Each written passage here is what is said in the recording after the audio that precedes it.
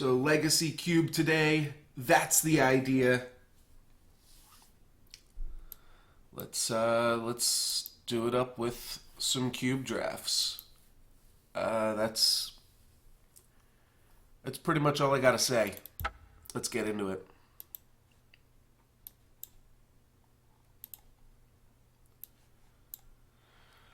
Let's do it up, baby. So, we just recently drafted mono green, and we're the only person drafting green, and then we lost to a Mardu concoction. A lot of times what just happens is like almost subconsciously I'll kind of draft whatever I just lost to. I'm not sure. I'm not sure if there's anything that I want to force. I think I just want to kind of try to do something fun. And I'll probably get that regardless with Cube. So, not too concerned on exactly what we're going to draft yet, but we're going to draft something. It's going to be fun.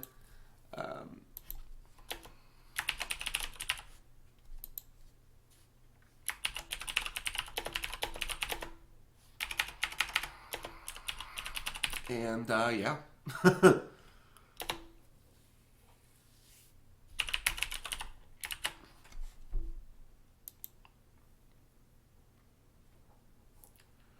Alright, we are waiting for one more person here. And then we will be able to get into it, do some sweet, sweet cube drafting.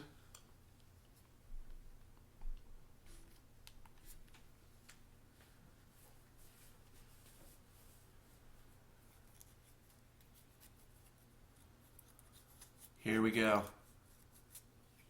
Get hype. I think that's good enough. We can slide this down a little bit. So, what do we have access to? We've got access to Bitter Blossom and Lingering Souls, and for some weird reason, maybe it's because I think Black-White Tokens is good in Modern right now, I kind of want to try out Black-White Tokens. Shelldock Isle is a super powerful land. Elves of Deep Shadow is strong. And then we also have Batterskull, which is just a colorless card, so it'll be good if we go into white, blue, green, or maybe even a black control-y deck. And it's also just a solid card. I think it might even just be the best card here. Regardless, it's funny, it orders them by rarity, so it goes mythic, rare, uncommon, common. But for some reason it puts the, I guess these are from like Masters Online or something. Oh, well, I will try to select Batterskull. Alright, looks like I am able to select Batterskull just in time there. That's good. We could take Control Magic here, which would cut off blue. Inferno Titan is a really powerful card, though Control Magic is probably better. It kind of cuts off blue, but blue also might be getting cut off already. Though at the same time, Control Magic's probably the most powerful card here too. So, that's a reasonable pickup. Let's take Control Magic. We passed a Shelldock Isle, but you gotta pass something good first pick. That's weird. Having a little bit of trouble selecting cards right now. So we could grab another Control Magic in the form of Threads of Disloyalty, a little early game Control Magic thing. Elspeth Tyrell is reasonable. I don't think Threads is actually great, but I think it's okay. I like Eternal Witness a lot, actually. So I think I'm between Threads, Eternal Witness, and Elspeth Tyrell. Green is wide open as it always is. Nobody wants to draft green. I think I will take Threads and hope that that continues to cut blue.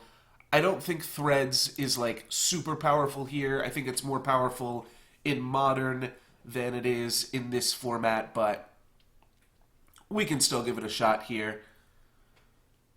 Here we might want to take a removal spell like Lightning Stroke. Lightning Stroke. Just had a lightning stroke there for a second. Lightning Strike or Bone Shredder. Wake Crasher keeps us on color and definitely cuts off blue. But I'm not sure if that's really something that we need. Though like a blue kind of tempo beatdown strategy, you supplement it with red later. Does kind of work. There's also Faith's Fetters is a pretty solid removal spell that's only in one color or only uses one color of mana. I kind of like Nahiri though, and I think I'm just going to take it. It might not pan out because it is kind of asking a lot on the mana, though here we can take something like Arid Mesa, and that's going to go a long way towards casting Nahiri. This is like a control-y deck, and these cards look like they work well together. They're all kind of on the same theme. So we could take a Reflecting Pool here, but I think Arid Mesa will help fix our mana the most. And holy shit, a 6th pick Lightning Bolts. Well, damn. Stratus Dancer, I suppose, is blue. Dragon Lord Sullumgar goes with this theme that we already got going of stealing everything, but I'm going to take Lightning Bolt, and I don't know, that's a pretty big sign that some shit is going on here. Mizium Mortars is a good removal spell. Siege Gang Commander is a good late game spell. I think we want Sulphur Falls before we want Glacial Fortress, but not totally sure on that. I think I will take Sulphur Falls here. They are both pretty solid lands. We could take Sower as well, but we've got a lot of means to steal our opponent's creatures, and I think I'm going to take another another mana fixing card. Sacred Foundry is an insane get for our Arid Mesa. Izzet Charm is a great card as well, and Tamiyo might be kind of cool, but I'm definitely happy to take a Sacred Foundry. Flame Tongue Kavu and Electrolyze both seem like pretty powerful control magic cards, and you know what we're kind of setting up to do here is some Splinter Twinning action. Old Man of the Sea is kind of cool, but we have a lot of ways to steal creatures. We might even just want Flame Tongue Kavu here. I'm going to take Electrolyze, though. It draws us a card, so that could be relevant, and I'll take Fork Bolt as another spot removal spell. This does also give us the option, along with the Sulphur Falls, to just move into a blue-red tempo deck of sorts. It would be pretty sweet to just pick up a super late Glacial Fortress here. Red feels reasonably open as we drafted a Lightning Bolt, though there could have just been other good red cards in the pack. Somebody chose to pick a creature before they picked up Lightning Bolt. So Goblin Bushwhacker would be a good tempo card. Anger of the Gods would be a pretty good controlling card. So I think I'm going to take Anger of the Gods. I don't really feel like none of our threats here, other than maybe Threads, are like super good aggressively. So now we can just play a little bit more on the red side. Wake Thrasher wheeled around the table, so it's the only blue card. However, having said that, I think I still want Faith's Fetters. The Wake Thrasher would be good for the one deck for tempo, but it looks like we're more likely to play control. Do I take a Stomping Ground to try to splash green? I think so. Don't think I want the double white Titan and... Okay, well, those are both combos with each other, Siege Gang Commander and Krenko's Command. So that is worth considering. Kyranos is a super powerful blue-red card, and you know what? It will probably wheel, but at the same time, I still don't want to chance it. I don't really want to take that gamble, and I don't think there's anything else in the pack. Like, I don't think I want to take that gamble. So I think I will just take Keranos. It seems pretty safe. All of the white cards here are double white, and I think our white is going to be just a small splash for Nahiri and Faith's Fetters, potentially. Not even locked into Nahiri if we don't grab something good to pick it up with. Elder Deep Fiend does not work with Nahiri, so we can also splash green now because we did grab a Stomping Ground. That's probably not too unreasonable. Journey to Nowhere is a solid removal spell. Polluted Delta is a pretty good fetch land. We could put a Lightning Bolt on Isochron Scepter, which would also be good. I think I'm just going to grab a land here, and I think I'm going to go for Steam Vents over Polluted Delta, though it is close. Taking Steam Vents first also locks us into that blue-red niceness so that our opponents don't try to do it. There are some solid cards for blue-red here. Grim Lavamancer and Towering Sky Summoner, both really good in blue-red. Marsh Flats does act as a mana fixer because it can go and get Sacred Foundry, so that is still a mana fixer in its own right. Yeah, funny, I might actually play Krenko's Command and Siege Gang Commander here. Talrand seems like it might be strong. Obviously, you lose your Talrand to Anger of the Gods. His deck probably wants the twin combo pretty bad. This just lets you play cards till the end of turn. We could grab grab a Thirst for Knowledge. That might be better than Talrand even. I'll take Talrand though. Stuff's being a little bit buggy right now. I have to double click everything to select it. Here I think I'm just going to take Mana Fixing. Banishing Light would also be a pretty solid card to pick up. But if I just get all good Mana Fixing, and City of Brass is potentially good here too, but if I just get good Mana Fixing, it's going to let me play all of these cards. And like, sure, I might not want to play Krenko's Command, but if I have to, you know, it's not the worst thing in the world. It really isn't. So we'll add this to our picks. Now we could take a blue-white Temple. There's also Forbid. I don't know how I feel about Forbid in a deck like this. And we could take the old 4-mana Chandra. Well, don't hate that either. It is like a Outpost of sorts. It does the same kind of effect there. Though I think I'm just going to go Temple.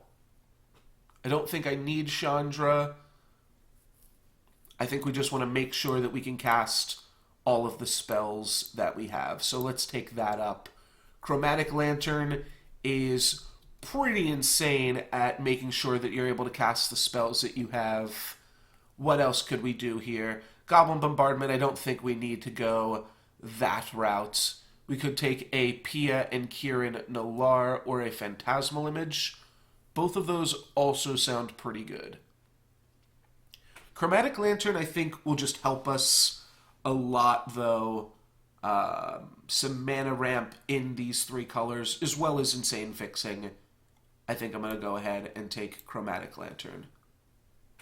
And that looks good to me. We could take Icefall Regent to tap target creature an opponent controls and just kind of lock it down. Oh, you know what? Spell Queller does work in this deck. We are blue-white. Alright, let's give Spell Queller a shot. I'm not exactly sure how it'll work in Cube here. It does die to our Anger of the Gods, but it's a nice controlling card. I think maybe we can make something work with that. You take Godless Shrine here, which seems kind of random. It doesn't really open us up to anything if we get the Marsh Flats, but I'm not going to play Terminate. I'm not going to play Summoning Trap or Panharmonicon. We'll take Godless Shrine as a land that we probably will not play. So Gamble Wield, Merfolk Looter Wield, and we also have Avacyn and Linvala. Well, I think I'm going to want one of these big angels, and I think I want Linvala just a little bit more. I don't actually know what collective effort does. I can tap. Okay, so it's a kill spell, or it can destroy an enchantment. All right, let's grab Linvala as just a big beefy monster to get us back in the game here. And Journey to Nowhere seems like a solid spot removal spell. I don't care that much about passing up Swift Spear or anything like that. And Outpost Siege Wield. I think that is definitely potentially playable. Augur of Bolas. Do we have enough to make Augur of Bolas work? I'll have to do the math on that later, but I think I want that. No, let's take whatever the game gives me. I was actually going to try to grab Stormbreath Dragon, so I am happy that that's how that worked out. I guess I'll take Scroll Rack, or maybe I just take Gorehouse Chainwalker just to cut it. Probably not going to play Far. Definitely not going to play Coral Helm Commander. I'll take Far, but not planning on playing it. Raging Ravine, I suppose we could splash for off of Stomping Grounds. That seems a little loose as well. We'll cut these lands that we're not playing.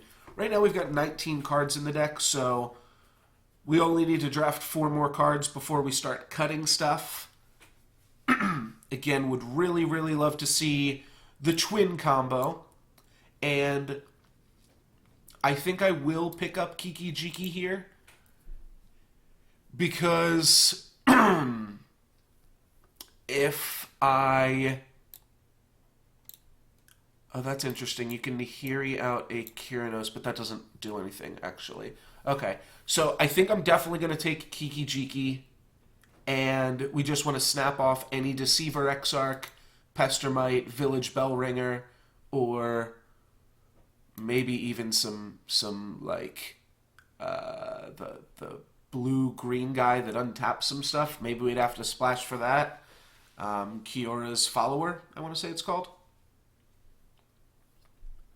Maybe we would even have to go that deep. I would love to not have to go that deep.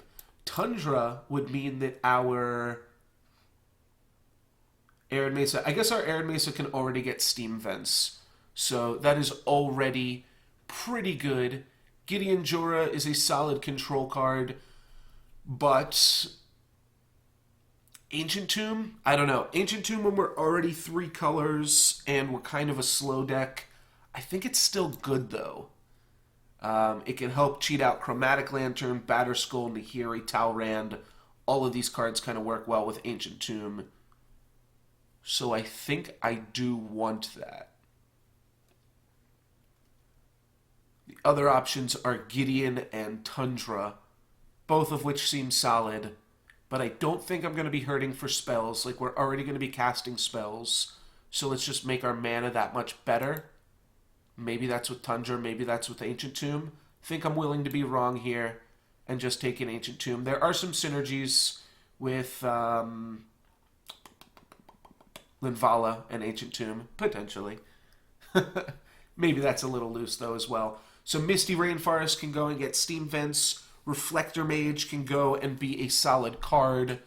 We could grab Jace, Looter Ilkur, Goblin Rabble Master, unexpectedly absent.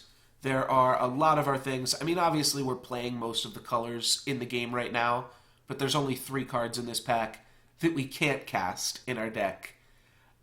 So we're going to wheel one of them, right? Let's take a Misty Rainforest, just make our mana that much better. Kiki Jiki is a difficult card to cast, and I really hope that we're going to get to here, but I don't know. It's not looking that great. We only have a few more opportunities to get Kiki with it. What else can we grab here? Part the Water Veil seems kind of mediocre. I guess Kaiga is good. Oh, I guess we can play Linvala in our own deck, and that will prevent our opponents from casting it against us, which is kind of relevant. Kaiga seems like it works well with No, it doesn't work well with Nahiri. So it's Precursor, Linvala, or Kaiga. I think I'm going to take Linvala. I think our mana can support it now, and I think it's just going to be the best one. Angel of Serenity, Burst Lightning, Vapor Snag are all good. Recruiter of the Guard can tutor for Kiki-Jiki, and then Kiki-Jiki can tutor for Deceiver Exarch, but I don't know if we're going to get it. I'm really not sure. Angel of Serenity seems insane with Nahiri.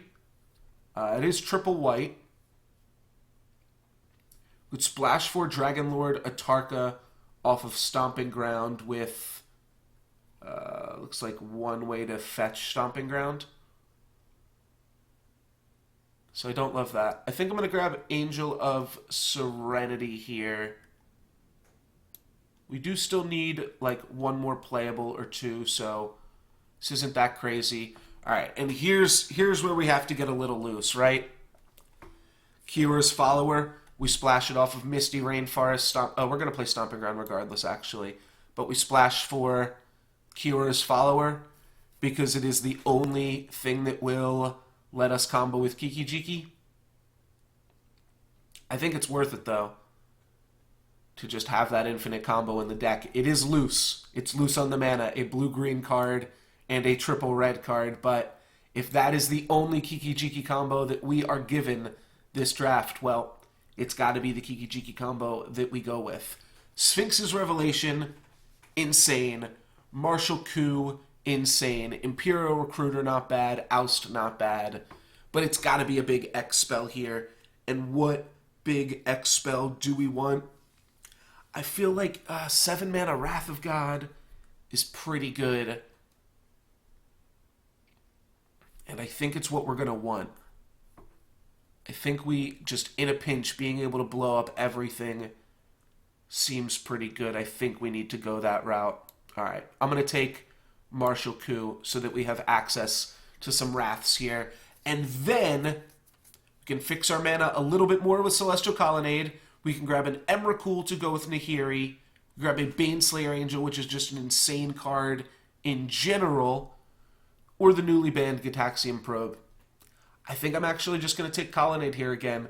We picked up a lot more double white cards and a triple white card, so fixing our mana is good. Angel of Serenity, I think, is a good enough card with Nahiri, and it doesn't put an Emrakul in our deck. I've, never passed an Emrakul the Promised End before. 2 banned cards in this pack. Gitaxian Probe and Emrakul. Let's take Colonnade. Let's just make sure our mana's good, because we're going to need to play some dumb shit like Kira's Follower, so we need this mana to be working. Well, we might even still play Soulfire Grandmaster, even though we didn't grab any Time Walk effects. Though it's a little weak in our deck. It does kind of buy us some time against the aggressive decks. I don't see us needing to destroy enchantments, so yeah, let's grab that. And then we wield the Gideon. So I'm definitely happy to put Gideon in the deck. Glad I took the mana fixing there. I think with that we can cut Linvala. We're definitely cutting Talrand at this point. We're cutting Stormbreath Dragon because we've got more than enough. Oh, I combined my 5 and 6 drops here. Whoops. So now Reflector Mage. That seems pretty good against aggressive decks. I don't think I need a Goblin Rabble Master. Let's just take a Reflector Mage. Part the Water Veil, I realized, is actually not a combo with Soulfire Grandmaster because it does exile itself. So having said that, maybe we want a Kaiga. Don't actually think we need it. Oh, you know what? We could splash for Farseek. All right, maybe I'll actually even play Farseek there. As crazy as that sounds. And now that we've moved into green just a slight bit more, I think Dragonlord Atarka isn't out of the realm of possibilities. Oh, God. Revelark is also an insane Nahiri target and gets back our combo pieces. So I guess I'll take that. And we wield Sphinx's Revelation at the top of the curve. All right, we wield a lot. So how many lands do we have here? 11. That means we are looking at 28 cards right now. So we want to cut about 5 of these cards. I'm going to see if I can make these a little bit smaller. Yeah, so that they all fit onto the screen. So we want to cut about 5 cards. And I don't know what they're going to be. Farseek seems crazy. But hear me out. We've got 1, 2, 3, 4 ways to get green already. We're going to play a basic forest. So we've got 6 ways to get green. And once we get there, this is really going to help fix our mana base. So I think it actually is what we want. Krenko's command seems like a pretty easy cut. Siege Gang Commander is good with Kiki-Jiki, but maybe it's not what we need. Keranos and Outpost Siege are both... these are all potentially slow. Siege Gang Commander, Keranos, and Outpost Siege are all potentially slow cards. Anger of the Gods Soulfire Grandmaster seems like it's not a combo, but it actually very much is. You exile your Soulfire Grandmaster, but then you just gain a shitload of life. So, that seems sweet. Card draw is good. What's the other mode? One of your creatures with flying. Oh no, whenever a creature you control leaves the battlefield, Outpost Siege deals 1 damage to target creature or player. That's funny, with Siege Gang Commander and Kiki-Jiki stuff going on. Though for what it's worth, Kiki-Jiki is not great at, like, copying too many things in the deck. Though it's not horrible. It is a little bit awkward playing these legendary creatures, but these legendary creatures are such bombs that I think we do want to play them. Reveillark is like one of the best things that you can get off of a Nahiri, as crazy as that sounds. So we're looking to cut, right now at 11, we're looking to cut just 3 more cards. I feel like we might be able to cut Angel of Serenity now that we have Dragonlord Atarka and Reveillark to kind of do both of the jobs that it wanted to do. Though we could also just cut Reveillark and Dragonlord Atarka because we have Angel of Serenity. So that kind of goes both ways. Martial Coup is a 6-drop. Sphinx's Revelation is probably also a 6-drop. I think I'm going to cut Angel of Serenity, though. The triple white is a little bit prohibitive. Triple white, I think, is worth playing for cards like Linvala, Martial Coup, and Gideon that can get you out of sticky situations, but triple white is just that much harder to cast that I think we want to not mess around with it. So now we are looking to cut 2 more cards, and I don't know. I mean, I like the synergy between Kiki-Jiki and Kiki-Jiki and Siege Gang Commander. That seems kind of sweet to me. Other than that, Kiki-Jiki is really just comboing. It can't copy any of our big legends because it has to target a non-legendary creature. So it's either like gaining us 2 life, sending a germ token to the graveyard, temporarily spell quelling something, which doesn't really do much at all either, or Reflector Mage. And Kiki-Jiki Reflector Mage I do think is good. Could also cut the whole Kiki-Jiki package, but that's not what we came here to do, right? We came here to Kiki-Jiki a Kiora's follower. I said I'd do it, so I gotta hold myself to it. Maybe we cut Threads. We've got a lot of early game removal, and Threads is like... I mean, the double blue probably won't be that hard, but it is still just a weird card. And the Threads and Control Magic help you add up to Keranos. Not that you really even need Keranos to be a creature. So we either cut Keranos because it is slow, we cut Spell Queller because it is a little bit random, but being able to go off with our combo with Spell Queller backup when that's really like our only Control Magic card in the deck, I think that's going to be worth it. This is instance and sorcery spells you control have lifelink. Okay. What do you say, guys? We got to cut 1 more card. Keranos or Siege Gang Commander. Even if we play Siege Gang, I don't think we should play Krenko's Command here.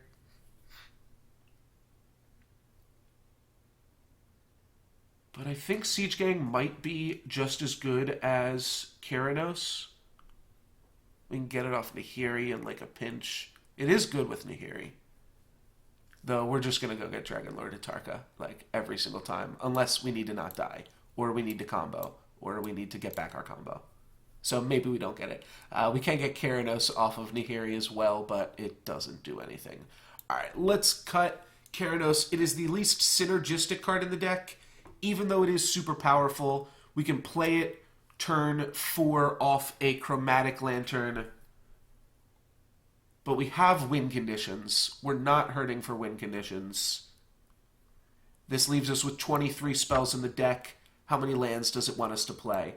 I guess we only get to add a few more basic lands here. 1 plains, 1 mountain. We'll add this to the deck. Let's see how many red sources that gives us now. Let's sort by color real quick. Alright, this is a... Oh, God. So many multicolored cards still. Alright, cards that are green. Actually, cards that are green will just be cards of their own color. We don't actually have that much blue, I didn't realize. But I guess we've got blue in all the other places. Alright, so that's what we're looking at. We're actually, mostly white. And if our fixing is all in, Chromatic Lantern's going to do a lot of work for us, I believe. Alright, let's just break down this mana fixing. This is a mountain. This is that. This is just a mountain. These are just plains.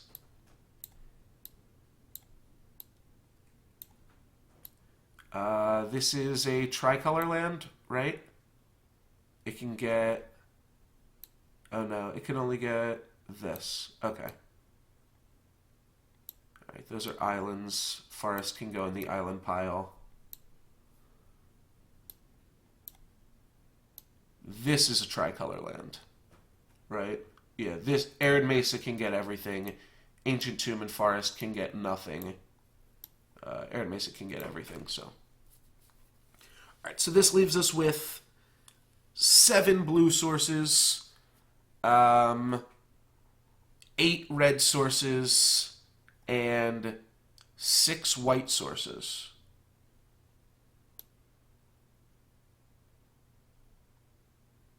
So we do already have the most red, and +1 on all of those things. Maybe an island should become a plains? Should we even be playing blue? We could cut Electrolyze, Sphinx's... I guess we want to play Kior's Follower. Could cut Sphinx's Revelation and put Keranos back in. And then cut an island for like a mountain or a plains. I'm still playing Control Magic, but Control Magic's pretty good. And Sphinx's Revelation's a pretty late card. Alright, I think I'm going to go with this. It's pretty close. I didn't even realize maybe I could just cut blue. 1, 2, 3, 4, 5 cards we cut. I'd still play some blue. I'd still play Keranos. I'd put in these cards again. Alright, I think it's too late. I only have 30 seconds to figure out what I'm doing there. Maybe this isn't a blue deck, but blue can kind of be the glue that holds us all together here.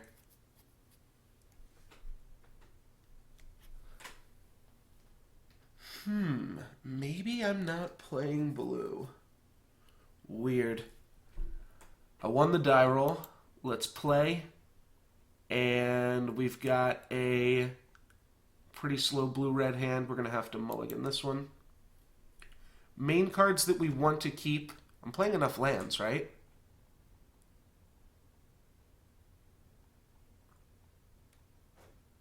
I think so. Yeah, I'm playing 11 plus 6. Yeah, I'm playing 17 lands. Okay. I mean, the deck's pretty expensive. I almost just want to mulligan to Chromatic Lantern now. Or just mulligan to mana so that I'll be able to cast whatever we draw. This hand can cast almost whatever we draw. I have to make a decision here if I want white or blue mana. Let's mulligan one more time.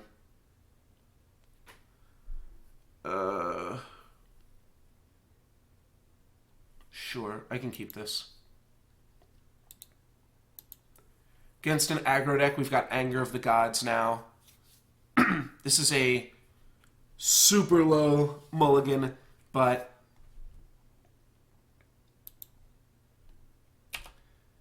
I don't know. Right, okay, here, my opponent's going to play some elves. I'm just going to play some lands, and then I'm going to Anger of the Gods all of their cards. I'm going to Anger of the Gods and kill their Deranged Hermit and all their BS. Sweet. That's about as good as you can ask for off a Molda 4, right? Alright, they're getting in there with the Quagmire. Our opponent is not beating down. Wow. Perfect mana. Perfect mana, baby. That's a pretty good mulligan.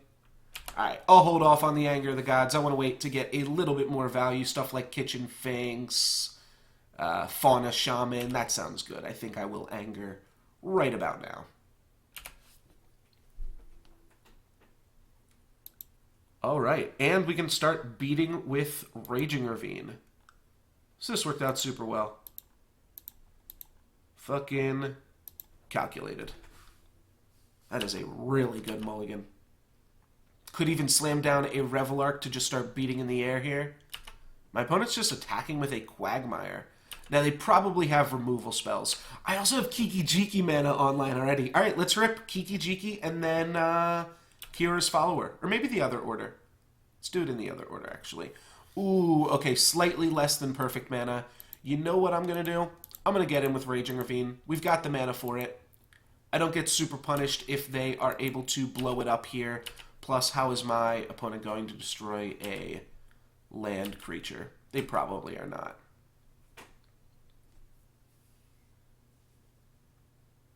Alright, they're just getting in with the Quagmire. I'm just getting in with the Raging Ravine. I win this race, for sure. And if my opponent doesn't get in, then I don't get in. It's as simple as that. Eventually, I will be able to Linvala. I'd love to Linvala next turn. That would be great, because next turn I think is going to be the last turn where my opponent has more life points than me. What if we're tied? If an opponent has more life points than you. Okay, so that doesn't work. My opponent does have the Doomblade here. It's a little unfortunate, but at the same time, if my opponent has Doomblade, I'm kind of glad I didn't just run out Revelark. Alright, Thragtusk. That guy's kind of a beating. It's going to make my opponent's life total super high. Island is good. I think I will Journey to Nowhere this. It takes a lot of the pressure off. Obviously, it's super awkward when they Maelstrom Pulse or Abrupt Decay my Journey.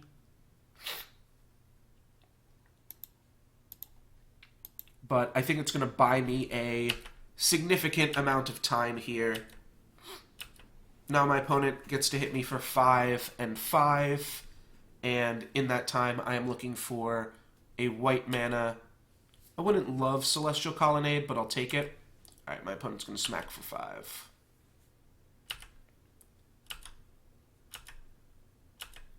Celestial Colonnade will still be enough. Clifftop Retreat will also be enough. So let's go Clifftop Retreat into Linvala, and now I've got perfect mana again. I can cast Kiki-Jiki. I can cast my double white spells. That is pretty good. You've got more life than me. You've got more creatures than me.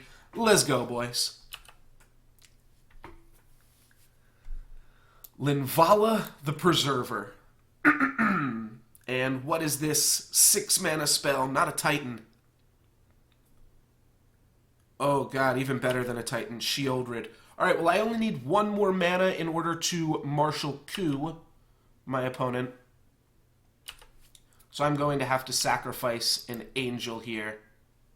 Alrighty, I can Martial Coup next turn. That's not that bad. Let's... I don't know why I said always yield. Lightning Bolt. How do I feel about a Lightning Bolt? Well, it'll kill a Thragtusk. It'll kill the Hissing Quagmire. At the same time, I think I'm just going to bottom a Lightning Bolt here. Can I die from what my opponent's doing? They're probably just going to swing in with a 7/7, which I will chump block, because otherwise I'll just lose it to the Sheoldred trigger. I could attack them, but I think my life total is more important, especially because attacking with Linvala would mean that I go down to 1 from my opponent's attacks here. If my opponent attacks with Hissing Quagmire, I will block that instead and go down to 3.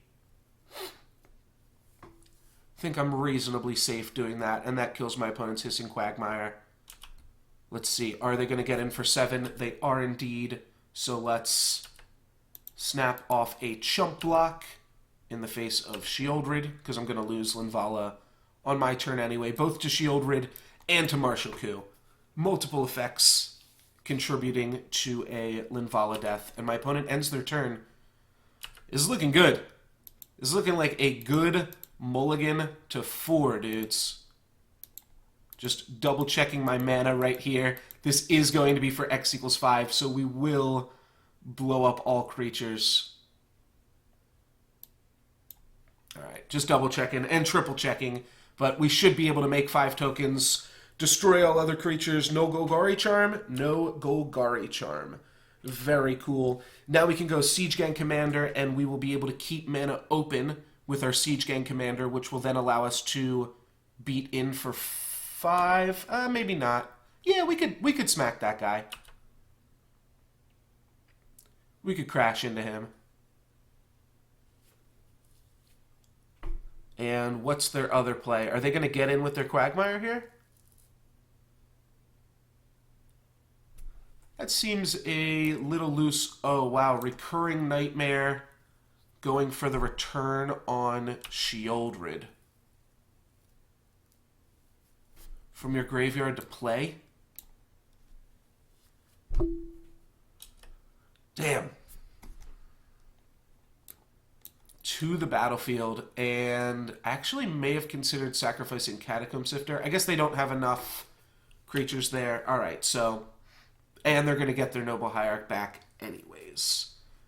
Wow, Sheoldred Recurring Nightmare is quite the combo.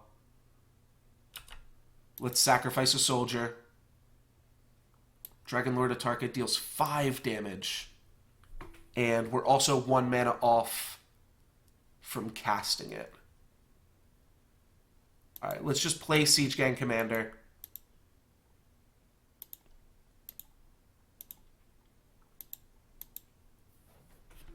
It's going to give us a lot of dudes. Kind of want my opponent to not attack with Sheoldred. I don't think they will. And then I think they will block. Sheoldred's a 7/7. Yeah, I guess if they attack with Sheoldred, I just have to chump block. Because otherwise... Otherwise, they'll just Recurring Nightmare it right back.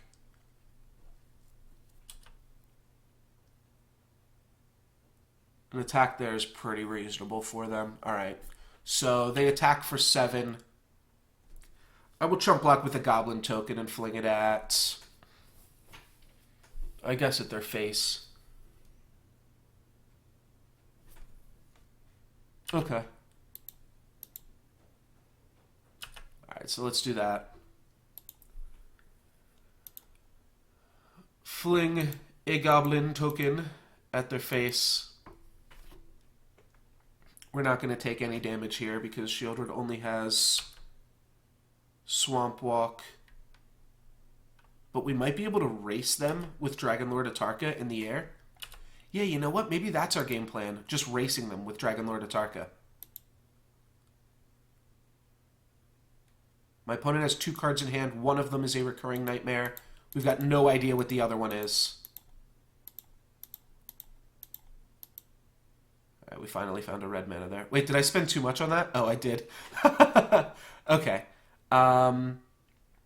Target creatures and or planeswalkers. Let's just choose this, and a little bit on this. That looks good. And then we'll select OK.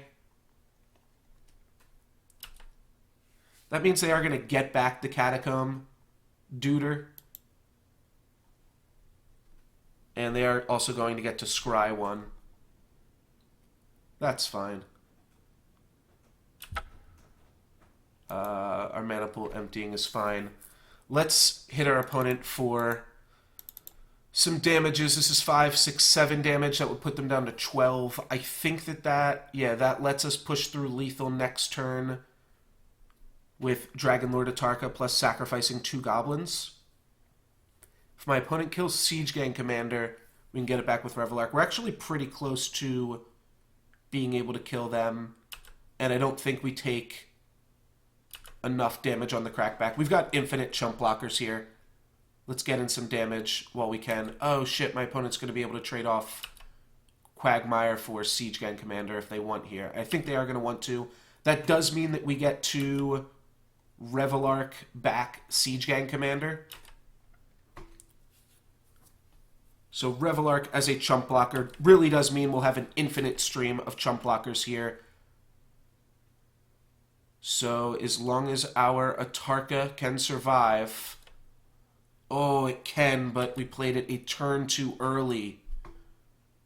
As a Hornet Queen is now an insane answer to it. My opponent chooses to not attack. All right, so now we're back on looking for the Kiki Jiki combo.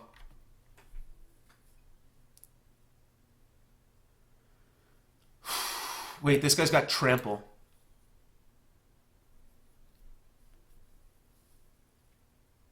One, two, three, four, five, six.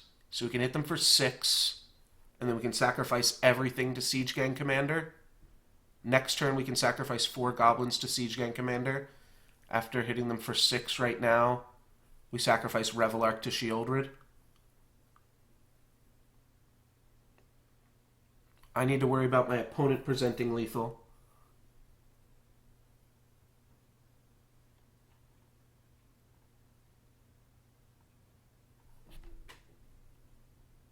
Alright, I think this works.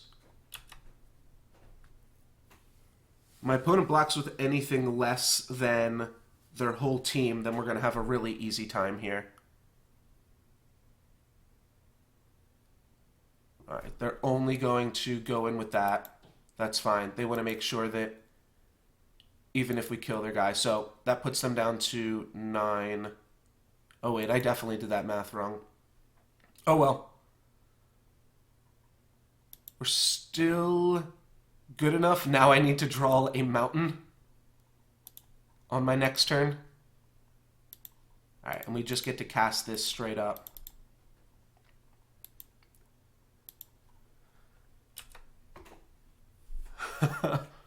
Now I need to draw a mountain. That was silly. 1, 2, 3, 4, 5, 6, 7, 8, 9. Oh, that attack was a little weird too because, yeah, I didn't give myself much time to make this play here. Deranged Hermit. Alright, my opponent is presenting lethal and fast.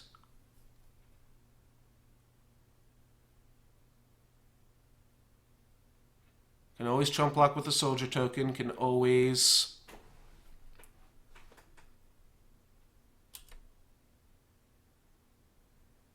Alright, they're sending in some bees as well. And Catacomb Sifter, so... They're getting in for a lot here.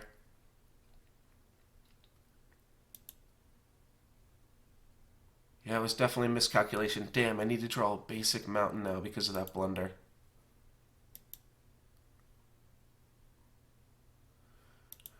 I think I can do it.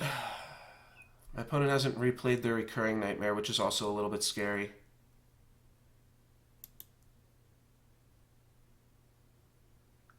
So I'll take 3 here. I'll sacrifice Revelark on upkeep.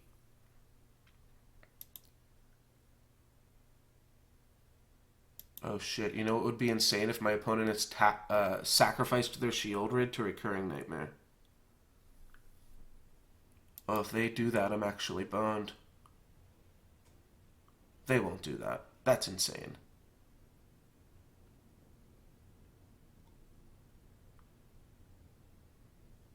Okay, they sacrificed Catacomb Sifter. Whew! Okay.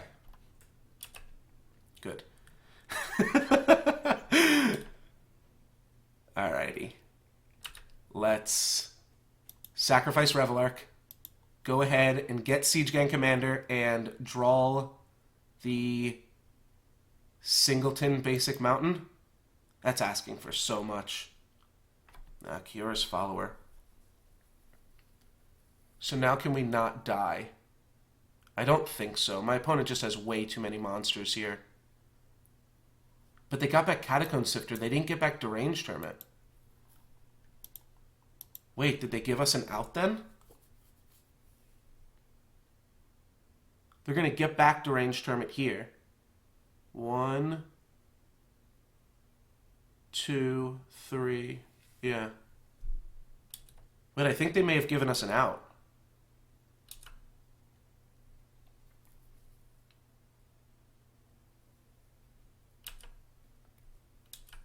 All I need to do is not die. I'm taking 7 in the air. No, I'm taking 9 in the air. Shit. So I have to kill a Hornet Queen? I can still do this. Hold on. Okay, yeah, I can do this. Oh no, all of these guys as well. Okay, shit. Alright, I'm dead, right? I block here. Okay, then I just need to draw Kiki-Jiki.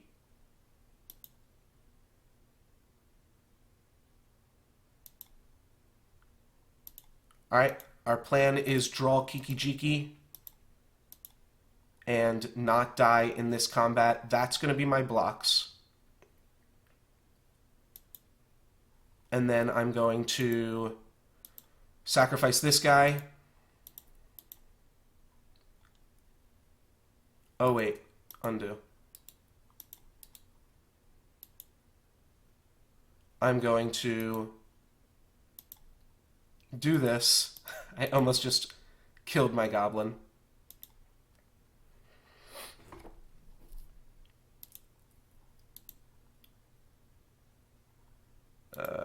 Okay.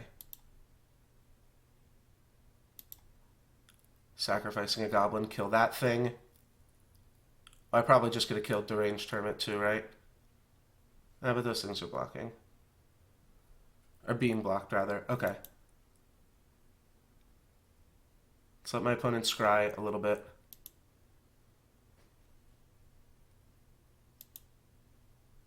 Let's kill off just another flyer.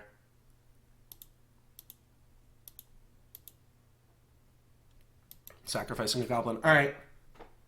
We've got an out. We can draw Kiki-Jiki.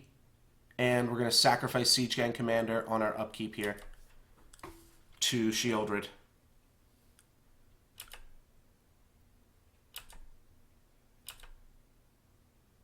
Oh god. This is insane. 1 out of 22 chances. They replay the Recurring Nightmare. They're going to replay Hornet Queen. Oh, come on. One time. One time.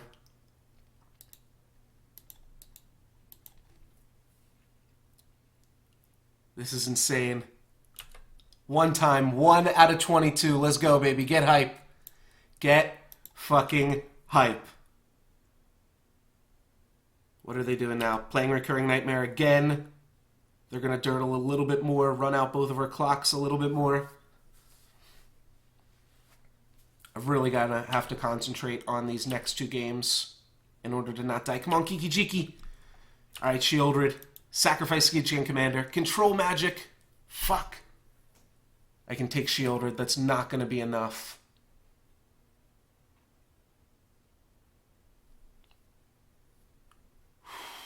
Right? Yeah, it's not going to be enough. I just die. Whew. We had an out. We had an out. Which is sometimes all you can ask for, right? So what did we see that game? We saw a lot of graveyard shit going on. So maybe we do just want Angel of Serenity. Angel of Serenity would have done a lot more work than Dragonlord Atarka, other than the fact that we still would not have been able to cast it. So, I don't know, maybe my read is right there with Angel of Serenity. Maybe it's just uncastable. Do we have any way to deal with my opponent's Recurring Nightmare? We don't. Yeah, we really just have to control Magic Oh, we can Spell Queller Recurring Nightmare. That's pretty good. Oh, we can also Nahiri it, but not really. You can't really Nahiri a Recurring Nightmare, but there's a chance. There's a chance if they just pass and leave it on the battlefield. Linvala, I don't think shut down anything that we saw out of our opponent. I don't know, maybe we could have played that a little bit tighter. Oops, submit. That was super close, though, and I'm going to have to really watch my clock here. This hand looks good. We've got a turn for Batterskull, so I'll keep this one. Going to lead with Raging Ravine so we can go for the turn 2 Farseek or Kior's Follower, if we draw it.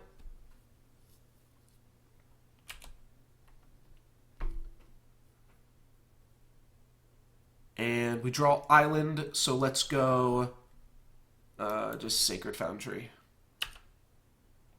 No.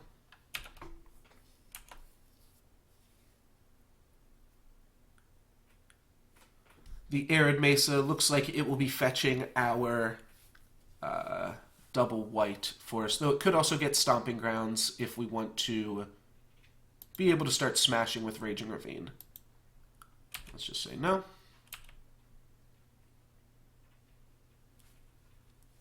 Hopefully Batterskull's a good one. Catacomb Sifter, not a huge problem. I'm not even going to Lightning Bolt it here. Did I F6 through my own turn?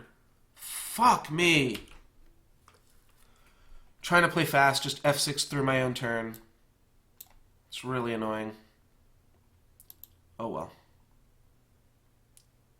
We all make mistakes, right? Alright, let's go get Stomping Grounds now that we've got access to everything else. Damn. I F6'd instead of just playing Ancient Tomb Batterskull. That's a pretty big difference there. We've got Batterskull, though, and then we've just got a whole bunch of removal spells.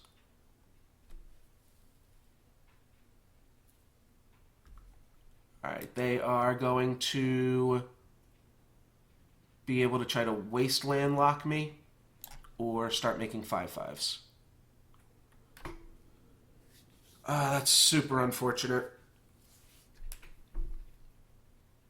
Yeah, they're going to go for the Wasteland. That's fine. My mana's, like, reasonable here.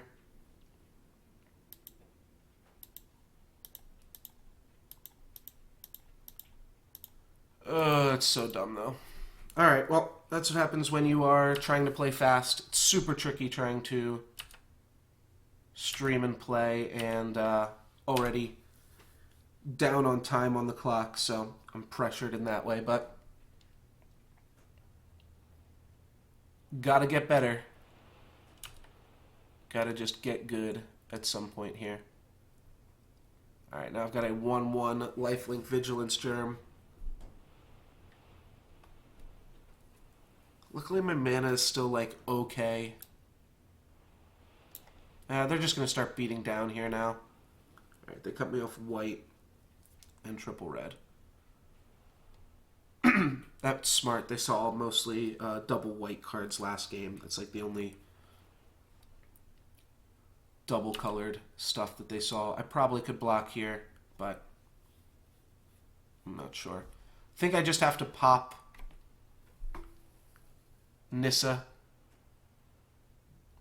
What else could I do? I could journey this Bayou. I journey the Bayou, they're going to kill the germ off for it, but that seems fine.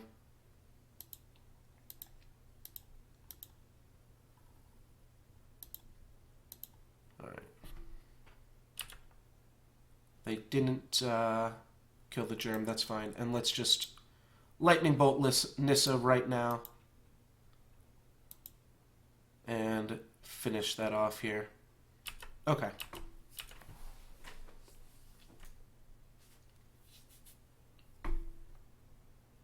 Game is definitely still winnable. I just hate the spot I put myself in.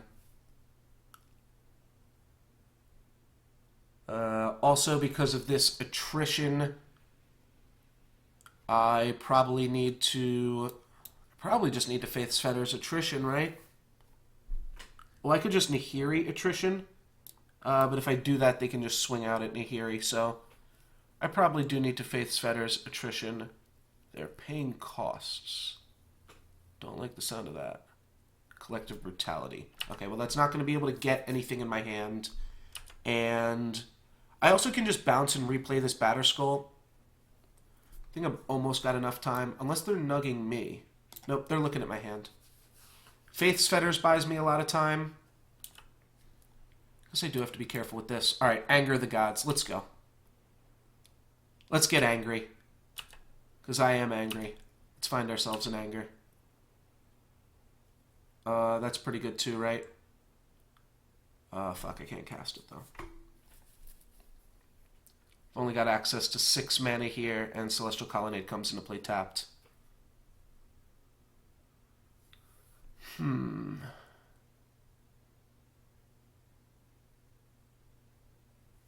to do something to gain me some life points. I definitely just want to play Colonnade. And I guess I just have to play Faith's Fetters. So what do I want to fet? Probably just this. I'll go down to 1. But then they can't... Oh no, never mind. Shit. I can't even cast this without taking damage. So I have to take out the Skin Render. Which is going to leave me in a really awkward spot next turn. Alright, I think I may have pooped it here. And maybe that even should have just gotten rid of Fauna Shaman. What? Oh god. Oh god. Alright, well that's what happens when you are pressured for time. Oh god. That was embarrassing. Let's see, what were we drawing next turn? Temple of Enlightenment. Sulphur Falls. Okay. Okay, nobody saw any of that, right? You guys didn't see that? That was super embarrassing. Let's just do it again. Let's make some more embarrassing plays. Oh my god. That was a clusterfuck of a game. I probably even could have lightning bolted the Nissa earlier. So that it didn't get to return the Wasteland. Or no, because it immediately... Yeah, no, it immediately ticked down to 2. I probably didn't even need to let my opponent have the Bayou. Probably could have bolted at end of turn or something. Oh, that was bad. That deck was sweet. But you gotta win. It's not enough to just make a deck that is sweet. You gotta at least win one game. And I'm trying. Man, it is ridiculously harder to stream this game than to just play it off stream. But that's why we love it. That's why we keep coming back. And here we go. Right back into it. What do we want to do? Do we want to take Ancient Tomb? Do we want to take Hornet Queen, arguably a card that killed us? Do we want to try out green mana again? Do I want to take a 7 mana creature?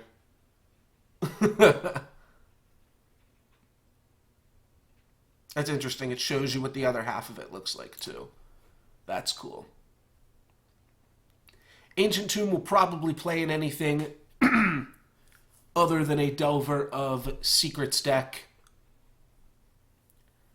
I guess we can just try drafting an aggro deck just to get us back into it. Stormkirk Noble is a pretty good one-drop. Forcing that from the get-go. The only problem is we're passing a lot of red cards here. Same time, nothing in this pack is like super great. Pack is between Ancient Tomb, Arid Mesa, and Stormkirk Noble, I actually think. Chandra's not bad either. Let's just take Stormkirk. Let's just fucking do it. And then, of course, we see no red cards in this pack here. Thunderbreak Region, I guess, actually is a red card. take Isumaru, even though we've passed 2 amounts of red-white mana fixing at that point. Power level of the pack is still pretty low, other than Eternal Witness. We kind of cut red if we take Thunderbreak Regent, though red may also be being cut already. Let's try cutting red, seeing if that does anything for us. Arc Trail is reasonable. Ratchet Bomb is probably not where we want to be. Thundermaw Hellkite is a pretty good 5-drop. I guess I'll just take Arc Trail. It does some work. And we can make it work. Culligan's Command is a pretty sweet one, but we're kind of just an aggressive deck.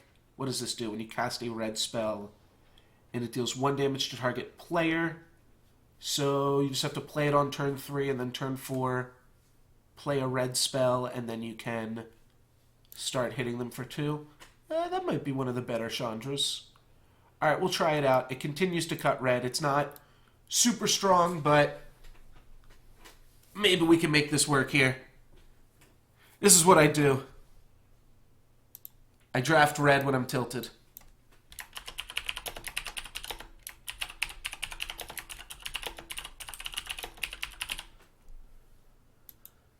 Mono red Legacy Cube, because tilt. That is the new name of the stream.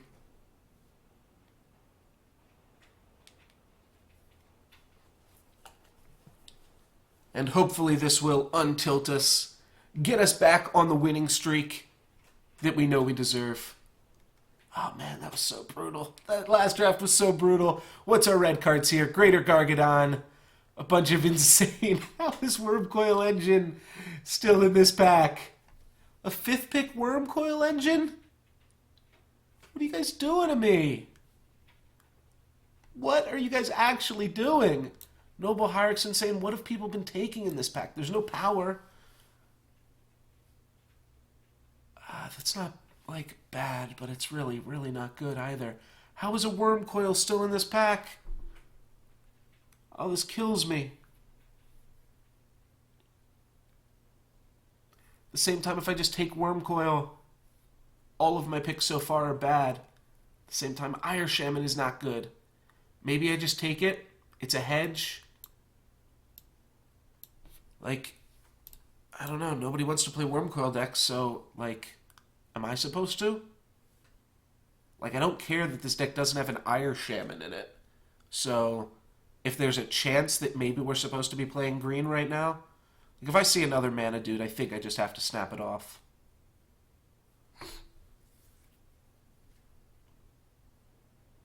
I tried to force mono red, but I'm very timid.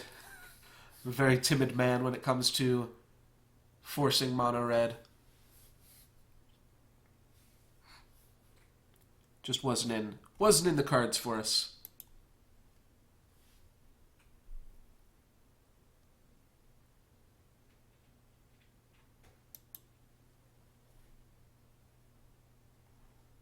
Alright, we're looking at the 0 for a pretty long time here. Don't love that.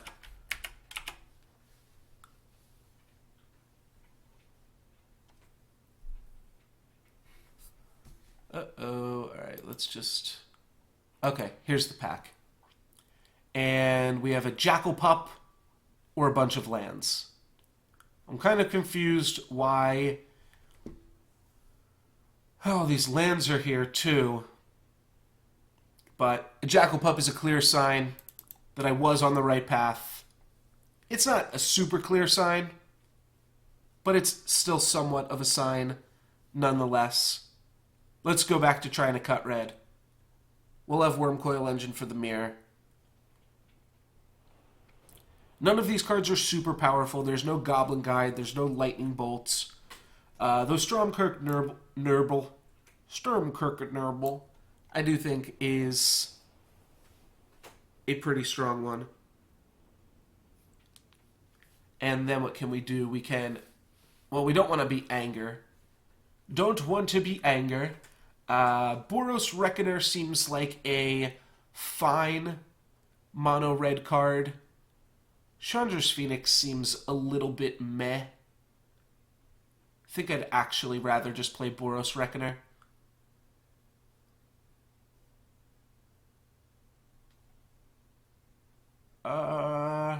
Yeah.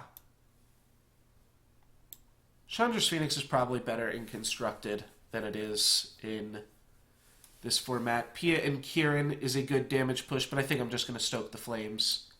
That also is a solid burn spell damage push. Goblin Dark Dwellers might also not be horrible, but it's a little expensive. Stoke the Flames can be as cheap as a 0 mana card, so that's pretty cheap.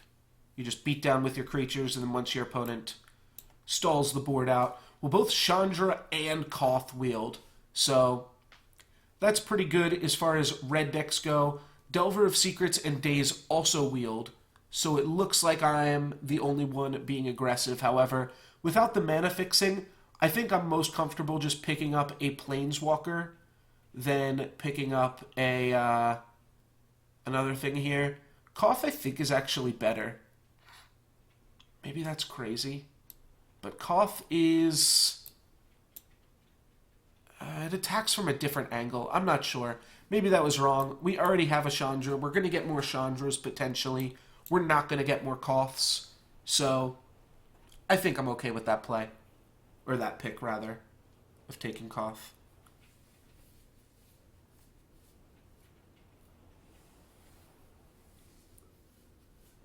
When you play mono red, you can afford to pick up some cards that you're not going to play.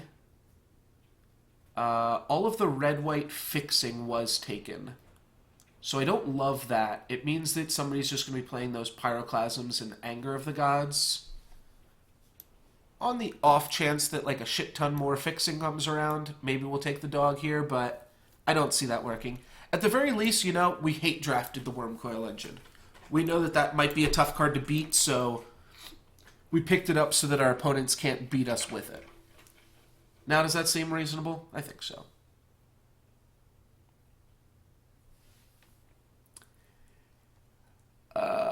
Goat, Blood Artist, Wall of Blossoms.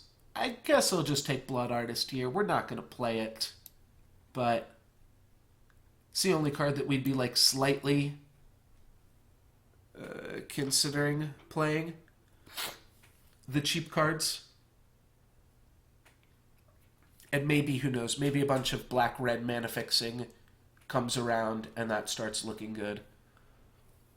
If black-red mana fixing does come around, I'm probably more likely to want Kolaghan's Command. I don't even think I'd necessarily want to play Blood Artist, but Kolaghan's Command does seem good, and I don't think I'm going to play the other card there. Greater Gargadon is a fine mono red card.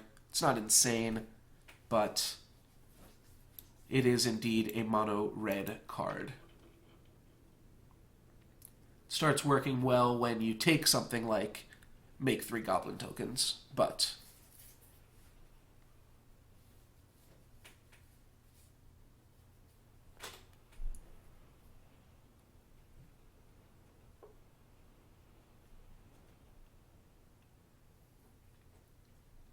even so, I don't know. It's like a fringe playable card. City of Brass sounds good to me. Hypnotic Spectre is not super necessary. So some mana fixing if we do decide to jump into another color. And that was from the pack with all the mana fixins. We grabbed the Chandra's Phoenix as well. Well, that's a good sign. We only have 2 cards now that work with it in Arc Trail and Stoke the Flames. But that's not horrible, and it's a good sign to be able to wheel that card and pick it up last pick, right? That's always a good sign as well. Always good.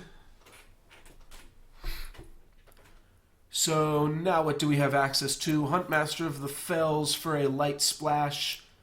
Forked Bolts, Lightning Strike. Well, I think I just want one of those two red burn spells. Lightning Strike deals more damage. Forked Bolt comes with a little bit more flexibility in terms of killing Llanowar elves and the like. I think I just go for more damage here. Lightning Strike seems fine. Forked Bolt is a better card, though. So maybe you just take the one that's a better card.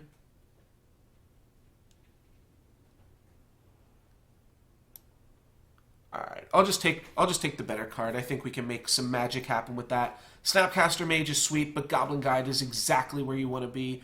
Unfortunately, not much in terms of cards we can wheel in this pack.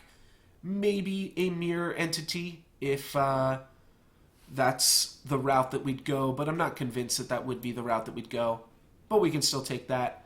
Stagger Shock is a fine card. It's seen some play in some mono-red burn decks. Bloodbraid Elf is a pretty sweet one to top off the chain here, but I don't know. I think Stagger Shock will just be fine there. I don't think we have to splash for a 4-drop when we already have two reasonably solid 4-drops, a 4/4 haste and a 4/4 flyer that lightning bolts in response to removal spells. Huh. How good is Copter in mono red? It's cute with Chandra. Huh. I feel like Copter's actually pretty good. So is Grim Lavamancer and Riftbolt. And that's the thing, is that Grim Lavamancer and Riftbolt are already so good.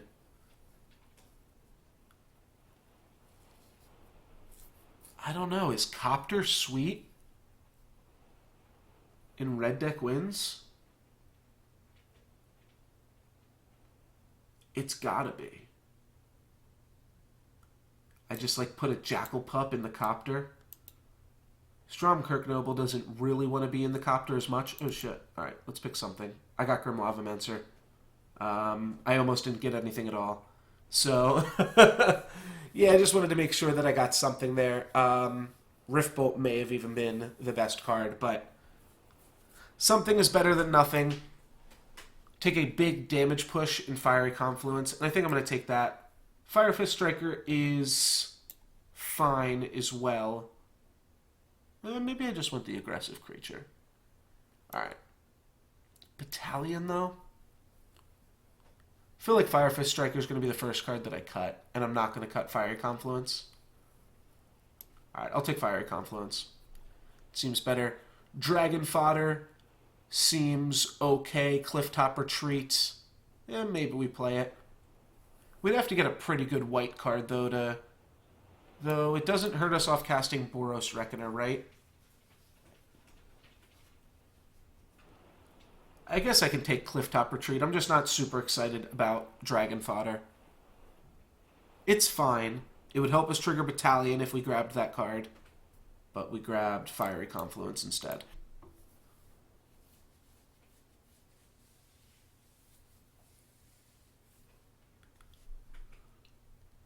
Grim Lavamancer, I'm not sure if that was right either.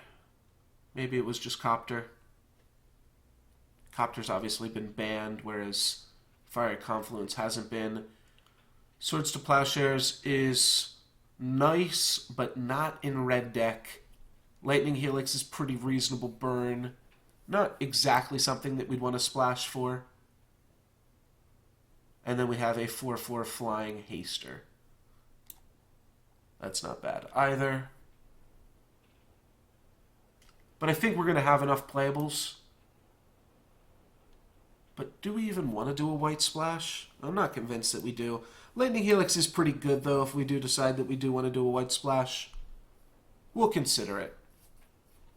And I don't even think we play Isamaru if we go for the white splash, but we'll consider the Lightning Helix over here.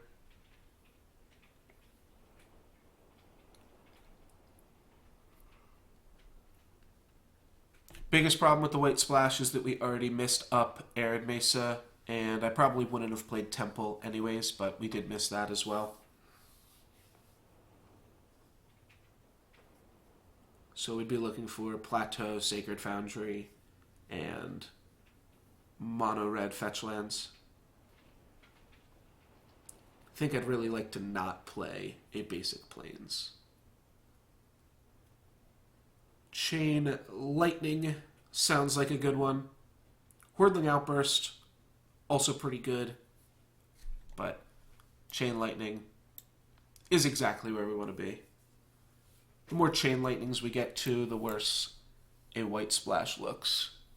Not because we're expecting to chain this, but just because we don't need Lightning Helix if we've got other forms of lightning and flames and trails and shocks and things like that. And fiery confluences.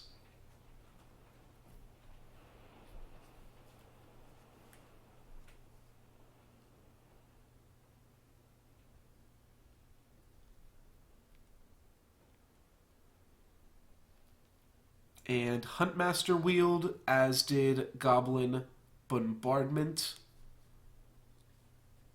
Was Bloodbraid Elf last pack or this one? I'm actually more likely to play Huntmaster and Bloodbraid Elf, I think, than the other cards. But at the same time, like, why splash for 4-drops when you can just play 4-drops? We could just cut red. Do any of these cards gain life? No. Oh, you know what? Armageddon's actually a pretty reasonable splash, isn't it? Okay, maybe that's worth considering then. Don't really want Mirror Entity or Recruiter in the deck. Can't imagine I do, right? Nah, I don't. Primal Command gains 7. I guess we'll cut that. Pyro Recruiter, same kind of thing. I don't even think we want it. Silverblade Paladin's a little bit annoying, but not even that annoying.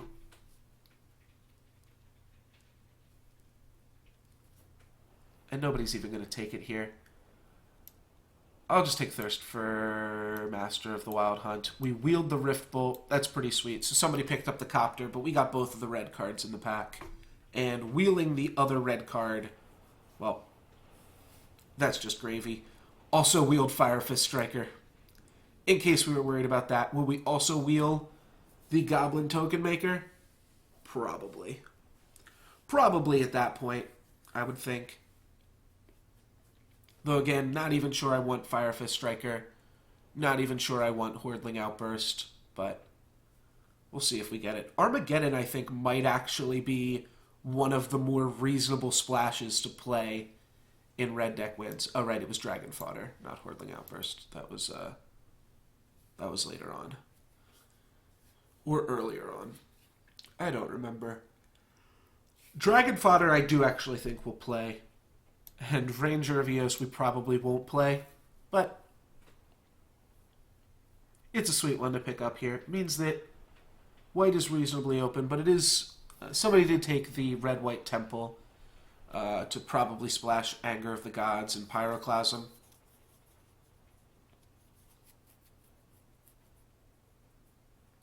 Yeah, I think even just splashing for Armageddon might be reasonable. We could splash it off of Needle Spires, or we could just take a Char. Char seems pretty good, but we've wheeled every other burn spell. We're probably going to wheel Char, too. Let's just take Needle Spires. It'll let us cast Armageddon. It'll give us some other stuff to do with white mana. It's pretty reasonable. I don't think we're going to play Ranger of Eos at this point. I think we might play this and might play this. Right now we're looking for 3 more cards till we can start cutting shit from the deck. Probably get away with playing like 2 Plains in the deck or something like that. Red fetch lands are also good because they would help us play Plateau and Sacred Foundry.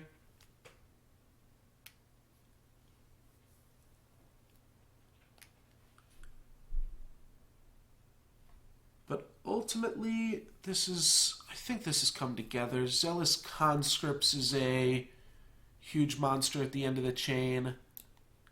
Alright, you can escalate for 1 mana to... Oh wow, this card does a lot. You can deal 3 to the face 4 to a creature, or it can refuel your hand. So I think I'll take Magma Jet. Yeah, well, if you just look at it as a 3 mana, deal 3, like, that's not horrible. It really isn't. I think I still just want Magma Jet, though. I don't know. I've never played with this card. Then draws that many cards. So you're actually down a card from this. You can also do it on them, which sounds good against like a ramp deck or something. I'll just go with this route. Here you can take an Avalanche Riders to kind of land death them. Some more Kiki-Jiki targets. And a Firebolt. Also a Flame Tongue Kavu. But I think just Firebolt is good enough. Seal of Fire. Nahiri. No, Nahiri probably isn't where you want to be. Take Porcelain Legionnaire as a 2-mana, 3/1 first striker. It's not crazy either, but I think I'm just going to take Seal of Fire and just play a bunch of red spells. We could take a second Armageddon here. Well, that's pretty funny, isn't it?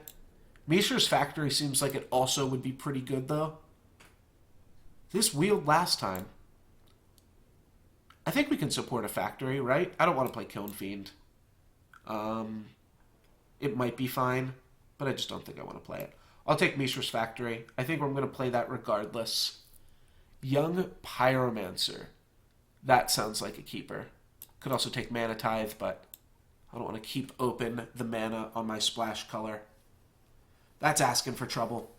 So currently, we're at 24 cards in the deck. We could get away with 24. This is just a 2/1. Oh, we could take a Wasteland, though. Wasteland's probably better than a 2/1. Wasteland is sort of a spell. Kind of count it half between a spell and a land. So what are our weakest cards? I mean, maybe Lightning Helix. Just as a result of possibly not being able to cast it. Probably Fire Fist Striker. Because it's just a 2-mana 2/1. Puts us down to 22 cards. This would be an 18 land deck. We're going to get some more cards to pick up. Rishadan Port sounds like it'll go well on that same theme, just kind of land denial. All of these cards are making Boros Reckoner a little bit harder to cast as well, so that is worth considering, but they're almost spells at this point. Like, this would be a 17, 18 land deck with these three things. But they're still powerful, even as even if you're counting them as spells and not lands. We did wield a Char. I was pretty confident we would, considering we wield Riftbolt.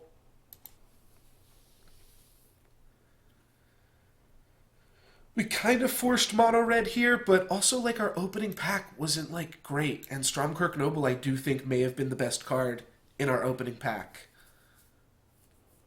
How red wins in Cube is just playing a bunch of creatures.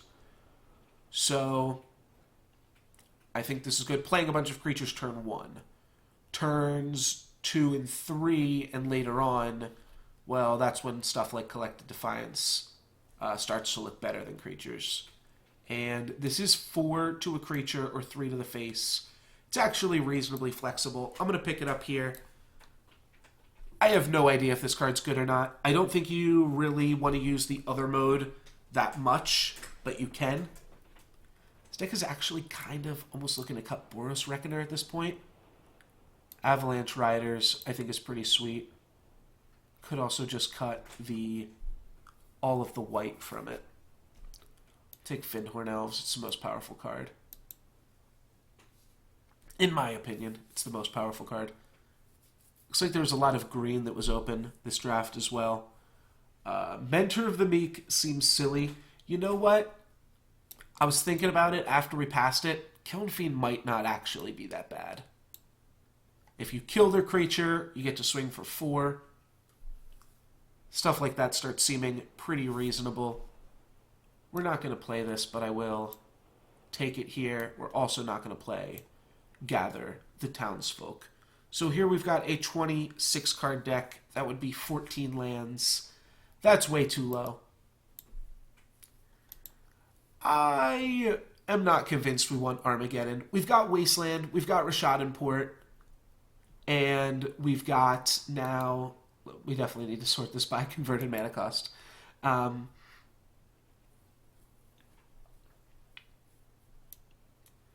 We've got Avalanche Riders as well at the top of the curve. I don't think we need the Armageddon. Maybe we could board it in if we really wanted to. But we've got Wasteland and Rishadan Port. I think that's going to be enough. And I think just Wasteland and Rishadan Port is enough that we don't have to cut Boros Reckoner. Having said that, we might still want to. It's a little bit slow. It's definitely our slowest creature. It doesn't really have evasion, though at the same time it kind of does. Koth might also just be our slowest creature. Maybe this was worse than Chandra. If we cut some of our more expensive cards, Stoke the Flames, that can be a 2-drop or a 3-drop. No problem. We already cut Fire Fist Striker from the deck. Dragon Fodder is not great, though it does work with Grim Lavamancer and Kiln Fiend. And for that reason, I think we actually cut Seal of Fire as well.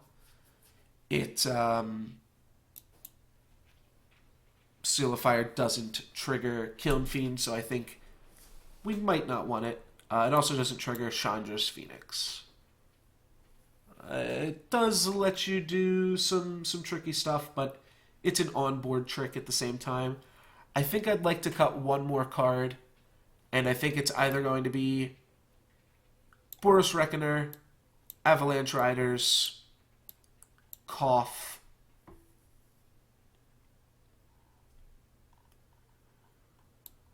Collective Defiance, Chandra's Phoenix, or Chandra. I think every other card in this deck is safe. So we've got, right now it's a 16 land deck. One of those lands is Wasteland, one is Rishadan Port, and one is Mishra's Factory.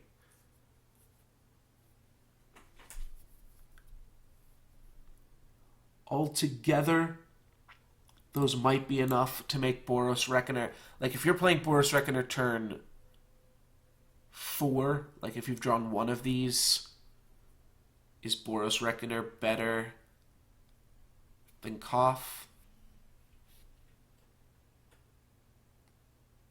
Probably not. Chandra can still get cast off of these and doesn't seem like that bad of a card.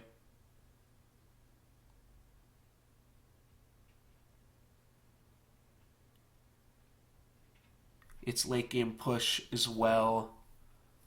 It does kind of have to get in there.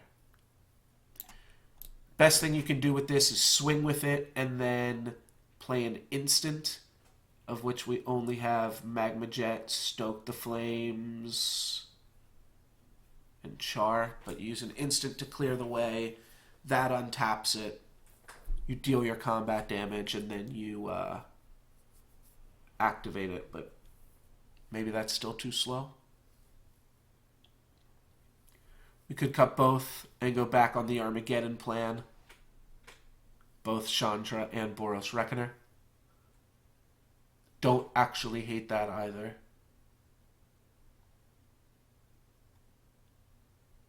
Armageddon triggers Kiln Fiend, which is cute. Greater Gargadon, Armageddon is kind of a combo. They even kind of sound similar.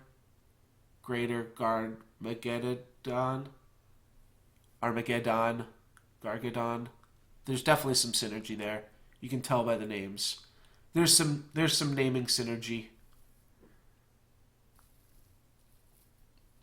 So could cut Chandra, Boros Reckoner, Collective Defiance for Gargadon, Armageddon. Maybe that's going a little bit too loose. Chandra sounds fun. Boros Reckoner is mostly pretty castable, right? And we are going to be playing 17 lands, even in this aggressive deck.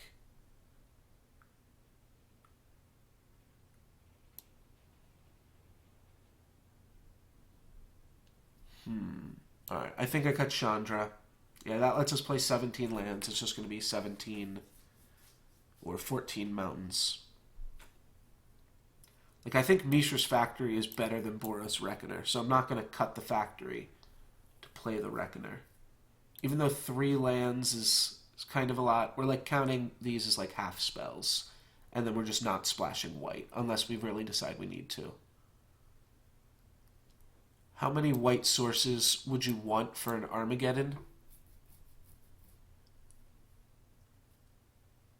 You'd want to make sure that a fourth of your lands are white, so you'd probably want to play 1 plains. Maybe you'd play 2, but you might be able to get away with 1.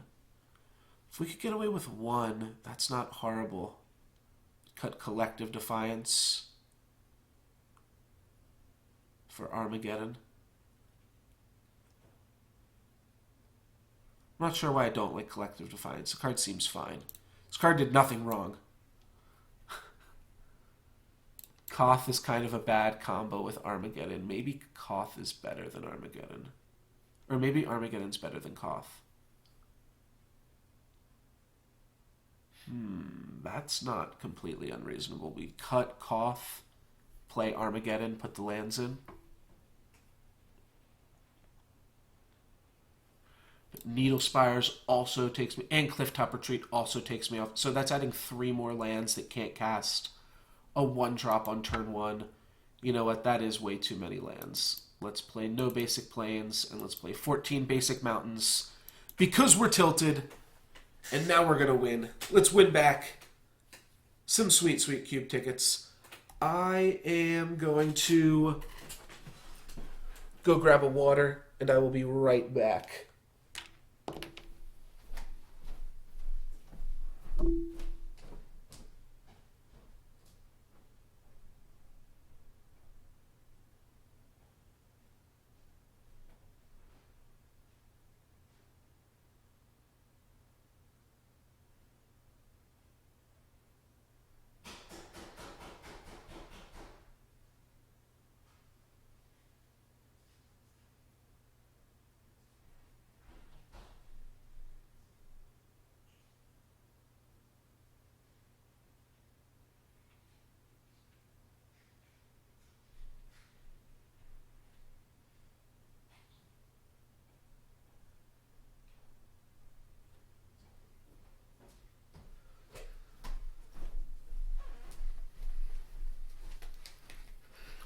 Alrighty, won the die roll.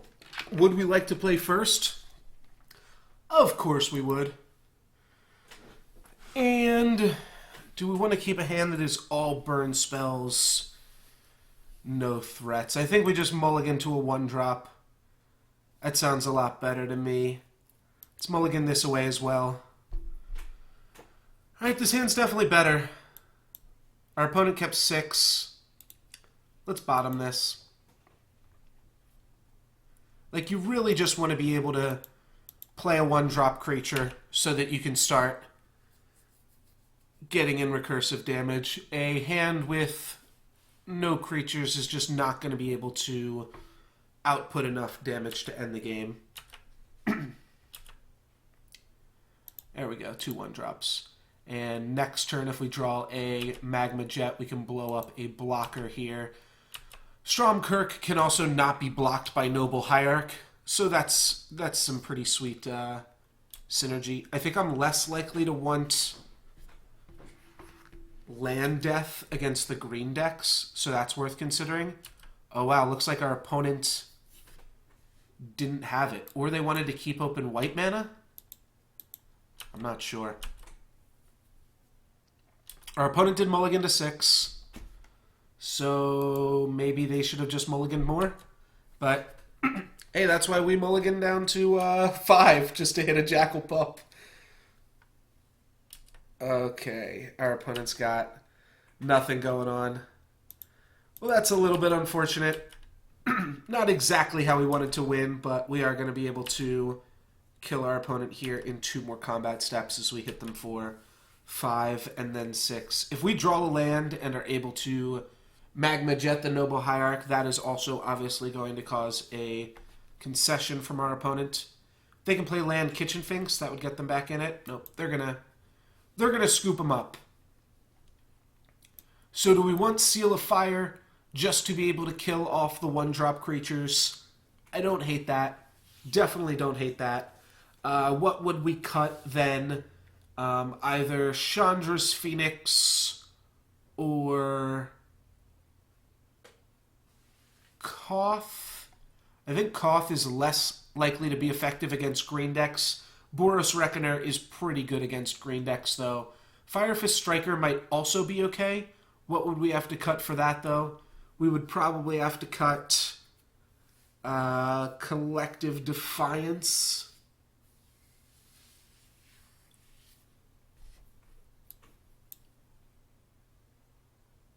For a Firefist Striker. No thank you. Burn is good against green decks. Having ways to just go over the top of their head. Chandra's definitely not where we want to be against green, and Lightning Helix I think we just might not need. Little unfortunate for our opponent there, but hey, that's why we have the mulligan. That's why we have the ability to mulligan here. Seal of Fire to clear off their 1-drop, plus mana. His hand's definitely slow. They kept 7. His hand is slow and it's on the draw. But we can cast everything. We can seal their 1-drop. That might really mess up their hand. I think I'm going to keep this. Avalanche Riders seems good against a green deck. Alright, they're going to play something during their second main phase here. And it is going to be Swamp into nothing. Okay. Well, I can deal with that. Do I want to play Seal of Fire? I don't think I want to telegraph that we have it. I think we will just slow roll it and use it as a sorcery speed spell. That might change as we get along here, but for right now, I think I'm fine not playing that. I might play it turn 2, though. Interesting. Interesting. Alright, my opponent doesn't do anything here. So next turn I know I'm going to want to play Chandra's Phoenix and beat down. So I think I will play Seal of Fire here in case my opponent top decks the forest that they need to play their Noble Hierarch. Probably just means that they aren't going to play it, but this at least gives us the option. I don't think we lose that much by just putting it out there. My opponent kept 7 cards. I don't know what is going on here. Oh, are they discarding a... Okay, they discarded a big reanimation threat. Okay. Well, they're not going to reanimate it at sorcery speed. They're going to go down to 12, so this is going to put them down to 10, assuming that the card that they're playing with it is actual reanimates. But this is going to be tricky. This is where we're going to have to start doing stuff like Seal of Firing our Chandra's Phoenix so that my opponent doesn't gain life. Now, if they just exhume it or something like that, well, then we're boned. If it's a 3-mana reanimation spell, though, that gives us some more outs. No, it's Animate Dead. That's not one I can deal with. Yeah, that's a turn something Gristlebrand.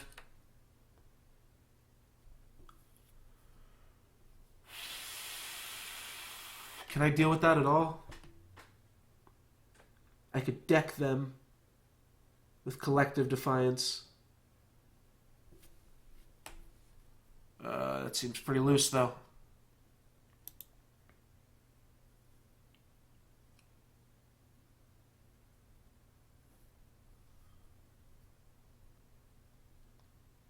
If they block with this, then we can Rift Bolt it.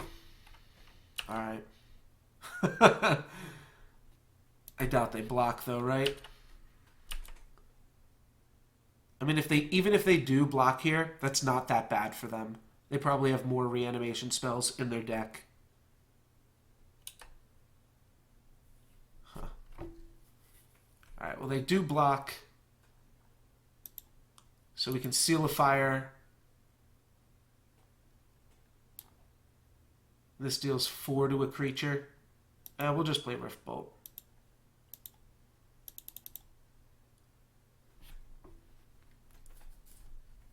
Killed Gristlebrand. We still have to hit them for 24 points of damage. They are going to draw 7 here. That helps us a little bit. But they're probably just going to be able to hit another removal spell or another reanimation spell off of that.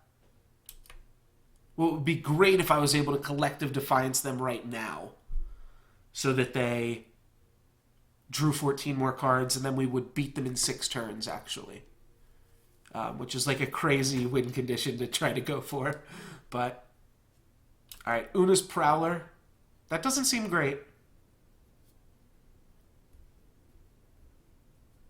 You know what?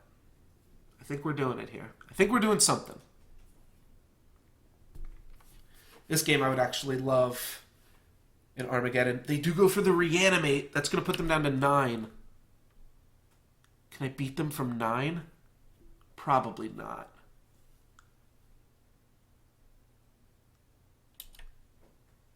No, I don't think I can.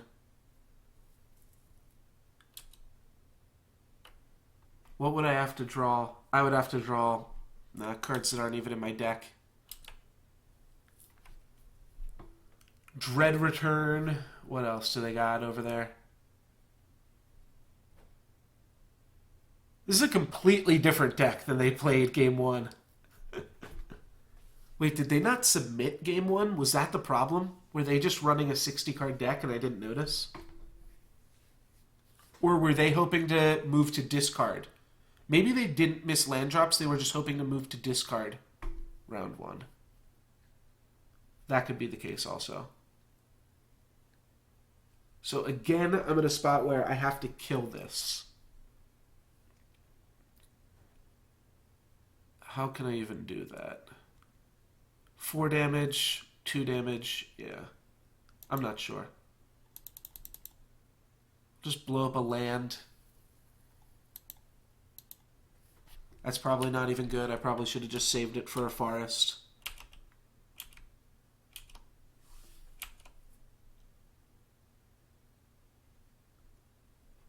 Awkwardly, this is like a matchup where I'd want Swords to Plowshares. Don't believe I have any graveyard hate. I'll just take 10 and die. Alrighty, that's gonna be enough. Let's concede here. Primal Command is a graveyard hate card, but not at all where we can afford to be. Firefist Striker, I guess, is reasonable. They aren't green ramp, they're just reanimation. So we might just have to play our most aggressive cards. Avalanche Rider might just be a little bit slow. Firefist Striker I could see doing some work. We don't need Chandra. I will keep in the Seal of Fire. It did work out, or it would have worked out for game 1. Now I'm wondering, though, if we just played their game 1 deck because they forgot to submit. We probably don't want Koth either. If they do manage to reanimate something that isn't Gristlebrand, we're still going to need to kill them through that. We would like to play first. Grim Lavamancer is our creature. A little slow again. But I'll keep.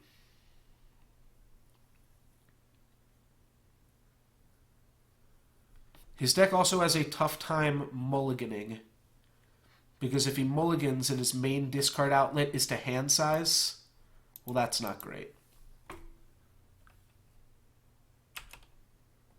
But he does have Una. That's the only other discard out that we've seen out of him, though, so... I'm not sure. He's not super deep on different things there. Alright, Chain Lightning is a reasonable draw. I think I'm just going to start casting these burn spells. I'm going to crash in for one here.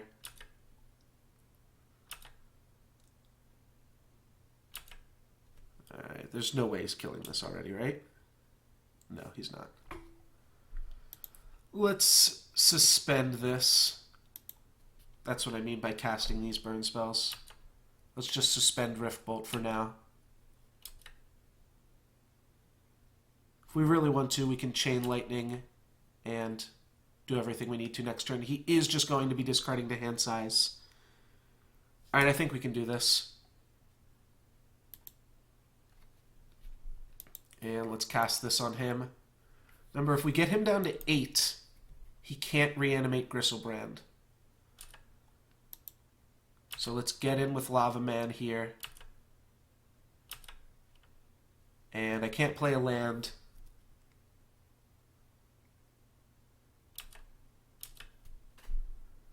So this turn he would be discarding Griselbrand. I think his deck's just too slow.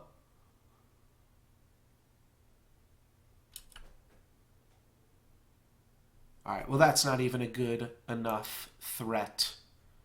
Right? It's just a death touch that will let him tutor. So he's got to reanimate just to grab a tutor effect. And that's what he's all in on. I can beat that.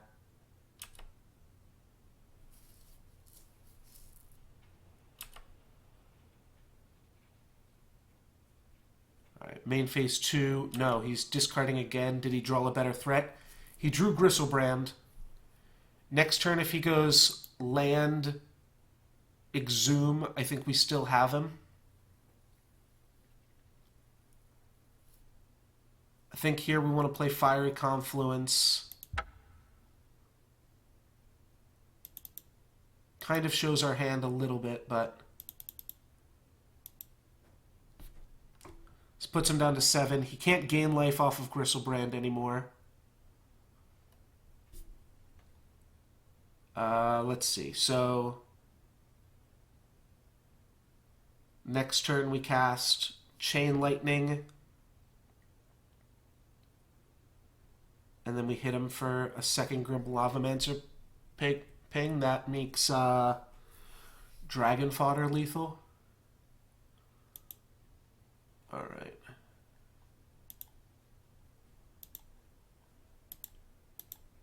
Alright, so Dragon Fodder is now a lethal spell.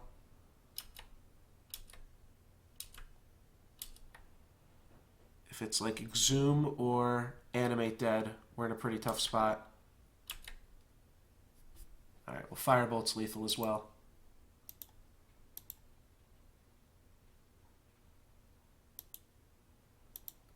And Chain Lightning. Will that be enough to do it? Looks like it. Alright, well that was dumb. We just cast a bunch of burn spells, and our opponent just passed almost every turn. What a stupid game. What a stupid game that was. Alright. So what are we looking at here? Looks like there are still half of the players and about 15 minutes to go. So what I'm going to do here is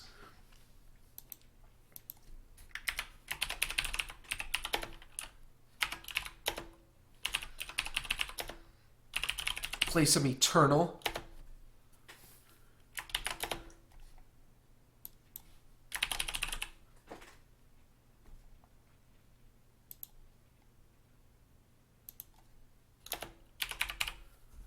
And get into this. So Eternal is very, very similar to Magic the Gathering if you haven't seen it, and now I'm streaming Eternal. Cool. If you haven't seen Eternal before, very similar to Magic the Gathering. I don't think I'm going to do a draft here just yet. I'm probably just going to do some daily quests with noob things. Just don't want to get into a draft that'll be like split up. So what do I have to do? I have to play some Justice mana. So we'll use this basic deck, and then we'll use one of the better decks that I've got here.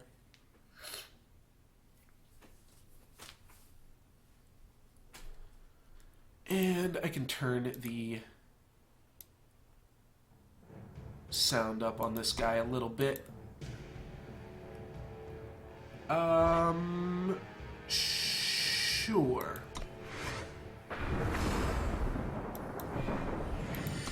Seems fine. So, there's spells, there's creatures.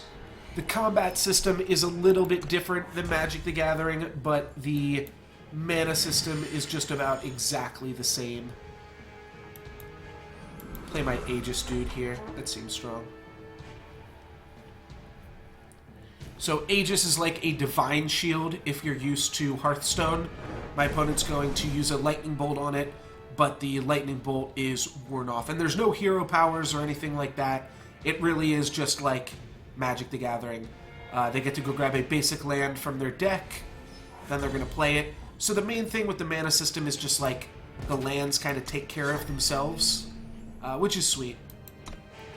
And we are going to get in there, so our opponent doesn't have a second lightning bolt. This guy's got first strike, and they both have an ability called Warcry, which means when they attack, the top card of your deck gets +1/+1, or the top non-land card of your deck. So you'll see if we draw a card now, it might be a little bit above the curve. And they're going to deal with our units here, so we actually do want to draw a land now. This is a weapon, so a little bit hard to describe, but no lands. We're just going to run that back. And I'm going to move this over to my other screen so I know when the queue pops here. Oh, sorry. I have to click start turn. Alrighty, and we'll play a 3/3. If you pump this guy up, he gains lifelink.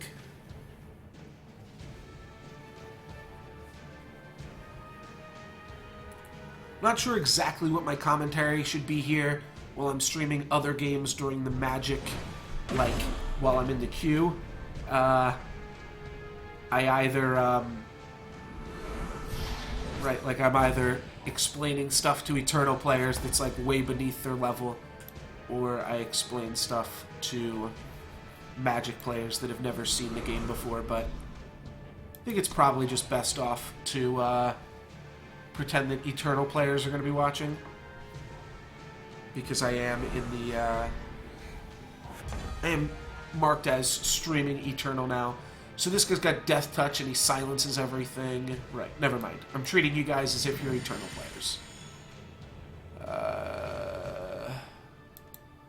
I don't love any of my cards I can play here. I guess I just wait till I hit 6 mana and I play the Stone Scar Maul. And I'll keep open Lightning Bolt mana to kill the Gorgon Swiftblade if my opponent, like, kills my Bright Mace Paladin. Do I want to Lightning Bolt this here before my opponent can draw a counterspell? Probably. Not sure how reasonable a counterspell is in this game, but I only have the one spell, so might as well get it out of my hand right now. This doesn't really do anything for us. We can trade our Paladin and our sword for my opponent's Death Toucher, but I think I'd rather just wait. Could also play my weapon and then trade, but that seems like a risky proposition too, letting my opponent get a 2-for-1. Yeah, I'd rather something like this happen where my opponent attacks, then I don't have to deal with it.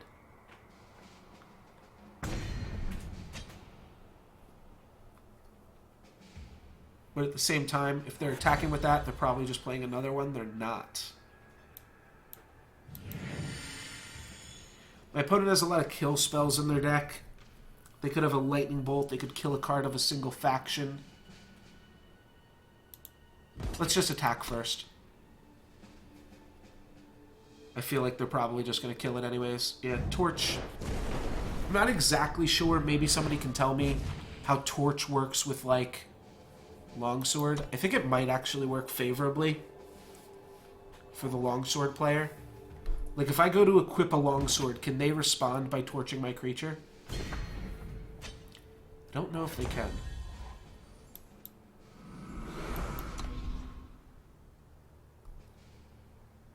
Maybe could have Longsworded that.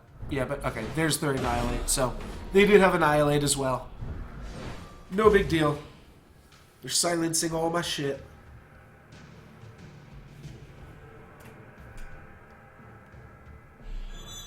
Alright, that's a little bit annoying, but one more mana. We can kill this. Okay. Well, we'll hope to draw a mana next turn. My opponent's going to start drawing multiple cards now. That's going to be a little bit rough pretty soon. So weapons with red, you equip to your creatures. Red like health. Weapons with purple, you equip to yourself. So this is just a kill spell. Overwhelm is trample. No blocks on that, of course. And my opponent definitely has a way to destroy a small creature or something here. Let's go for Ataxes first. See what my opponent's got up. Ooh, that also means we gain an armor. That's sweet. Alright, just kill a unit, but we got a Warcry out of it. Not the worst thing in the world. And we'll trample over for 2. My opponent, when I can clear their armor, they will stop drawing multiple cards each turn, and they'll go back to only drawing 1 card each turn. So that's the current sub-game that we're playing right now. Looks like I can clear it. They have to have a lightning bolt. If they have a lightning bolt, I'm pretty sure that blows up my weapon, right? Nice. And I'll play a 4/6 Flying Vigilance. Not too shabby. Alright, they annihilate it, but our weapon is still pretty threatening against our opponent here, and we've got a few more weapons to back it up even, so we've got them on a clock, and we've got kill spells for their next few creatures that they play. That's pretty good. Alright, my guy becomes a 1/1, but we get to just eat this thing.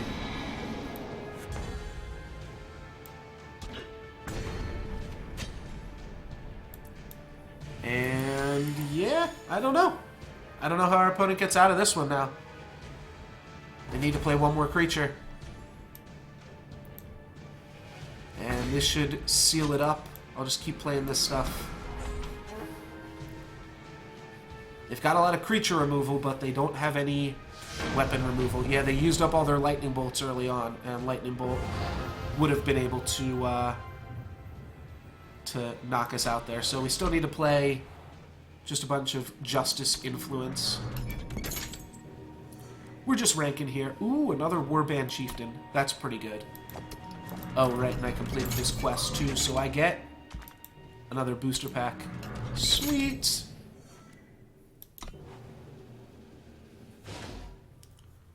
Sitting on a pretty nice pile of gold here. Today is the last day, really, that I can do Legacy Cube, since it's gone on Wednesday, and I don't stream on Tuesdays. But I do definitely want to play more Eternal. I've been playing it a ton off stream. I just haven't really found time in the schedule to play it on stream, but I definitely do want to play it and try out some drafts and stuff. So just kind of saving my coins here. If there's enough people that are interested, maybe we can play some Eternal. on stream, but... Or do an Eternal Draft, rather. But, for right now, I think I'm just going to focus on Legacy Cube today for the stream. Well, that's fine, I guess. We have one of the best one-drops in the game with a turn 1 Oni Ronin. So I'm not going to complain. We can longsword... Can you longsword your opponent's creatures so that you can vanquish them? That would be sick. Uh-oh, Lightning Bolt already? Damn. Alright, so we get bolted. Let's go get a Justice Sigil so that we can complete our quest here. Complete our quest to play all the Justice Sigils. I actually haven't updated this deck at all, and I probably want to. Ooh, that's super annoying. Oh well. But yeah, I probably want to update this deck. There's a few things I can do to make it a little bit stronger. I'm not sure if it needs... I mean, Stonescar Maul did just win the last game for us. But at the same time, I am not sure if I want to play as many weapons as this deck does. Oh, I can't longsword it. I would, I think, here, longsword my opponent's dude and vanquish it, because this is super annoying right now.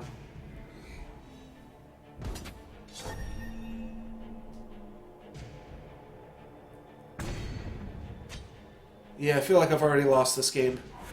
That said... this is fine. This doesn't actually die to that much, does it?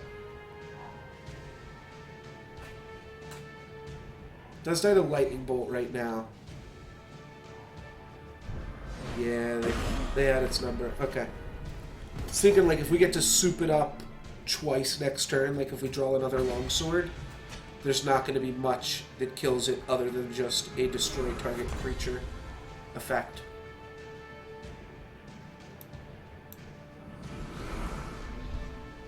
And I think I will just vanquish this.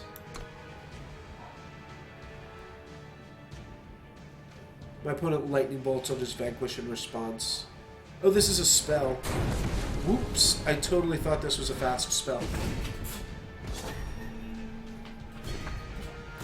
I definitely am digging Eternal right now, Draftix. Yeah, that was a mistake. I definitely should have vanquished last turn. I thought it was a fast spell. Definitely digging Eternal. And so Faria is cool, though I think that there's potentially room for both of them. Faria is really tricky, though, in the same way that Duelist was tricky to me. Alright, well that's fine. We've got another Vanquish. Because just... Oh, that's a... But why? But what? Alright, I'm willing to... Yeah, Draft is really good in Eternal, and Faria, as awkward as it is, like... Ah, they did have it. Okay. That's fine, I think. We couldn't just, like, take damage off of this forever. Next turn we'll be able to play this, gain back some life points. So I love the fact that Eternal has a ranked draft mode as well. That's super sweet, and I don't know when ranked modes reset. I probably won't be able to put that much of a climb in for this month. That's no bueno. What can this do me? No, I'm just going to die to this thing. Right? Yeah, I'm just dead. Alright, well, but we do get to play another Justice Sigil, so that's one step farther in our quest to play 25 Justice Sigils.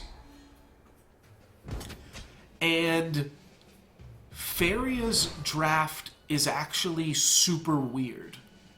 I like that they're trying something different with it, but I feel like... I don't know. I guess I just feel like I'd like to also just try out what would be a normal...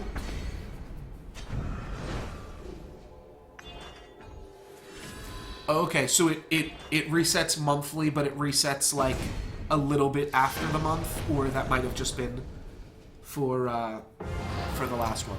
Well, I probably won't do that much Eternal Draft this month. So, like, the schedule right now, because we only have a few more days with Soulforge, it's going to be Legacy Cube today, and just Eternal in between the rounds. And then Wednesday, Thursday, Friday. When is the 31st here? 30 days has September, April, June, and November. Yeah, the 31st of... Did I say June? 31st of January is Tuesday. So in that time, I want to make sure that I'm putting out as much Soulforge content as I'm able to. So that's probably going to mean that next... Oh, I have to stream. I have to stream next Tuesday.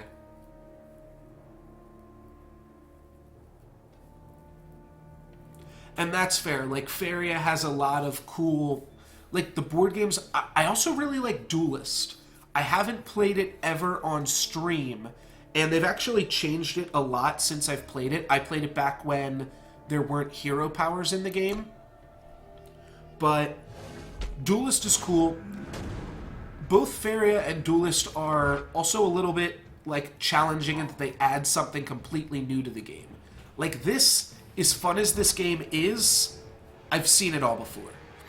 And playing Eternal is almost just playing with, like, a new set of Magic. So the draft is just like playing a new Magic draft format, and Constructed is just like playing a new standard format. But the cards are pretty similar to what I've seen before. Right? I'm not getting anything too crazy out of it. Now that said, Eternal probably has the biggest audience, and it's probably the best game. A light version of Magic the Gathering is still a great game. So, take what you will from that. We can attack and trade our Minotaur Grunt for a Grenadin. I don't love that. I think we'll just bide our time here. Start some more crying in the air.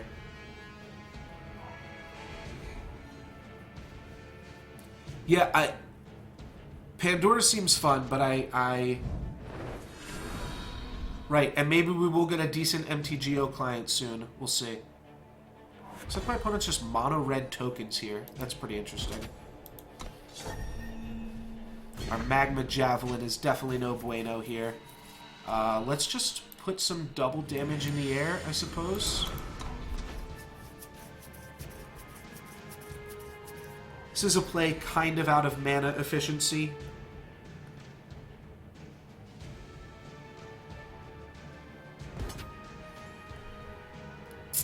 Sure. If we trade our guys for some combat tricks, well, we're not going to never block and just take 6 and die in 4 turns.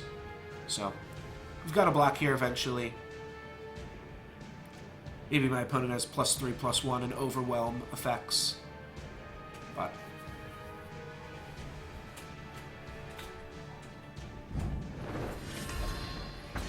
and I love Magic the Gathering as well, but it does also just kind of get expensive over time. So Warcry and Quick Draw sounds good. We can still block that guy, so not too worried. We definitely want a Warcry. Do we want to double damage them? I don't think we do. I think we're the control deck here.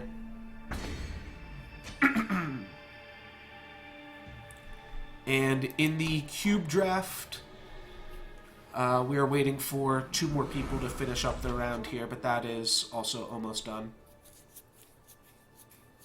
Don't think my opponent's going to attack here. Excuse me.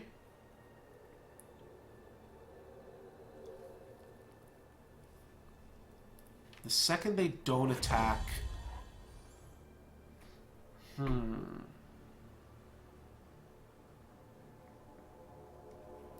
Like, I would love to Mithril Mace here, but then I only have 3 blockers. I could keep the Loyal Watchwing back, and that would be enough to protect the Mace. But I could also just play the Crown Watch Deserter this turn and worry about the Mace in the future. Could also swing with Oni Ronin here.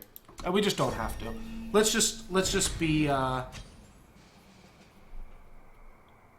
defensive.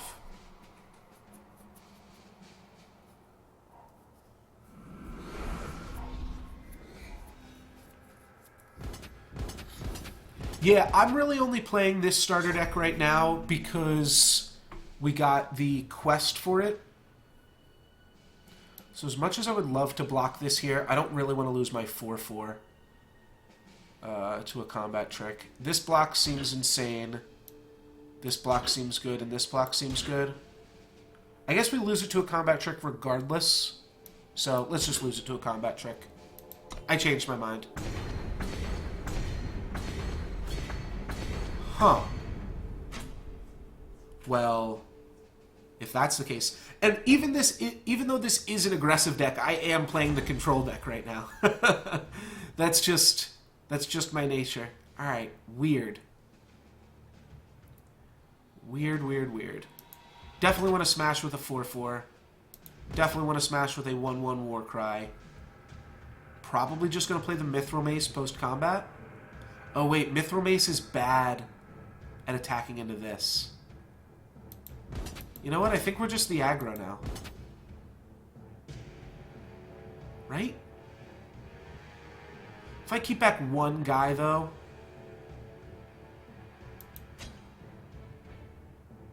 If I keep back one guy, I can protect the Mithril Mace for another turn. So that's pretty good. Alright, they are going to block there. That's good for me.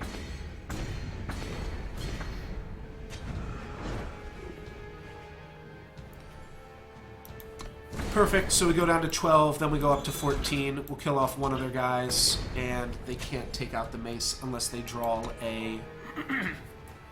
unless they draw a Lightning Bolt or a removal spell. Nope. I think we've done it. Alright, we'll kill off one of their guys. Ooh. And... okay, so you can replace your relic weapon if you want to. Not even sure I want to. Let's just attack and see what happens first. I think we may even have lethal this turn. If they trade with the 4/4... and we put them down to 9. Ah, we put them down to 1 short. Oh, and they have more goblins here. Okay, so we didn't quite kill them. Alright, let's just play this. I'm just going to replace our weapon for mana efficiency.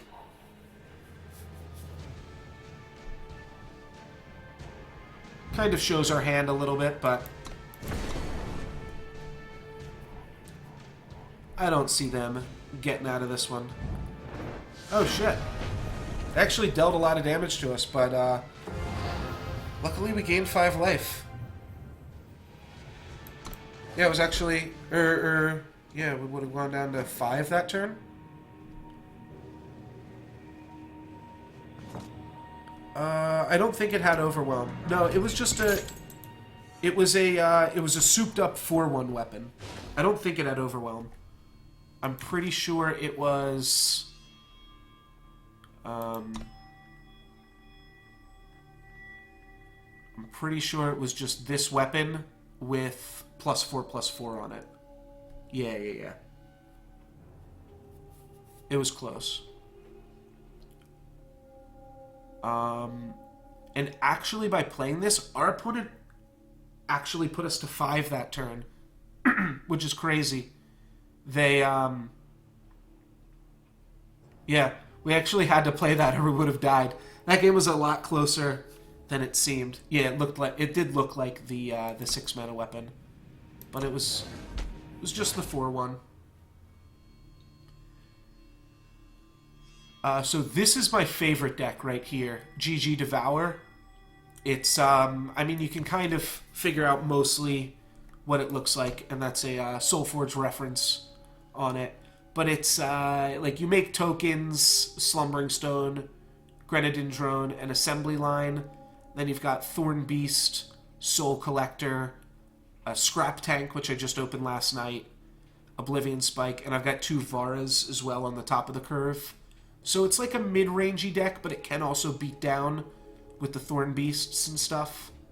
This deck's pretty cool. And I also just made this one yesterday. It's like Vault of Praxis. This is one of the cooler cards I have.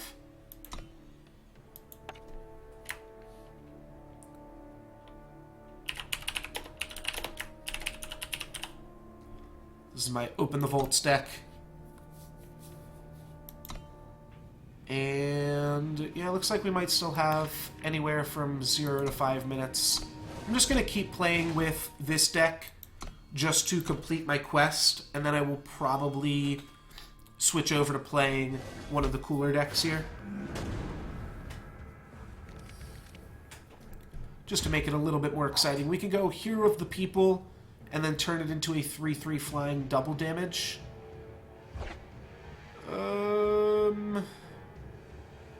How good is that? On the draw, let's redraw. Let's just look for an Oni Ronin. And holy shit. Well, this hand is absolutely horrible. My opponent's doing some crazy shit over there. But this hand is horrible, and you know what? I will say the one saving grace of this hand is that we get to play a bunch of Justice Sigils.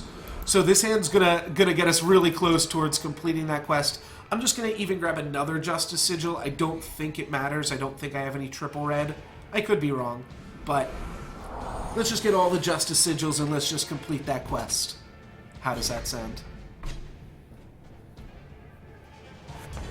And then when we come back, we'll be able to play some good stuff. But in about 3-4 minutes here, we're going to go play some Mono Red Cube. The deck is pretty bad and pretty straightforward, but I was losing when I wasn't playing Mono Red, so I said, you know what, fuck it. I'm going to play some Mono Red. So do they put another Fate trigger into their deck? They do, so now they've got double Dragon's Eye in the deck.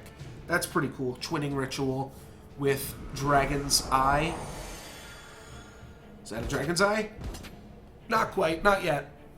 But they'll get there eventually, I'm sure. Oh, sorry, no blocks.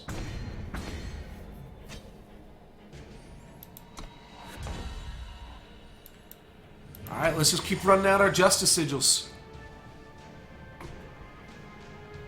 Seems like a strong plan to me.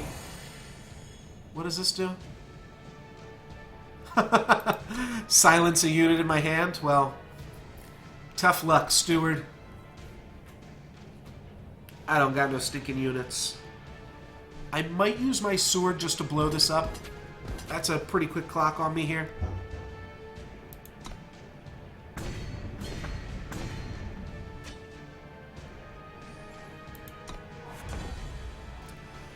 I guess we can also just vanquish that. Well, you know what? Even though we could, I am gonna steward this. We'll save the vanquish. We know my opponent's got 2 dragons in their hand that are gonna start coming down eventually, so the more kill spells we have for that, the more Justice Sigils we'll be able to play. Right, no blocks. One thing that I also like about Eternal is you can play it with a gamepad. How sweet is this? I don't even have to use my mouse. That's pretty cool. Alright, finally we draw a creature here, and it's got Aegis. But just in time for my opponent to give all of their minions +1, +1. They are going to end their turn there, though. Alright, that's not too bad, then. My life total's so low, I don't even think I can attack. I think we're playing defense here. Yeah, it's not great. The gamepad integration isn't great, but it's better than not having it. I still find myself using mouse and keyboard when I can, but if it's late, you can like lie down on the couch, play it up on your screen, so that much is pretty sweet. What just happened there? Oh, he discarded his dragon? Cost too much for him? Oh, that's weird. I thought for sure he was going to want that dragon. Alright, well now we've got a lot of control-y cards here. If my opponent tries to start attacking, we can blow them out. Alright, now are they going to start playing their sigils? They are. Can I torch in response? I can't torch in response! Oh, that's brutal. Alright, well I will be able to vanquish this. It just means I won't have a vanquish for my opponent's 7/7 dragon here. This is going to get torched instead, because I don't want to trade off my 3/3 for that.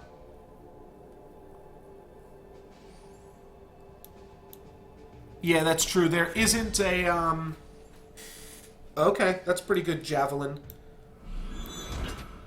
That puts us down to 8 here, though. But still, I think a good javelin nonetheless. We need to draw a lot to get out of this game. Oh, and you know what? Our Magic game is up soon. So I'm going to switch the stream over to Magic.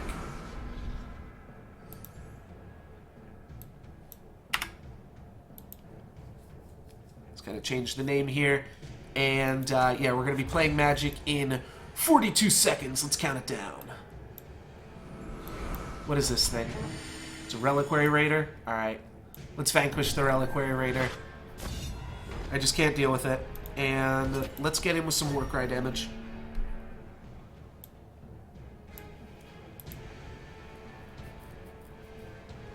Also going to mute this game. I am probably going to just concede it, to be honest. Wait, what's happening? Oh, my opponent's triple blocking. Okay, okay. We definitely don't want to kill Ephemeral Wisp. Let's kill Initiate of the Sands. Oh, wait, I can kill all 3. Alright, that's much better. Let's kill all 3. Do we want to keep this hand? I think I want to mulligan this, try to find a 1-drop. Kiln Fiend is pretty much there. They kept 6. We'll keep 6 as well. And we'll end our turn here. Can scry 1. Young Pyromancer seems to also work well with this Kiln Fiend strategy. So let's put this on top. Alright, thanks for watching, Draftix. Our opponent goes for a Preordain.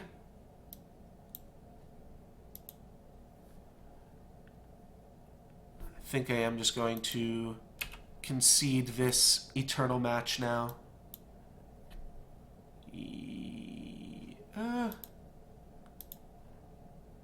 Might as well keep playing it for a second here. Let's just say Mountain Go on the Magic side of things.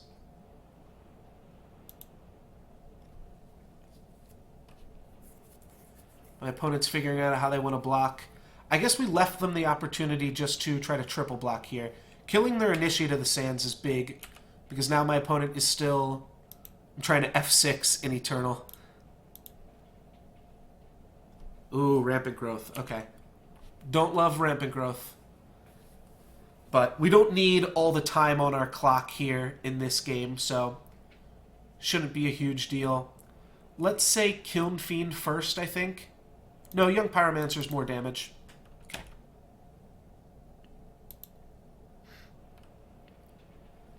Alright, my opponent did play a 7/7. Well, that's unlucky.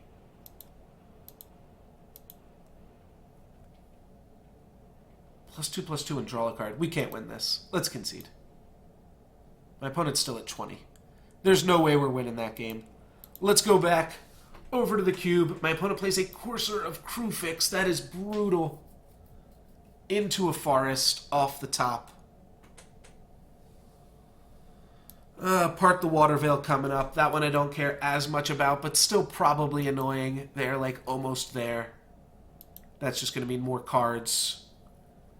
We can Rashad import them pretty soon here. I guess we just Chandra's Phoenix and we start getting it in the air. Okay. Yeah, we've got some flyers here, right? We've got Chandra's Phoenix and Thunderbreak Regent. Put our opponent down to 19. A pretty slow start for the red deck wins. Ooh, Jace the Mind Sculptor. That's a nasty one. Though Chandra answers Jace the Mind Sculptor pretty well. They do have double blue. It doesn't look like they've got a great play here. So I kind of want to port them. That'll keep them off of Part the Water Veil. However, the sooner they play Part the Water Veil, I think the better that is for us. Like, if they just run out of Part the Water Veil here, that's not actually a huge deal. So I think I will actually just dump my hand. Play a Pup. Play a Kiln Fiend. And we'll start making our own Water Veil magic happen here.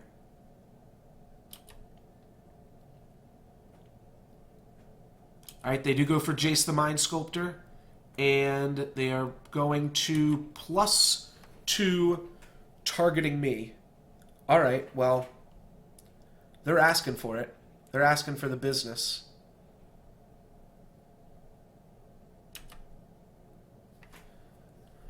So we can Rift Bolt Jace. That'll just kill him straight up. What did they do? They put a card on the bottom. Yeah, I mean, every card in their deck's the exact same fucking thing. We could attack Jace all out. Or we don't even have to attack it all out. Just have to hit Jace. We kind of actually do have to attack it all out. And then they'll block one of our things, and we will Magma Jet the Courser. They'll probably block Kiln Fiend. No, they'll probably block Young Pyromancer. So then we Magma Jet the Courser. We hit Jace for a whole bunch.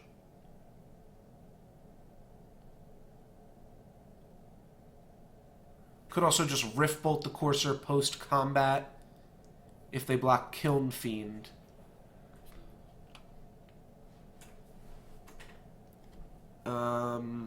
I don't think they'll block Kiln Fiend, though.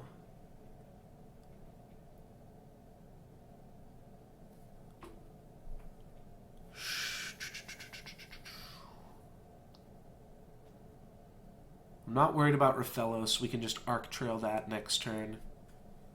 I kind of want to play Rift Bolt just for mana efficiency, but maybe that's too random. Let's attack everything at Jace, see what they block. How about that? Let's attack Jace with everything. Right? Yeah. There's some scenarios where we don't have to because of the Arc Trail. Alright, so Snapcaster's going to come in.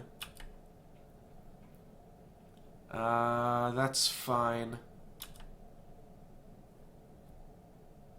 Yeah, I'm still going to let them declare attackers because I want to kill that Courser. Yep. So let's Magma Jet. Actually, maybe not. Now you know what I think I'm going to do? I'm going to Arc Trail on Courser and Jace. I lose a 1/1 token, but I think that's okay.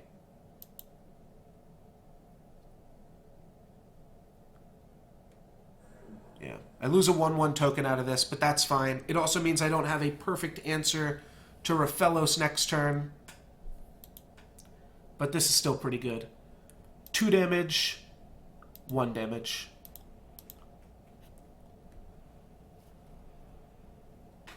And we do want to finish off Jace. I could have suspended Rift Bolt there. I don't think it's hugely necessary. Opponent has a Part the Water Veil in their hand. Not a huge deal either. So Magma Jet for mana efficiency or Rift Bolt for mana efficiency, rather. I am going to go with the Magma Jet. I think I'd like to hit the 4th land.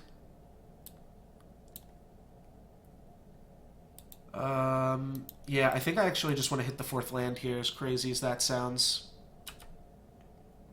I don't really need another 4-drop to not be able to cast here, so...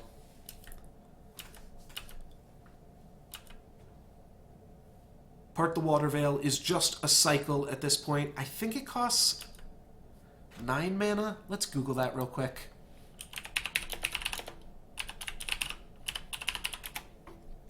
How much does it cost to awaken? Yeah, it costs 9 mana. So they are 1, 2, 3, 4, 5, 6, 7, 8. Ah, they're only 1 mana off from awakening Part the Water Veil. Alright, I'll gamble. I'll gamble that they won't be able to awaken. And even if they do awaken, most of my threats here are with flyers. I put them down to 11, and then I'm presenting a 2-turn clock using just flyers here. Jackal Pup, unfortunately, is not a good blocker. Alright, so they are parting the Water Veil. They're going to get a 6/6 haster, and then they're going to take an extra turn. Sometimes that's what you gotta do to ensure you don't die. And I'm pretty sure that card is just staying back on defense to block a Jackal Pup here. So what do we get to do? We get to Chandra's Phoenix and Thunderbreak Regent them down to 5. No. Into the Royal on the Regent. Well, that's still going to hit them for 3. And they are kicking that. That's fine. So that's going to put them down to 6 here. I think I just replay the Regent. Yeah, I don't have lethal. Let's just start with a replay of the Regent. That seems safe. I could also have, like, Rashad imported. Oh, they've got the Dismiss for the way back down. Well, I think that's still fine. Stoke the Flames is lethal. As long as my opponent doesn't play Thragtusk. Alright, Cultivate is good. I need to remember to stop doing that, to stop, like, calling out cards that I don't want my opponent to play. Because that just gives them more outs. Alright, beginning of combat. There's no way they're going to attack here. They do attack! Huh. Could they have Upheaval? Upheaval to Time Warp! Let's do the Time Warp, yeah! Alright. Glenalendra! Holy sick top deck.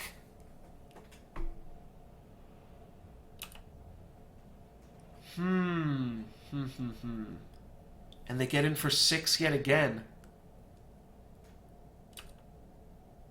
Well, you know what? I think this means that we win. So I think what we do is we swing out with both of our creatures, and then in response to the Persist trigger on the Jackal Pup block, we will Stoke the Flames them for lethal. My opponent actually turned this into a reasonably close game here.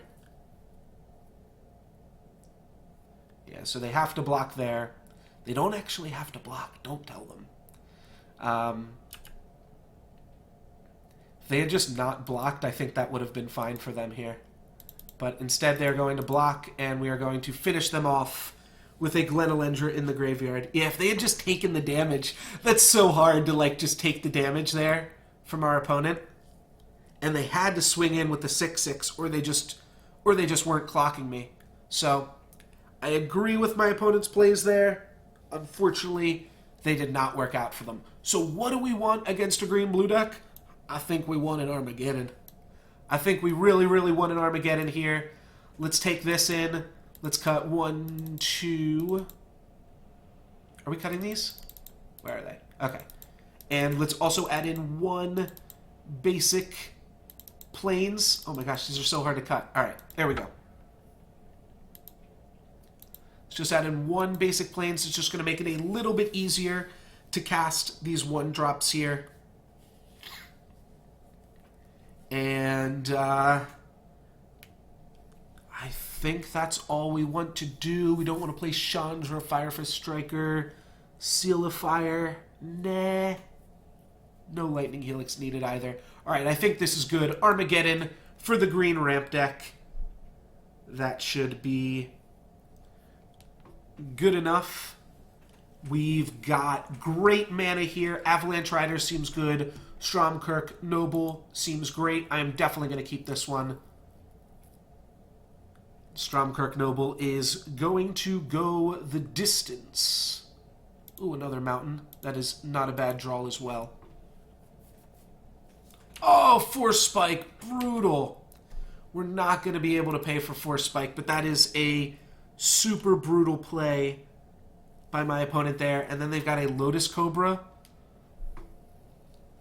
that I can either Magma Jet or Chain Lightning to kill. I guess let's kill it with a Chain Lightning. Yeah, we definitely want to keep them off of mana. And this deals just as much damage if we word it like this. We only get punished if my opponent plays a 3 toughness creature here. And that's a 4 toughness creature. We can Magma Jet that, and I think we might want to. Yeah, I'll go for a Magma Jet on the thing in the ice. If they even block. They do block. It's going to save themselves a lot of damage there. They save themselves 4 damage with that block. And we want to bottom any lands. How about Collective Defiance? Let's bottom this as well. I want some creatures. These Avalanche Riders could be huge. Oh, it can cut them off green? Jace the Mind Sculptor. Well, that is a pretty good one. I think we're probably going to see a Fate Seal here. We're going to see a Scry 1 from Jace the Mind Sculptor. My Fiery Confluence can kill it. That's pretty tempting as well. Though we can put it down to 1, actually, with Avalanche Riders. Okay.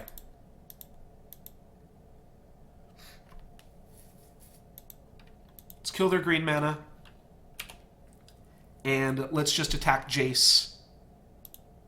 There's no way my opponent can bounce Avalanche Riders. They could bounce Jackal Pup if they want to do that with the last remaining loyalty. I think we're going to see a Brainstorm. Ooh, Old Man of the Sea. Not too shabby. Oh, they're going to scry 1 as well. Okay. 1 damage to each creature, 2 damage to each opponent.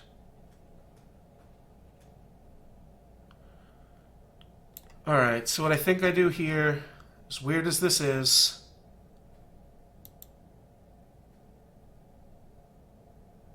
I say no-go on the Avalanche Riders.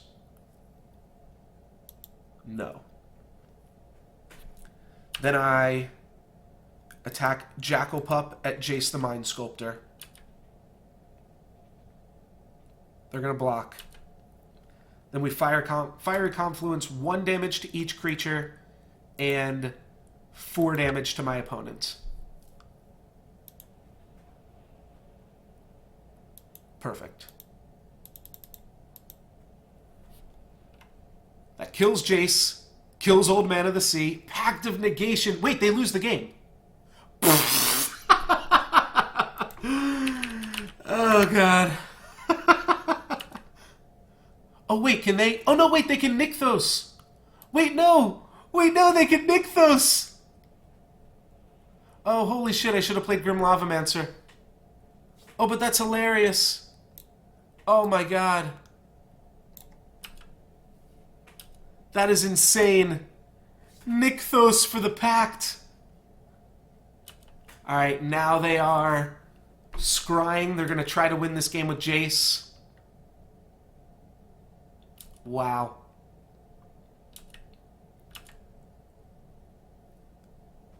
Okay, so I can stoke the flames on the old man and then play Grim Lavamancer. How insane would it have been if this was a lightning bolt then? It probably would have made me just make different plays, right? Alright, let's play Grim Lavamancer. And I think for now... I don't know, do I just want to port their guy?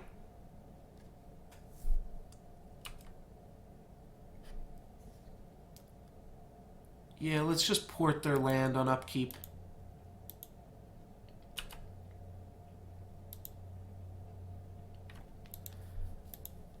Wow. That was awesome.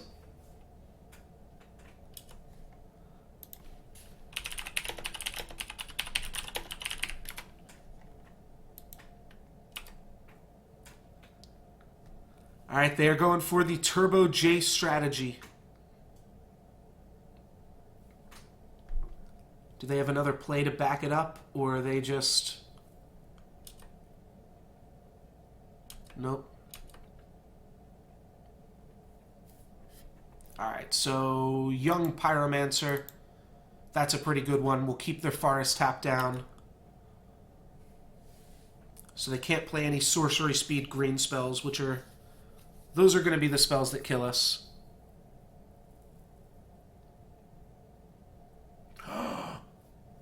Wow! Oh my god, that's an amazing play from my opponent. I did not even see that. Alright, well... Unfortunately, this order's a little wonky here, but we'll get a dude, we'll get our Young Lavamancer back. I did not even realize that they were going to be able to activate Young Pyromancer. Wow, my opponent has played this super well. And now they get to play a green spell? No, a Tamiyo. But they can bounce my token, and they can keep Grim Lavamancer tapped. That is... Nope, they're just going to tick Jace up. Keep going on that Jace strategy. They definitely did not keep a land on top. How do we want to do this here? I think we want to attack all out at Tamiyo. We got to kill Tamiyo first, then we'll take a look at Jace. But for right now, let's just make sure Tamiyo's dead. We revealed a Master of Waves. Yeah, not much we can do against that, right? We'll just tap this.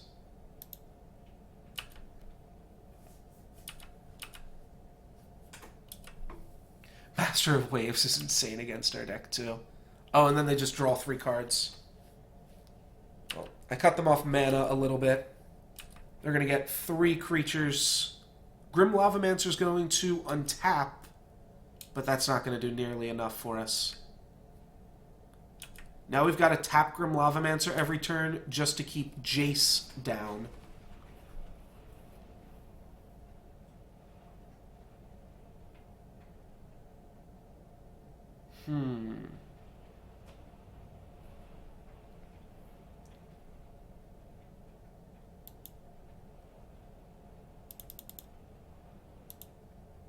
Alright, so let's make a dude on top of mountain here. We can definitely swing with this mountain. That's free. And we'll attack at Jace. The rest of the guys, I think, want to stay back to keep elementals back for Koth.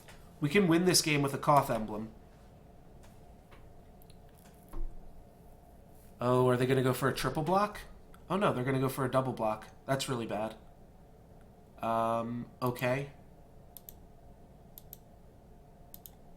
And then we'll kill off one of them, exiling 2 of our things here.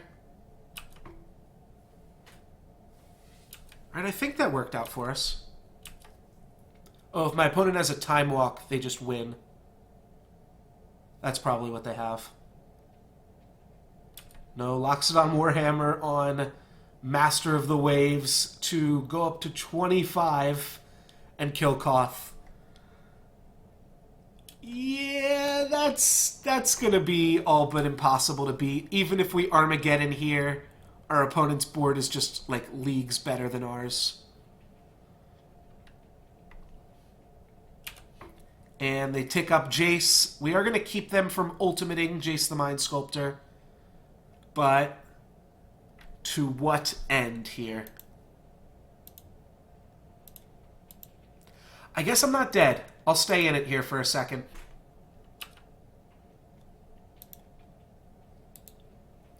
Let's attack everything at Jace, putting Jace back down to 10. And then we'll port their forest once again. I don't have any artifact destruction, nor do I have any way to kill Master of Waves. Right? Yeah, nothing that I can think of.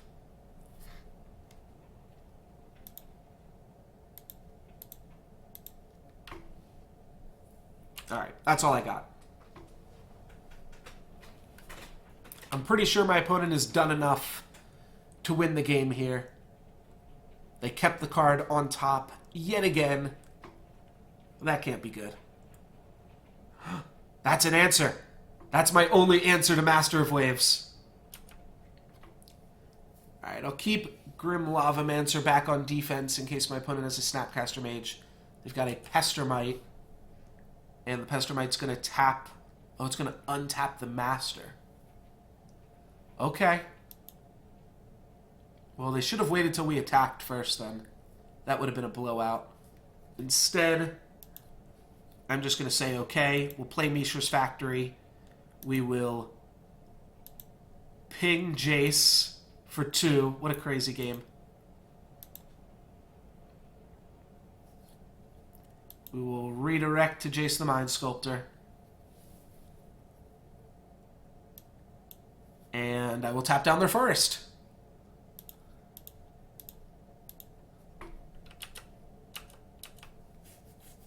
Once you get to turn 12 with red deck wins, especially against a blue-green deck, that's probably not where you want to be. Fact of the matter is, my opponent also will eventually get me here. Ooh, they swing. Alright, we're animating Mishra's Factory then. And I'm blocking. Okay. No, that's not what I wanted to do. Oh, I can't use its ability because it's summoning sick. Weird. Huh. I guess I knew that. Undo. I feel like I forgot about that. But we kill Master of the Waves. So here we can kill Pestermite. And then we can deal some damage to Jace. They're just going to equip Warhammer to Pestermite? No, they're not even going to do it.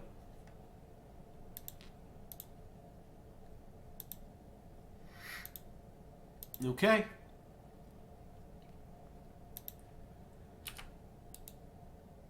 And let's attack Jace with all creatures. What a crazy game. Alright, so they grabbed another forest there, and then Snapcaster's going to come down. Snapcaster is going to target Force Spike, so that's not a huge deal. But it is going to trade with Goblin Guide, if they want it to. Yep. Jace is going to go down to 11. And then I'm going to tap down one of their forests on their upkeep. They did just draw another forest now.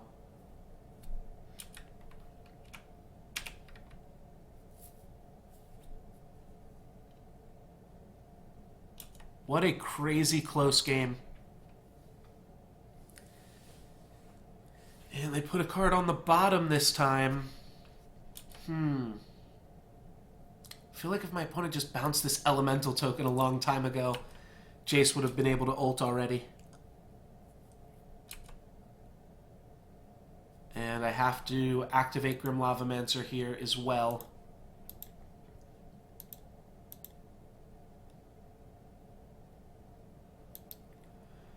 Because Jace is about to kill me. Tap down their forest. Oh my god. Should I have just conceded? Should I have just conceded 10 turns ago on turn 4? Probably.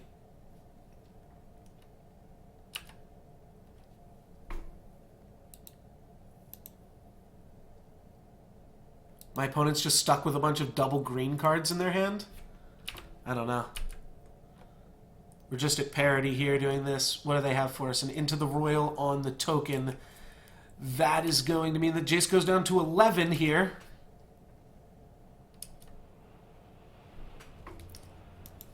So we still have one more turn alive.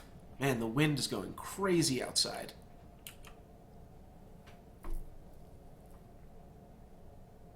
My opponent plays another island. I'm going to have to Stagger Shock Jace. Okay. Can we mill my opponent? Is that what we're doing here?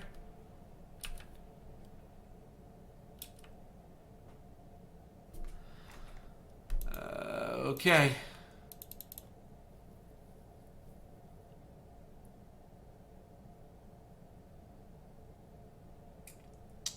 I think that's the game, right?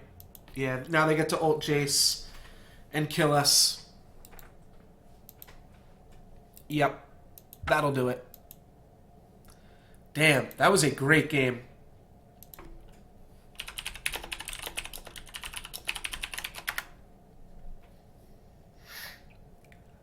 That was a really close game. What can we do? We can Gargadon against that madness? It's not crazy. It's not the craziest thing I've ever heard. We had to use a lot of spells early on. They probably sideboarded a lot of stuff in against us. The Armageddon seems insane. Armageddon Gargadon. Is that the route we want to go?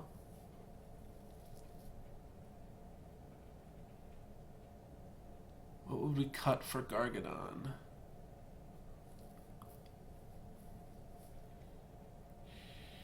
Collective Defiance? Dragon Fodder? I'm not sure. I think I'm going to stick with the same list. But they also have a Snapcaster, a Lotus Cobra. Maybe we went Seal of Fire for some of their early game stuff. Now let's keep this on the play. Red deck wins. No Lux given. Single Plains opening hand. Let's mulligan that into Jackalpup, Dragon Fodder, Char. Sure. Let's bottom this. I don't know exactly what we're looking for. Maybe that was a fine keep. We would have been able to scry it. Or we would have been able to scry 2 more. Let's get rid of this upkeep stop.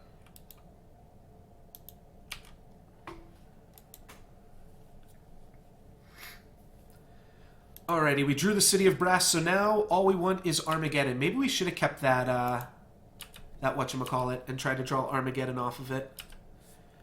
Alright, hopefully no Force Spike. That was really what killed us last game. My opponent had the Force Spike, and they have it again. Oh, God. Alright, well, at least no Force Spike for Armageddon now. That's the actual spell that we're going to kill them with here.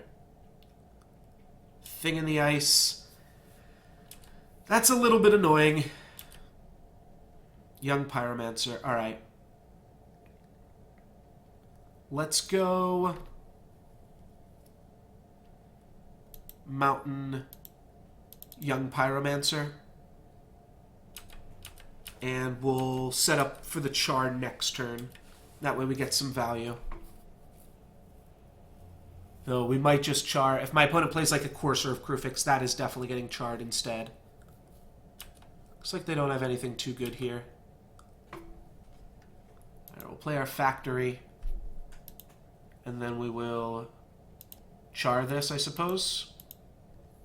They could Into the Royal it. But that's not great for them. Alright, and then we'll crash in for 4. Now we've got them down to 14. We've got them on a 3-turn clock here. They're going to go Snapcaster Mage, trading off with Young Pyromancer. It's going to put them down to 16 and mean we have them on a, like, way too long of a clock. So they can put a treasure counter on it, and they can gain control of creature with power. Less than the number of treasure counters. Alright, well, that's not great. I'll play City of Brass to start off with here. And I guess now we start sandbagging our lands.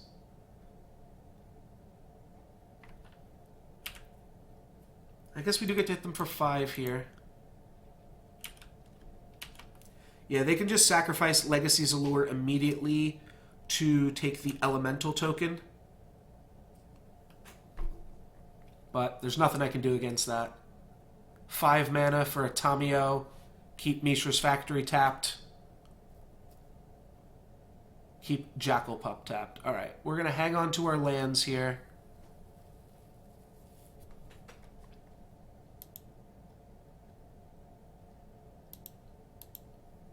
And let's just get in for 3.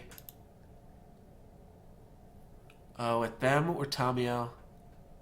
Let's attack them. I'm pretty sure this gives us more outs. We only need to draw 8 points of burn now. They're going to take it. 8 points of burn. I think I can do that. It's like 3 burn spells.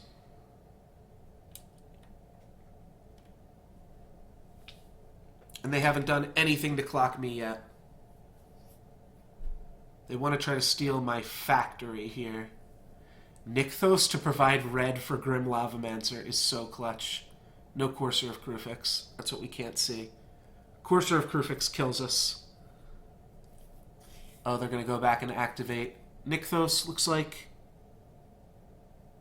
Play out a Master of Waves. Okay, it is going to be Jace the Mind Sculptor here.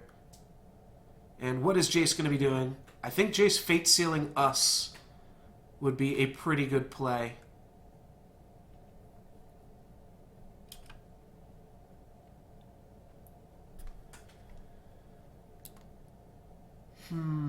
Yeah, they just get to steal the Factory here, but we can make them do it rather than let them hang on to it. Alright, that's not a bad play either. Ugh. Alright, that's not great.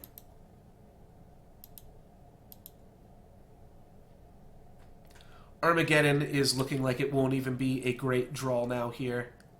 Yep, they are going to steal the Mishra's Factory, so I won't get to attack with it. That's fine. I'm fine handing it over there. We need to draw a Stoke the Flames and a... Oh, that's a lot of green mana now. Suddenly infinite green mana. Stoke the Flames, Fiery Confluence, and my opponent has a Glen Elendra to mess me up here as well. And a Loxodon Warhammer. That's going to do me in, for sure.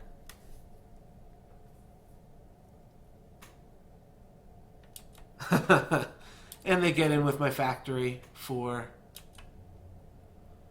some brutal beatings. It's going to put them back up to 13. Alright. They've got it at this point. The writing is on the wall. My opponent goes back up to 13. They didn't leave any mana open for Tamiyo. Oh, City of Brass.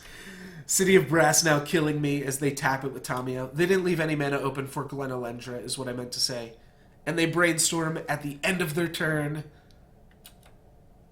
just for Rubbins. Yeah. I'm gonna pack it up here. They've got us. They've got our number. That was pretty close, though. Even so. I did not mean to... No, I didn't close out of Magic Online. All right. So let's hop in another Legacy Cube draft and do it again.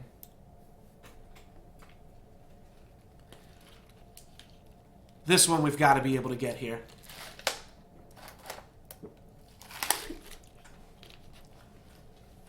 So red didn't work. Kiki-Jiki didn't work. That was a pretty busted Kiki-Jiki draft.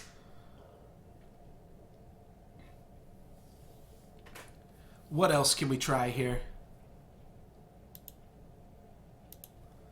Take a look, see how many tickets we're working with here now. Alright, we are out of play points, so we have to win.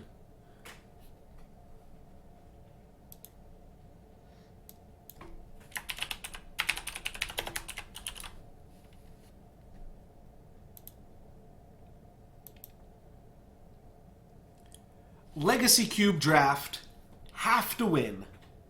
We are out of event tickets, and when you have to win, there's only one thing you can do. You snap off that first pick birthing pod, and you don't look back. There's some sweet cards here that aren't birthing pod, like Rabblemaster, Glen Elendra, Sphinx's Rev, even Mirari's Wake, but birthing pod's my boy. And if somebody's going to save me here, it's going to be Birthing Pod. I know you can do it, Birthing Pod. Come on, baby. Let's go. Birds of Paradise is the perfect card to go along with a Birthing Pod. So we are going to take that here. We're just going to take any 1-mana green creatures that we see, and we're going to make a good Birthing Pod chain. We're just going to go right up the picks. Avenger of Zendikar is a sweet one. I doubt it will wheel all the way around. What else is good? Vampire Hexmage is a reasonable pod target because it allows us to deal with some planeswalkers and some things. After that, we probably just want mana fixing. What can we grab here? A Phyrexian Metamorph is good. Splinter Pod is just okay. Where the synergies do kind of overlap is that Deceiver Exarch and Pestermite are good pod targets. So I don't hate it. As well, you often want to be in red in pod. Kiki-Jiki is really good in pod. There's a lot of good enters the battlefield abilities. Blade Splicer is a really good pod card. It's also a good twin target. Phyrexian Metamorph is also really good with pod. I think I'm going to take Splinter Twin here. Geist of St. Traft is also a good pod target, but Splinter Twin works with a lot of the things that we want to do. I could honestly see taking Blade Splicer, Phyrexian Metamorph, Geist of St. Traft, or Splinter Twin here. I think they're all good cards. However, that's the one I want to go with, and that's what I'm going to do. Here we can grab Gisela as a reasonable 4-drop to pod into. We can take Path to Exile as a really solid removal spell, or we can take Temple of Triumph, which will help out with our mana significantly if we wind up going to a Naya pod deck, which is, I think, what we want to do, either Naya or Rug. A lot of times you do want to splash, and the mana winds up being a little bit wonky, so let's add Temple of Triumph to our deck. I think that's going to be a good one here.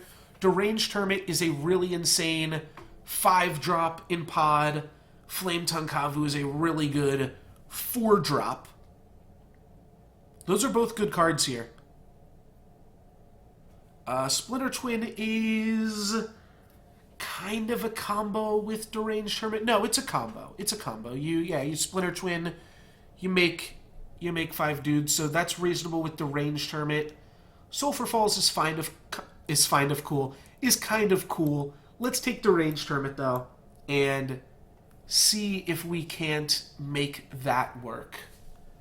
Hinterland Harbor would be a good mana fixer. Chain Lightning would be a good spot removal spell. Den Protector is a pretty mediocre 2-drop. Or we can grab a Bayou to help us splash black. I think we're more likely to want to splash blue. So let's grab Hinterland Harbor for the blue splash. Precursor Golem is good, though we already have a really solid 5-drop. And here we see another really solid 5-drop. Well, this lets us pick up Deceiver Exarch pretty much for free. I mean, we're already playing Deceiver Exarch if we get it. Though Whisperwood Elemental is a pretty good card. Maybe we just want another good 5-drop to lock in.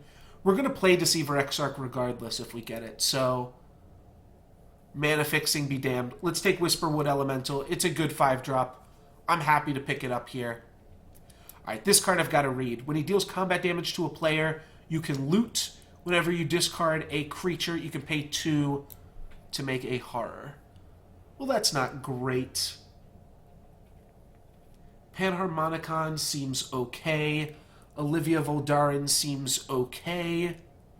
Storm Chaser Mage also just okay.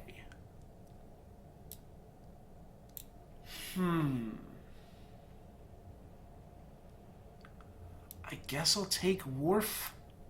It's a looter. So that's not horrible.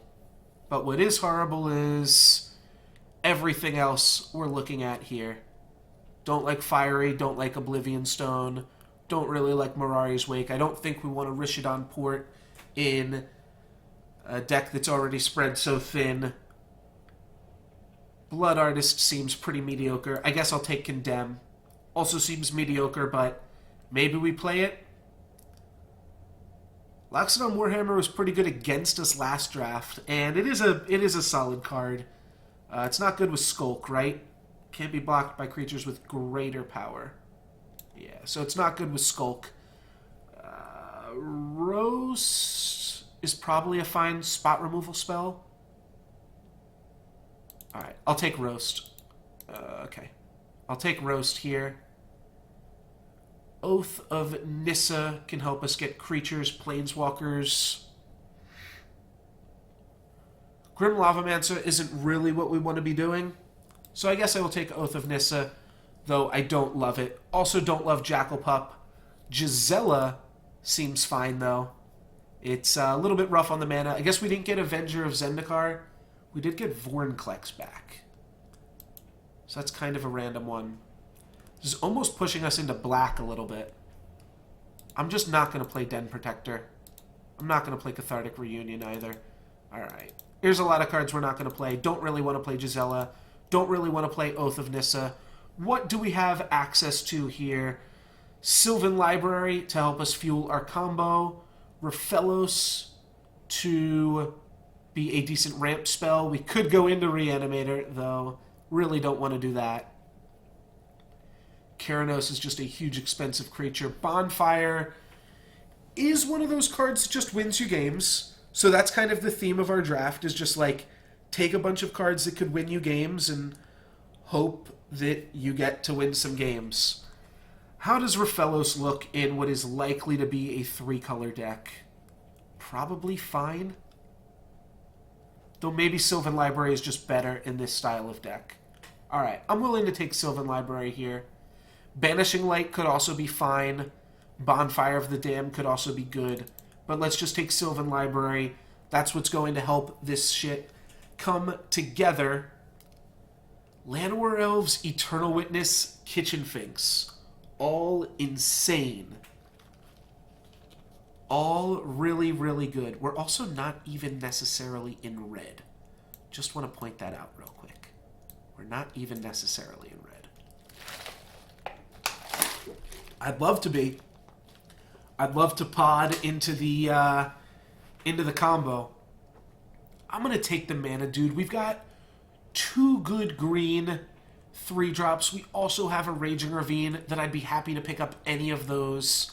I'd even settle for Recruiter of the Guard. But Llanowar Elves is just so important in this draft archetype. Cunning Spark Mage is a pretty good 3-drop to be able to run out there.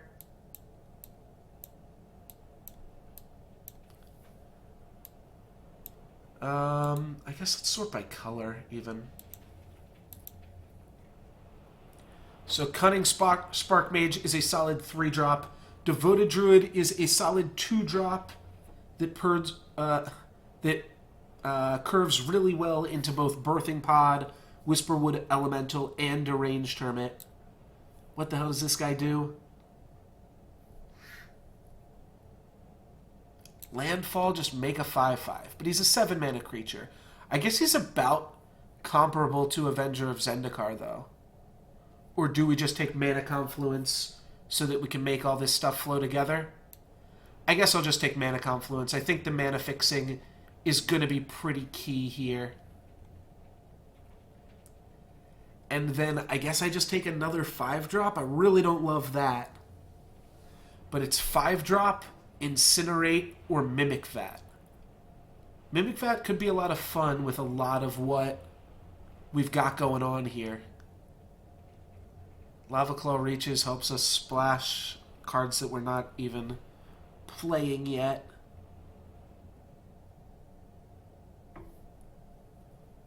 I just feel like I'm already cutting the Gearhulk from the deck. At the same time, these other cards are bad too. Alright, we'll take the Gearhulk. Maybe by just having enough green cards, that helps to actually keep us open a little bit. City of Brass is reasonable. Bloom Tender is kind of lackluster. I guess I'll take another City of Brass so I can play whatever random shit we happen to draft. Alright, that's what we're drafting here. We're drafting random shit City of Brass deck. Deathrite Shaman is reasonable and a good hate bear, but without fetch lands, not super impressive. Could fetch it off Ranger of Eos if we wheel it. Bloodbraid Elf just gets us a Mana Dude or a Sylvan Library at this point, but seems okay still. Duskwatch. Yeah, I have no idea what this deck is turning into. It's a 4-drop if we need it. It's a 4-drop that's good to pod away. It's not good to pod into, but it's good to pod away. Alright, Trigon Predator, I think, can kind of put us back on the what is it, Timur pod deck. Chandra's Phoenix is funny with pod, but Trigon Predator, and then let's sort by converted mana cost again. Plateau is an interesting one.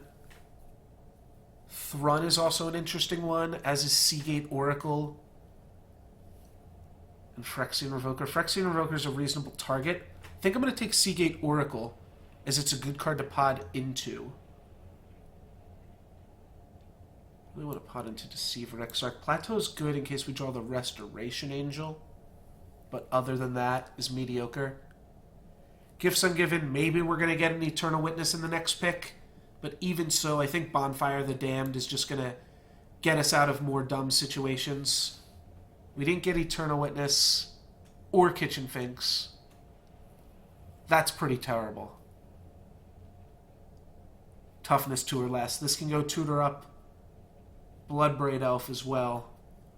Yeah, this is definitely falling apart a little bit. Definitely falling apart. I'll take Recruiter. I don't think we're going to play it. Alright, here we go. We can grab Cunning Spark Mage, or we can grab this guy as our big 7-drop of choice. I think that this card seems okay, so I'm going to pick it up here. Slagstorm seems pretty terrible. Kills everything in our deck. Maybe we play Lava Claw Reaches. I don't think so. Here we can take Ranger of Eos, which I thought I grabbed a card that was good with Ranger of Eos. Maybe I didn't. Alright, we'll just take Sylvan Advocate. Maybe I saw a card that could have potentially been good with Ranger of Eos. I'm not going to play Kakusho. Maybe I will. It's a 6-drop. And Regrowth. Alright. This deck is all over the place. Restoration Angel does not work with Splinter Twin. That's the one permutation that doesn't work. At the same time, Restoration Angel is a pretty good card. We'd put the Temple back in. Restoration Angel is just a really good Magic card. It's between that and just like Obstinate Baloth. Which Baloth is also good. It recoups some of the life loss as well as being a good 4-drop to pot into, but Restoration Angel's also a good 4-drop. Let's see if we can make this work. Okay. Here's a really good 6-drop. There's also Rootbound Crag. But this is like the best 6-drop. Which means we'd be like moving away from blue, I think, and going heavier into white. Want to pod into Deranged Hermit and then pod Hermit away.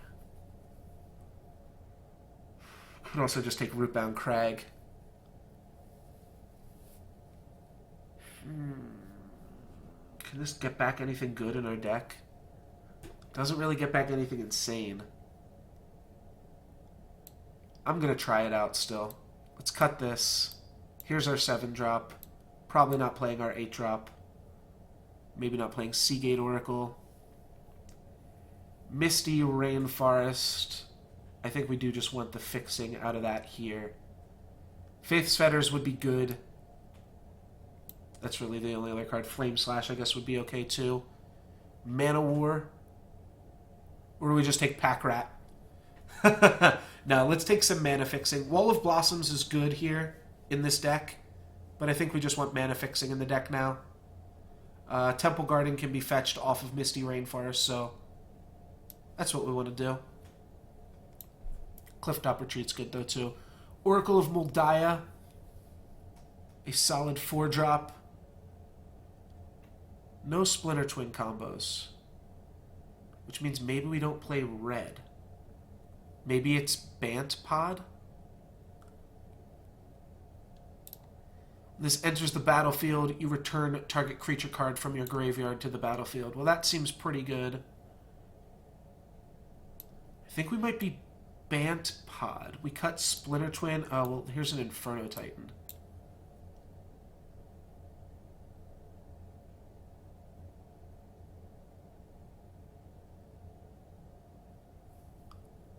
In which case we'd go back to cutting blue, potentially. Our mana fixing is better for Bant. If we're going to play Bant, we just take Breeding Pool here. We cut Rose, Splinter Twin, Bloodbraid Elf, Bonfire, Omnath.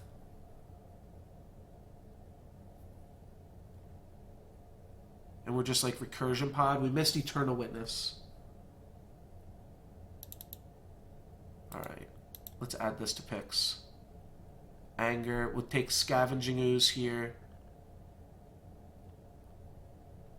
Or we'd take Temple of Abandon, but we're really just splashing Bloodbraid Elf at this point. Alright. I can get behind this now. Looks like we need more 4-drops.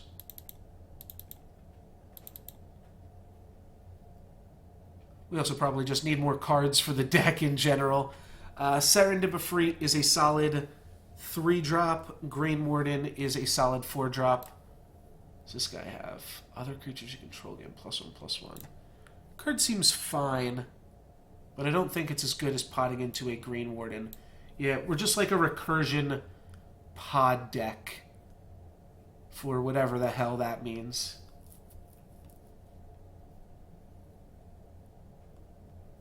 Mentor of the Meek is okay. Thirst for Knowledge, also okay. I don't think we want to be tooth and nailing. Take Mentor of the Meek. We're like a little bit low on playables. I don't think we're going to play Mentor. We can play Fauna Shaman, though.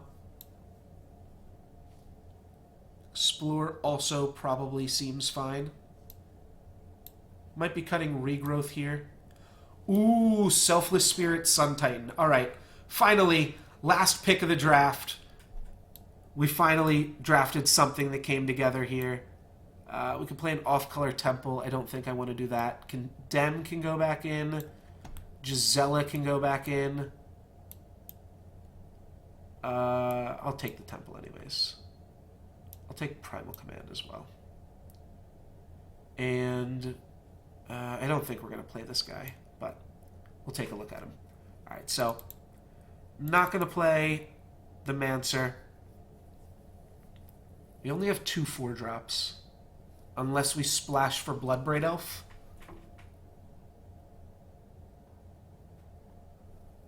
If I wanted to splash for Bloodbraid Elf, I probably could have done that a little bit better. I'm not convinced this is a Vorinclex deck either. But I'm also not convinced it's not. Explore is mediocre and can get cut. Regrowth is mediocre and can get cut, though maybe Regrowth is good with all of the other recursion that we have. It's really a combo deck, right? We're trying to tutor up Selfless Spirit, Sun Titan. That's our combo. Don't think we need to play this off-color Temple.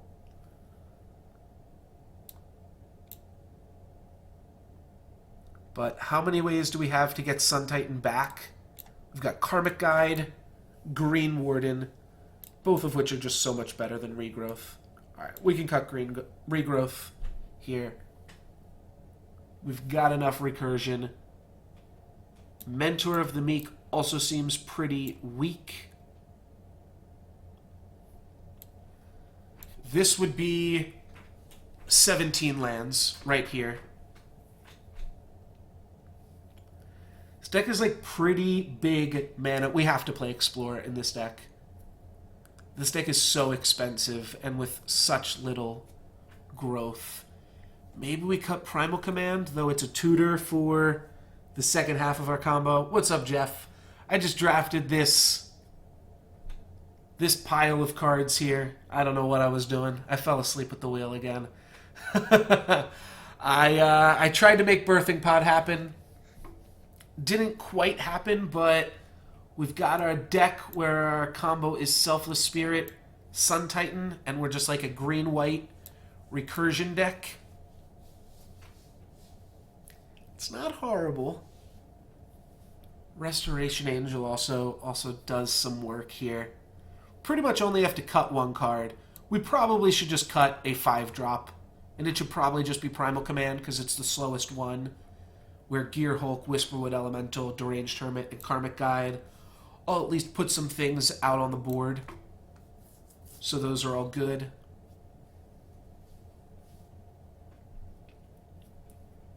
Yeah, this would be an 18-land deck, which I think is actually what we want. Was 18 lands too much? Should we just play like... Maybe we play Oath of Nissa over the last land. It's just like slightly better than a land. And that's what it wants me to play. I think I just want to play 1 basic island. And I'll probably play another basic forest. So that gives me 1, 2, 3, 4, 5, 6 blue sources for 3 blue spells. That sounds good enough to me.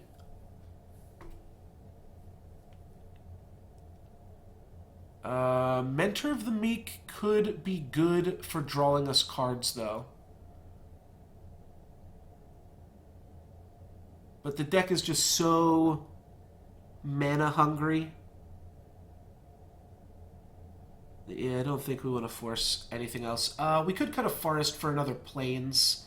Deck only has 6 white sources. Okay, yeah, let's add another plains in here. Alrighty. We did something.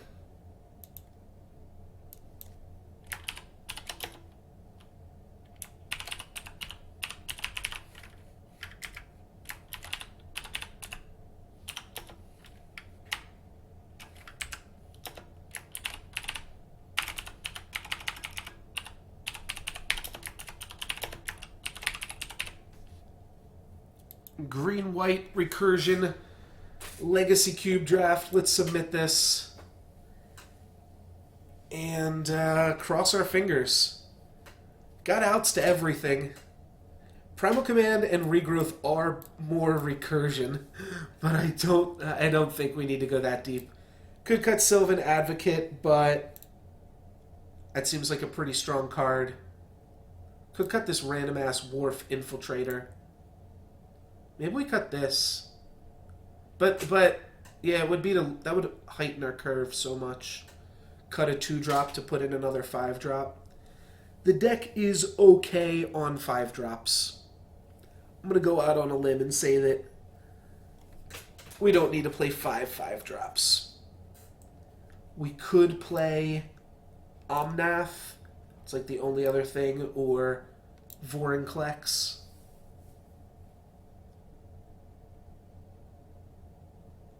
I guess Mentor of the Meek would actually be the next card we'd put in the deck. Would we want to cut Sylvan Advocate for Mentor of the Meek? That seems bad, right? Like, this card's just infinitely more playable. Oh wait, we'd be cutting Wharf for Mentor of the Meek. This card's probably fine. It's not like my opponent's going to play like Horned Turtle. It's like the only card that punishes Wharf Infiltrator, right? Deathrite Shaman. They need to have 1 power and like greater than 1 toughness. Yeah, this seems good. This seems good enough. Alright, let's just look at Eternal for a second here. And I've got to play 6 more green mana.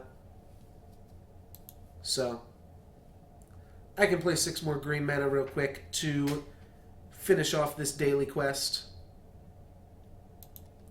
So this game is pretty similar to Magic the Gathering.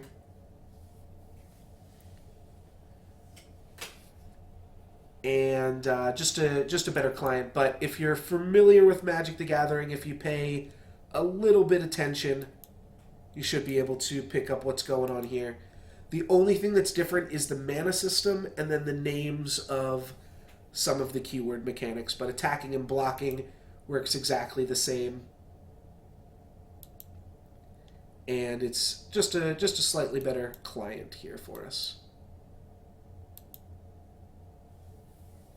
So this guy is a 2/1 Warcry, pumps up the top card in your deck. It's kind of a different mechanic that they're not able to utilize in Magic, but top card in your deck gets +1/+1. They're gonna kill it. This guy is a 1/1, and then he gets +2 health and vigilance if you have 2 forests, and he gets +2 attack and first strike if you've got 2 mountains. I'm going to go ahead and grab another mountain, and that will give him +2 attack and first strike. So now he's got first strike and vigilance on a 2-mana 3/3. Oh, looks like our Magic the Gathering has started off. We won the die roll. Would we like to play first? Yes. We've got Birds of Paradise, Temple Garden, and Birthing Pod. This Oath of Nissa is hurting us a little bit here, but I'm still going to keep this hand. Turns out this was just an 18-land deck. We did just want to have an Oath of Nissa right now, but this hand is still really solid, so I'm not going to mess it up here.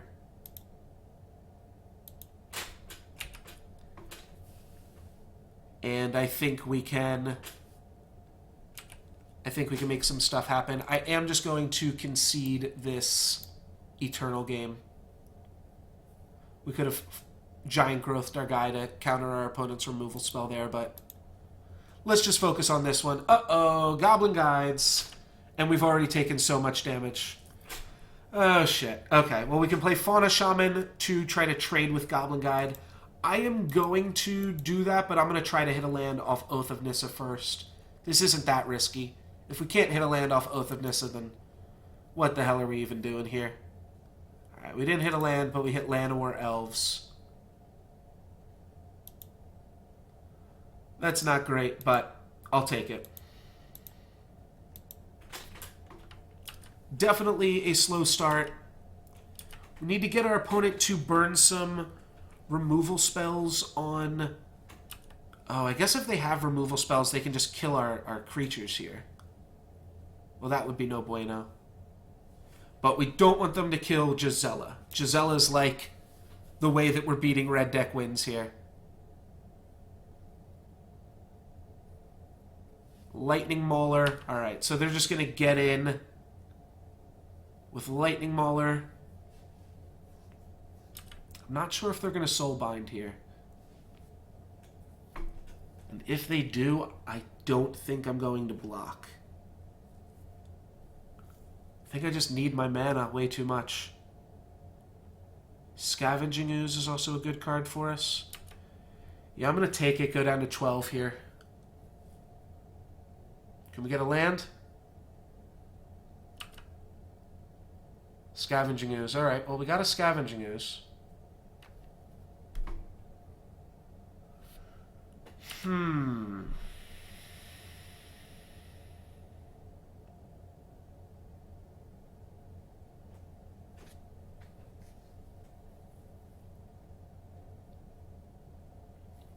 They, like, don't have any kill spells, or they would have killed our Llanowar Elves and Birds of Paradise already, right?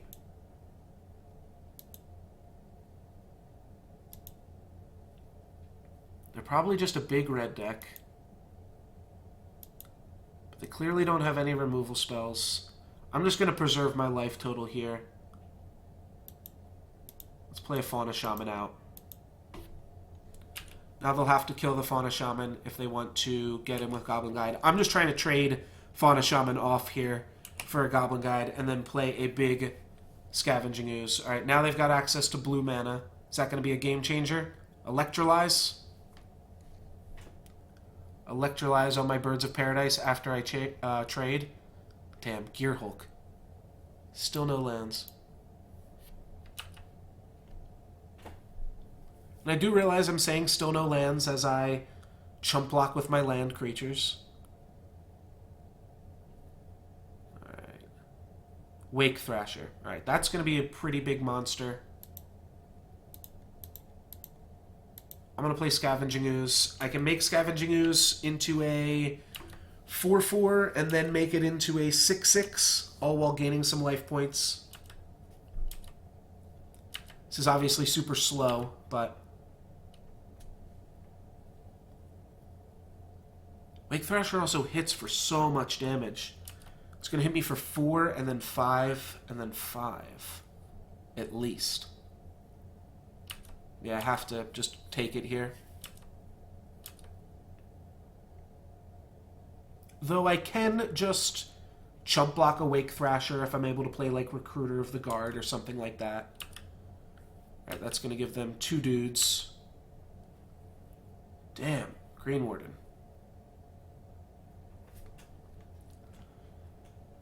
Alright, let's main phase eat their stuff here. Eat their stuff.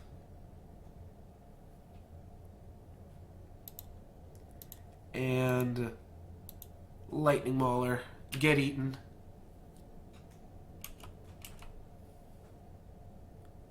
So right, here I'm going to have to take 5. But I'm going to be able to block whatever else they're doing. Oh, I'm going to take 6, right? Because I played a land. Kiki-Jiki. The Master of Waves? He might not even Kiki-Jiki here. No, yeah, you definitely Kiki-Jiki Master of Waves, right? Just gives you 2 more elementals. Lets you switch. Oh, you can't Kiki-Jiki Master of Waves. Ha! Gotcha. So Master of Waves has protection from red, so you're not going to be able to Kiki-Jiki it. So that means end of turn. I think you can end of turn Kiki-Jiki, right? Yeah. So end of turn, he'll be able to make a Wake Thrasher, and then he'll have 2 lethal creatures. That'll kill me anyways. Alright. And looks like I'm going to get to eat an elemental here. Take 8, drop down to 4. Mana Confluence. Too little, too late? No. Yeah, probably. I'll play Recruiter of the Guard. And just tutor up, like, the Skulk guy or some bullshit. Just a chump blocker. My opponent attacks with Kiki Jiki as well, then I lose.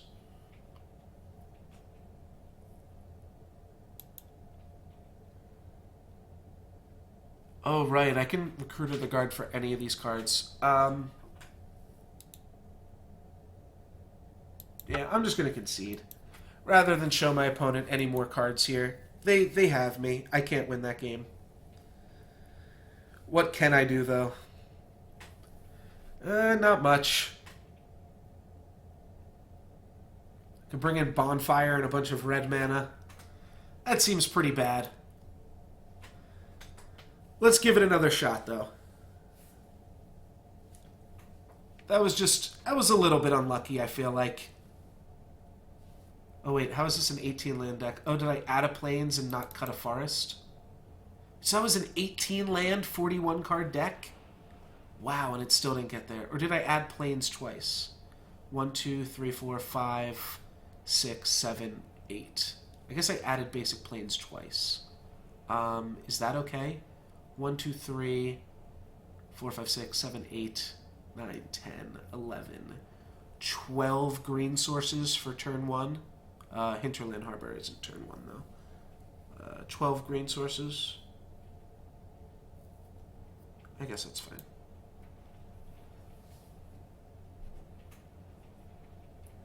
Wow, so that was an 18-land deck.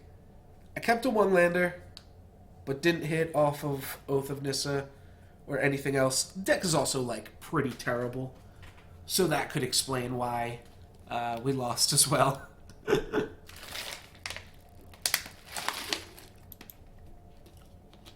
Yes, we would like to play first. Hand's got perfect mana. I guess we'll keep it. Turn 3, Recruiter of the Guard. Go and get a Selfless Spirit, probably. I'll keep the Misty Rainforest in case I get Goblin Guided. That way, if we get Goblin Guided, 1, there's now additional lands in the deck. Alright, Bone Splitter. That is much, much better than Goblin Guide. Whew! See your opponent tapping a red mana turn 1, you're like, holy shit, it's happening again. We don't have any double blue, right? No, but we've got tons of double green and double white, so we'll grab this. And a 2-drop would be wonderful. Drew a Trigon Predator, not quite the 2-drop I had in mind. Trigon Predator can kill Bone Splitter, though, so I like that. But what's up, Bacon Poet? This is round 1 here of a Legacy Cube draft. Deck's kind of a pile, but we've got lots of ways to return various things, so maybe we can make something happen here. We lost game 1 against Red Deck wins. We're going to Trigon Predator his Bone Splitter, so maybe that's good. And assuming he doesn't Lightning Bolt it or Searing Spirit end of turn here, we also have Restoration Angel to protect it. Alright, there's some blue mana. I forget what costs 3 in my opponent's deck. Oh yeah, Wake Thrasher. So we might see something here in the wake of 3 mana from my opponent. Now, just a Hordling Outburst. That I can definitely deal with, and I can kind of blow him out with this Restoration Angel here, I think, too.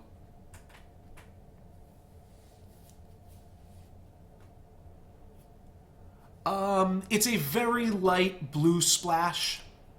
It is mostly a white-green deck. I wasn't sure what the third color was going to be, actually, for the longest time with this draft. But yeah, the blue splash is for Trigon Predator, Seagate Oracle, and a 2-mana 1/1 Skulk that loots when you deal damage to them. I think we've got this game. This game looks really good, right? We swing, then they're going to counter swing. We resto to untap our Trigon Predator. Just a splash of water here.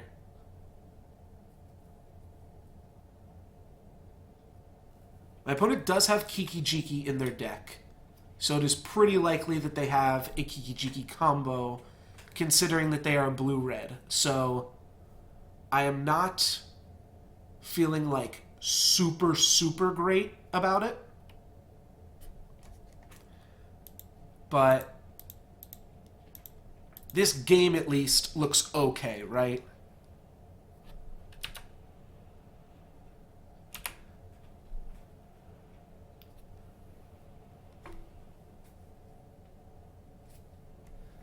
Yes, we will use this ability, and then let's kill off their creatures here. See ya, goblins. Alright, this game's going a lot better than the last one. Last game my opponent had...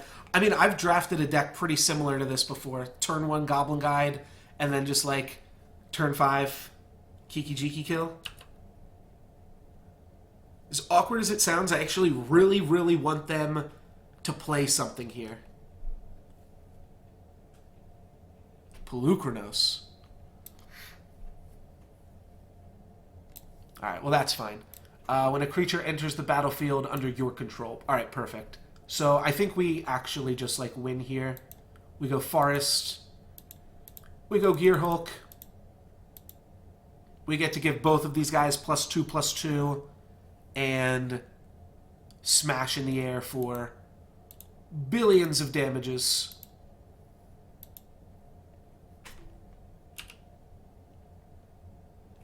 How much is this? Oh, it's actually $1 billion? No, okay, it's 9. So that'll put them down to 8. Which should... Oh, shit. Oh, never mind. It's indestructible. I was like, Trigon Predator gets to do his ability again? That's insane. But not quite, because gods are indestructible.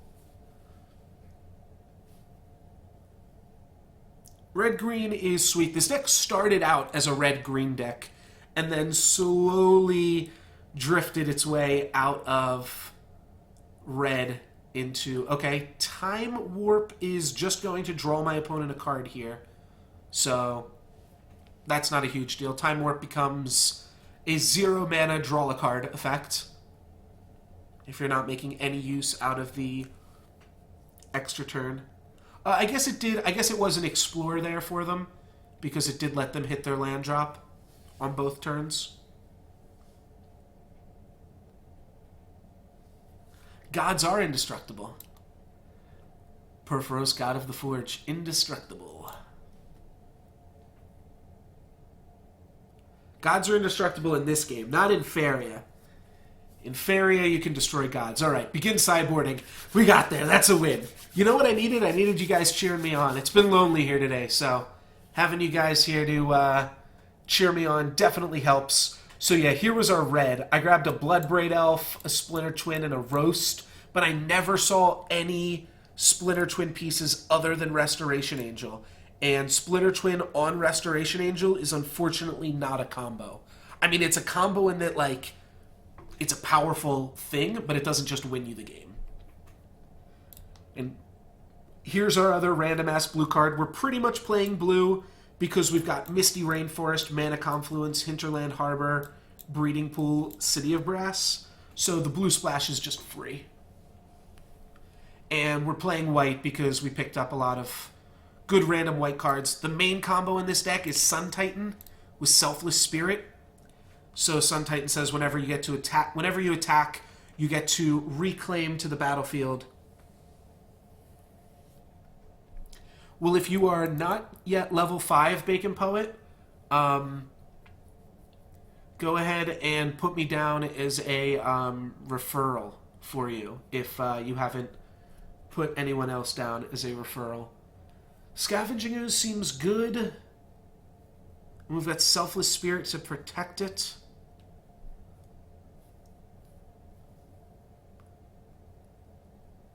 Seagate Oracle's pretty expensive. Ah, they kept 7. Do we want to mull to 6? We're on the draw. We've got Birds of Paradise Llanowar Elves in the deck. I'm going to mulligan. Alright, this hand's fine. Let's go bottom with this.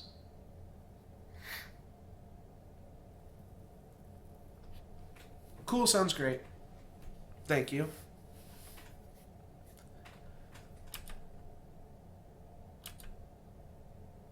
Alright, so we can Oath of Nissa or we can Breeding Pool turn 1. I'm probably going to want a Sylvan Advocate turn 2. Okay, well that makes my choice pretty easy. Now I can Oath of Nissa. I probably just want to go grab some white mana.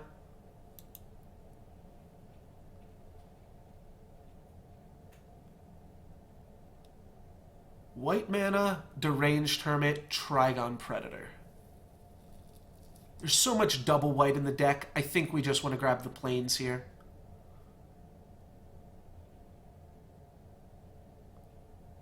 Yeah, let's grab plains.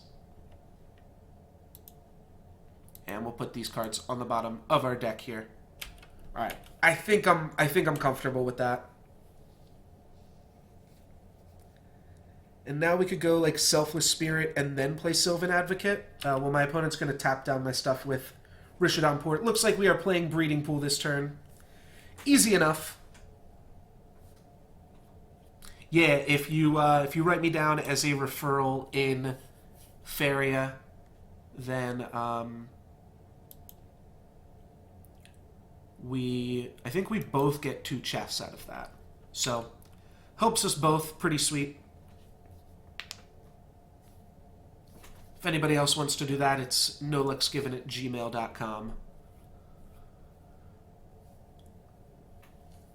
Rabblemaster. Alright. That's not a huge deal.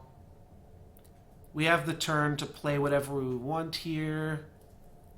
I think I will go Island Sylvan Advocate.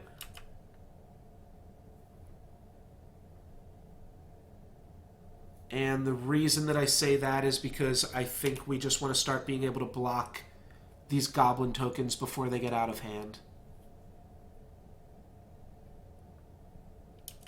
The Rishadan Port's a little bit annoying. I'm glad I grabbed that basic plains as well and didn't get greedy there. Okay, well now I can go Sylvan Advocate and go and get a Temple Garden, and that's going to fix up our mana pretty nicely.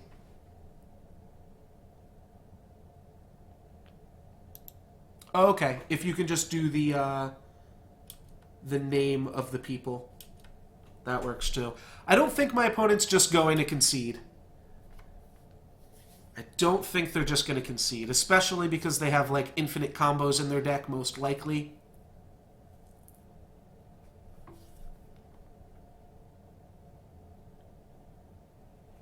Alright, Porphyros, that's fine. Now they're getting me for 2 each turn regardless. So Porphyros says whenever a creature enters the battlefield under their control, I take 2 damage. So this is their big plan here. So I'm taking 3 damage a turn right now as it exists. And I'm going to take 1 more damage to go and fetch a Temple Garden from my deck. Not paying 2 life. And we want to draw a 2 or 3 drop here. Explore is perfect, because that means my opponent won't be able to port me down next turn, most likely. Alright, so let's play... I guess let's just play Plains into Explore. Hinterland, Harbor, and Island both do the same thing. I'll just play Hinterland, Harbor. I'm going to play Selfless Spirit. And you know what? I think Selfless Spirit might actually just wind up trading with a Goblin token this turn. Do have to watch if my opponent gets 5 Devotion to red, Porphyros starts bashing in there as a 6/5. But next turn, Sylvan Advocate's going to get +2/+2. And then it can get even more as we play Vertilus Gearhulk here. The real question is Selfless Spirit going to block? I take 1 extra damage by blocking with it.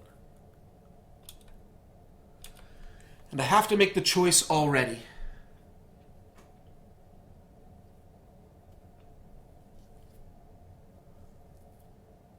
So right now I'm at 13. My opponent's going to attack with both goblins because they have to. Like, if we draw Sun Titan, we still have the mana for it, so it's not a huge deal.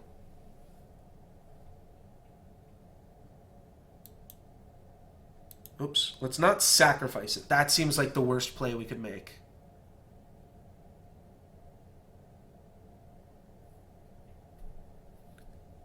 Five, 6. Yeah, I think I'm just going to want to make a big Vigilance dude. The problem is then Verdurous Gearhulk could get blown out by a lightning bolt effect.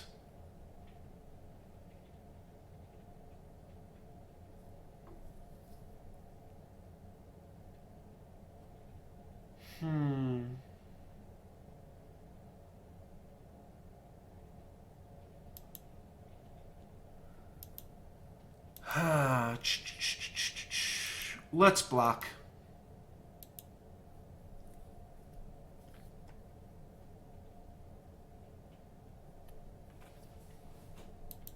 It just soaks up the most damage. I'm going to be dead in 6 turns or less from these Porphyros triggers. So I really, every life point counts here. Time Warp. Okay, that doesn't seem like it's doing that much. It's going to hit me for 2. It's going to let my opponent play another mana. But the triggers, I mean, it's just 2 more damage.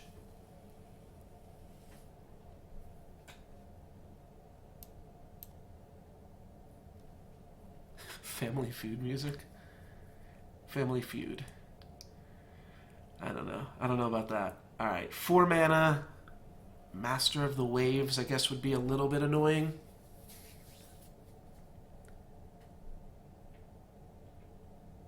Devil's Play on the Advocate, and then they're going to smash me for 3. Damn.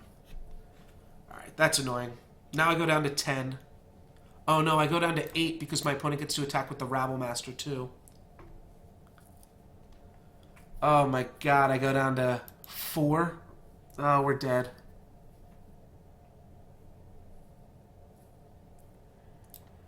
We're just dead here. Yeah, my opponent gets a Rabblemaster token. That hits me. They hit me down to 4.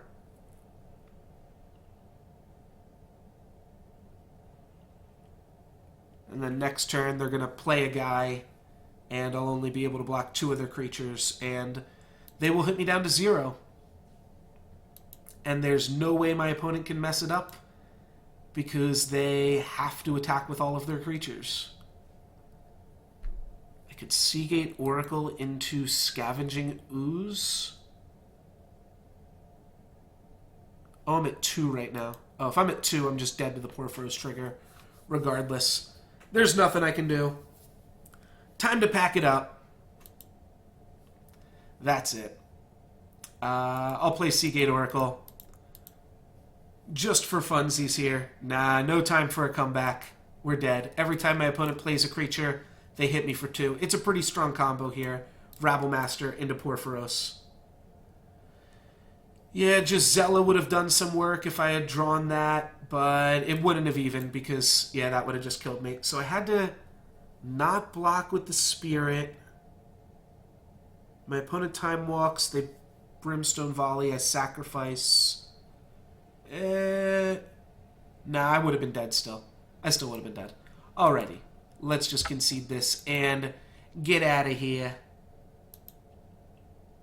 What I'm going to do now, though, is switch over to Eternal for about a half an hour or so here. And there we go, another defeat screen. That one was because I conceded in order to play some Magic the Gathering. What do we have going on in Eternal as far as quests? We've got play some Justice Influence. Well, that sounds easy enough. Let's go and play 4 more Justice Influence. And with this Renako Glory theme deck. And see if we can't make something happen here. For those of you just joining us that don't know what Eternal is, it's pretty similar to Magic, if you were just watching me play Magic. The mulligan is a little bit different, and the mana system is a little bit different, but otherwise it's the same shit. Sand is pretty weak.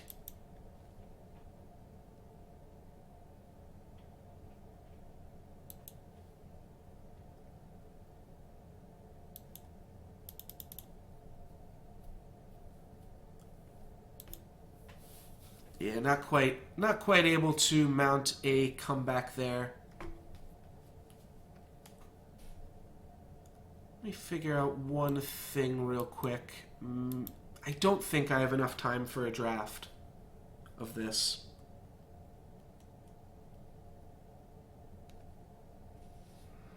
Oh, why did I play this guy? I definitely meant to play this card. I was just not looking. No blocks. Whoops. Yeah, actually just played the wrong card there. My fault.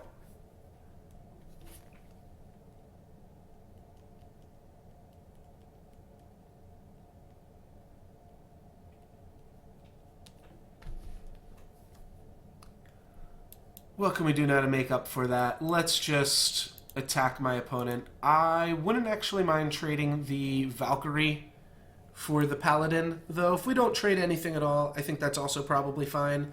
The Javelin can deal with this Paladin here, and we don't have to worry about what else is going on. So the Javelin just deals with it a lot cleaner. Though now my opponent also has a 3/3 flyer. I kind of want to deal with that too. And they're going to give this Aegis, and they're going to stay back on defense here. Alright, let's clear their flyer, and smack for 2, get another Warcry trigger. We somehow managed to make a 5/5 flying Warcry 2. I'm not sure what this guy's stats are normally, but that seems pretty good. Though a 5/5 trampling Warcry Aegis is also pretty good for my opponent. Yeah, they're just playing defensively now.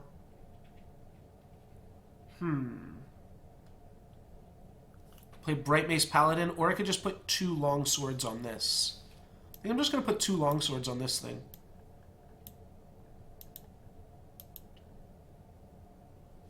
Seems good enough. Keep those Warcry triggers going. Yeah, that seems sweet. Alright, lifesteal and double damage, and that's permanent. Yikes. I'm dead. I need to draw a kill spell for this ASAP. Shoot. Alright, well, I guess now I'm going to try to trade with this thing. So, let's just attack with this now. And now my opponent's going to blow me out with a combat trick. They're going to give this +3/+3 once I block it.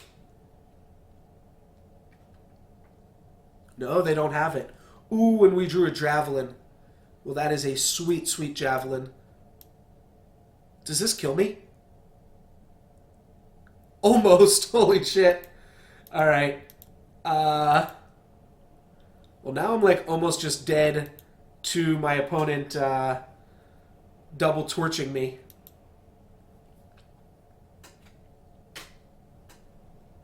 Oh, I can turn on the music here, because this game has music in it. I'll make this a little bit more lively. There we go, another Justice mana. We need to play one more Justice mana, I think. What are the chances my opponent destroys all creatures? Pretty low, right? I'll still hang back. Flying Endurance Charge. I couldn't play around this thing. Sure. Beat me with your Legendary. Yeah, it's pretty insane. I couldn't play around it, though. If there's cards like that that exist, well, they're gonna get me. I think I have to play like 2 more Justice mana.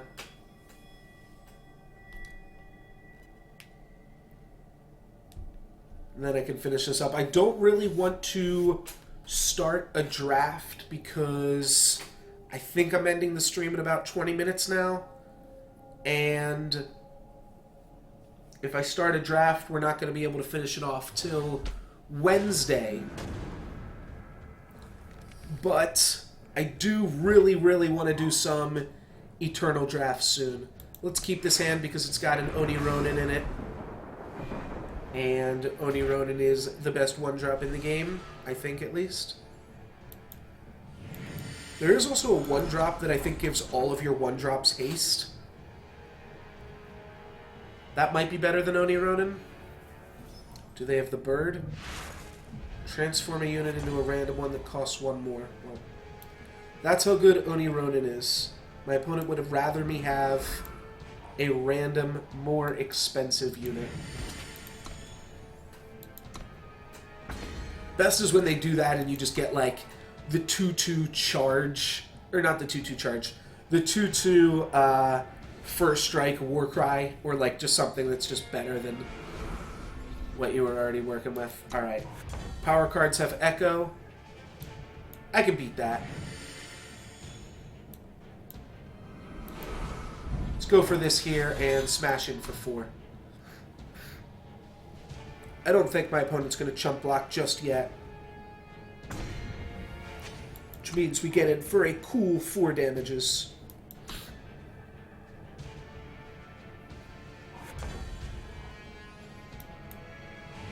Play Hero of the People, and then we'll worry about Finest Hour next turn.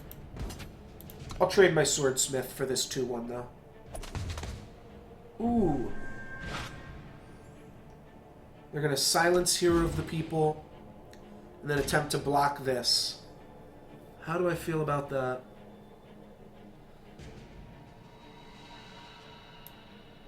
Let's save it. It's definitely questionable.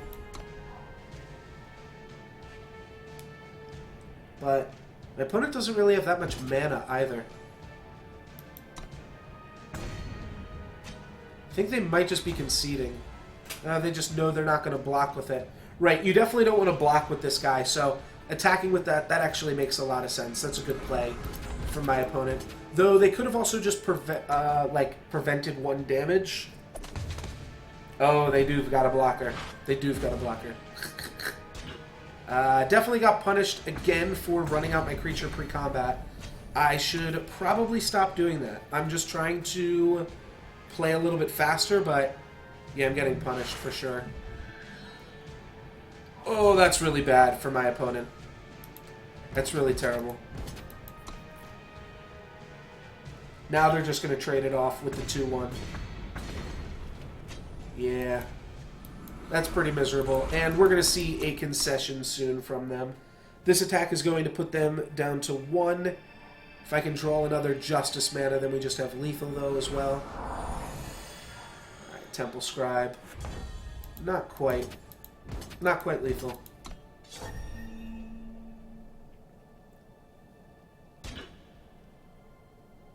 They're going to trade with that. Go down to 4. And then we'll play this. We don't even have to worry about them destroying all creatures, because they didn't even get close. That's rough, though. Yeah, if they just hit 3 mana, they had infinite mana. But because they didn't, they didn't. Oh well.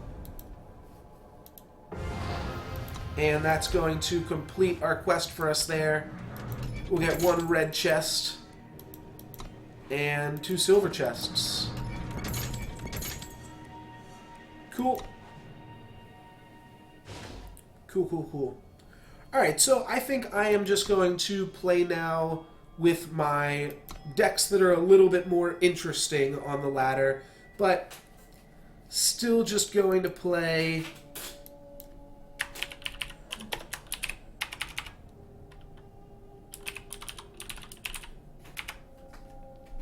Still just going to play Constructed here. It's good to just be able to fill out the stream with some Constructed on this one. This looks like a fine hand to keep. We're on the draw, so we can probably grab that 3rd mana.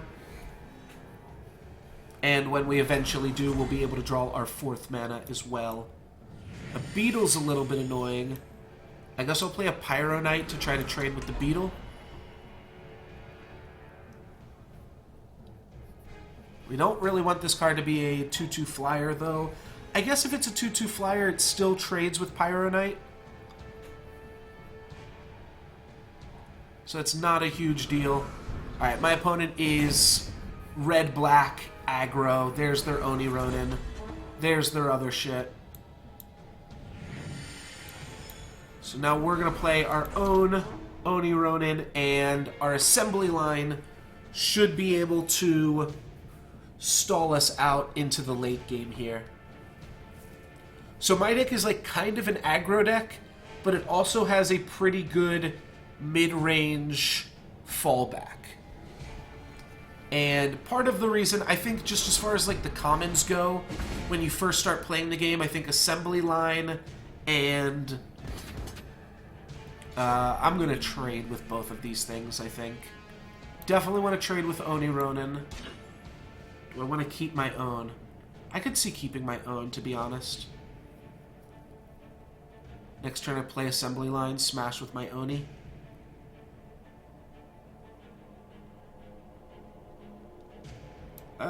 Let's just preserve my life total. It's a little bit annoying that my opponent gets a Warcry trigger and I don't, but ultimately I think it's fine here. We want to play assembly line so we can trade with the Beetle if we need to. So I think assembly line and torch are 2 of the most powerful commons that you get, so it's like kind of the idea behind the deck is just building around those 2. I will double block the Beetle. Actually, I'll triple block it.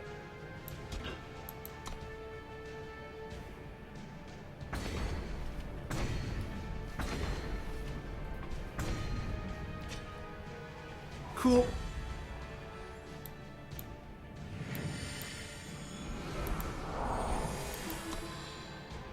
Alright, so now we are just trying to draw a Volt, and then once we draw Volt, that should be pretty good. My opponent has pretty much petered out. They're pretty much done over here. We'll do this and this, make some trades.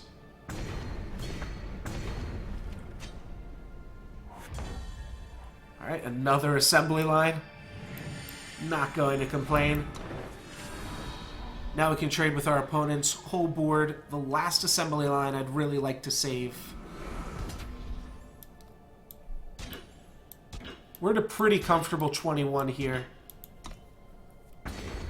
Main reason we want to hold on to assembly line is because with Volt of Praxis, it draws us a card. Alright, well that's a fine play as well. Play this guy, and I am going to hold on to assembly line here.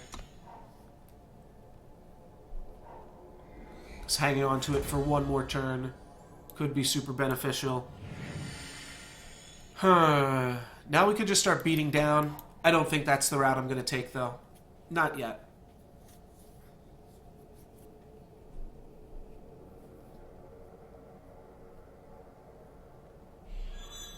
Okay. My opponent gets a Warcry trigger. So the Warcry part of that's good. We are going to be able to take that down with a torch, though. Alright, so that's not quite the Volt, but it is an Obelisk. So now all of our creatures get +2/+2. And that's the other way that this deck can go big. I'm going to crash for 3, and then I actually am just going to assemble here. We've got a bunch of 3/3s. That's going to make it pretty awkward for our opponent to attack here. Yeah, they get to torch one of them, but they're not doing much else other than that. Let's swing out. And now next turn we can probably kill them with torch. I'm going to leave this guy open. Yeah, they didn't draw anything either. So they're just going to attack and suicide. No blockaroonies. No blockaroonies necessary. Silver chest and some more gold for ranking up. That sounds fanatic or fantastic. I don't know if this deck is any good at all, but it seems sweet with the limited card pool that I have available. 2017 Martin. This guy definitely just beat us not too long ago. We'll keep this hand. This hand is just an aggro hand. Nothing too exciting about this one, but it's the other strategy that this deck can take. Oh, this was the guy that got mana screwed. I see. Getting mana screwed is pretty terrible.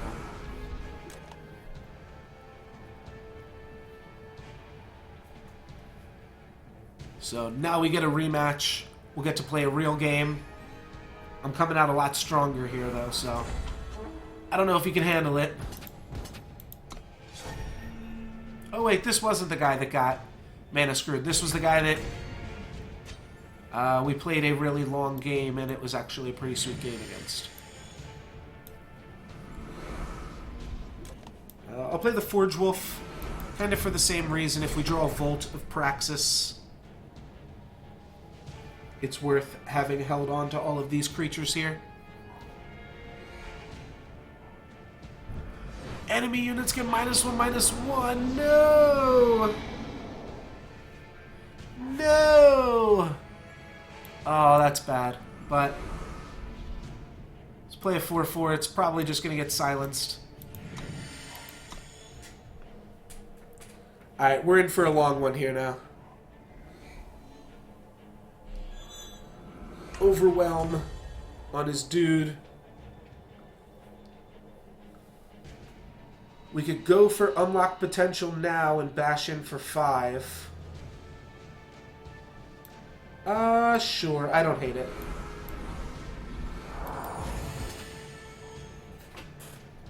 Do we want to smash with our other guys? Yeah, let's smash with everything. It gives him some reasonable blocks as well, but we get a double War Cry out of that, as well as hitting our opponent for 7, putting them down to 11. And it's 11 with a theoretical 8. Obviously, they can silence our dude here. Double damage and lifesteal. Man, he's just all in on that strategy. Alright. So now we're playing the long game again. Yeah, I can't attack into that. If I attack into that, he just gains 10. Enemy units get -1/-1. He plagues where I unlock potential. I get an obelisk. It's going to save my guys from dying here for a second. And it's part of my late game grind. Don't actually have enough devotion to time right now to play a whatever that other card was called. I'll hang on to the Grenadin. I just misclicked on the time stuff and made everything fall. Alright. Cool. What's the card called? Volt. So we want to draw Volt now. Not a bad one. 3/3 quick draw, endurance. Fire Sigil is a horrible, horrible draw here, though.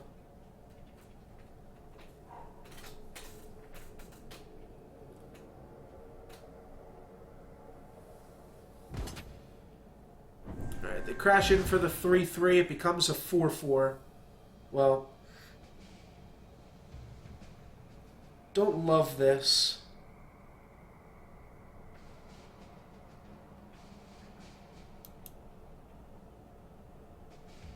Feel like I just have to block with my Grenadin, and then when they have a pump spell... But if they have a pump spell, why wouldn't they just attack with this guy?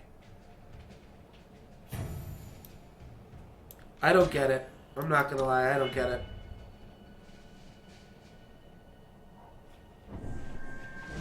Oh, because they're giving it lifesteal and double damage, so... Oh, but double damage on the charge is enough to knock it out. Alright, this is going to be really tough to win this one.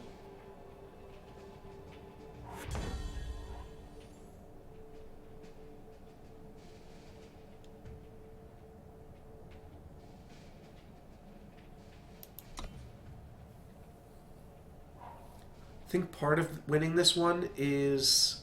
This just hits me for 10 and 10. That's really tough.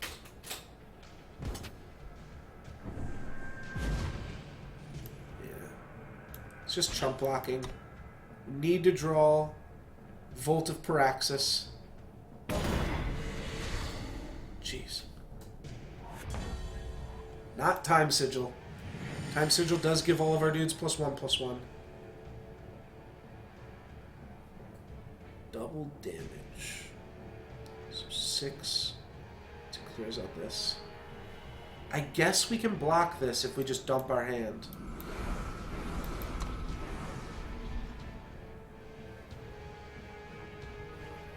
Right?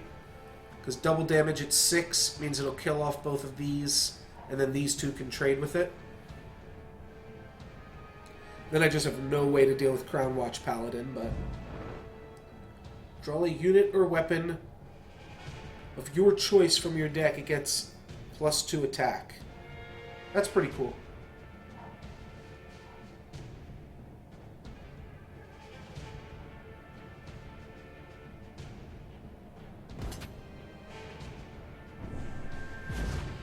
Alrighty, so...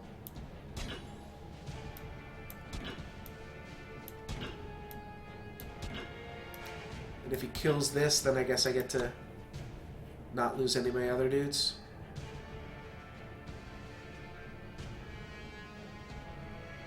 Maybe I should have just blocked with all of these and not blocked with the charger. That was good then. I would have got blown out if I had blocked with anything less. Now at least I get to trade with this.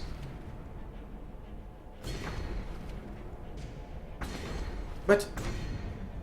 Oh, I just miscalculated how much that was going to get to deal. Oh, never mind. Jeez, that's so strong. Oh, it's 6, and then it's double damage. Yeah. Okay. That's insane. Alright, we're definitely dead here. Let's hit this concede button. That's the end of that one.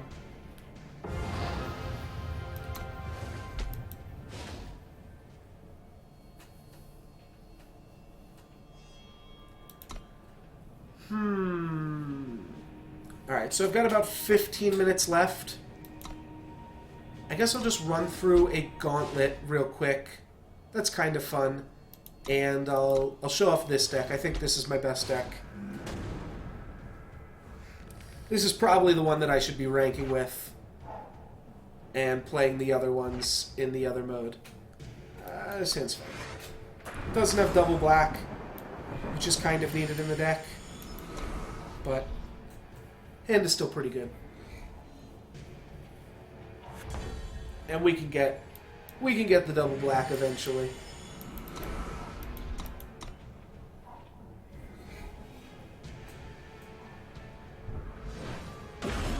Kill that.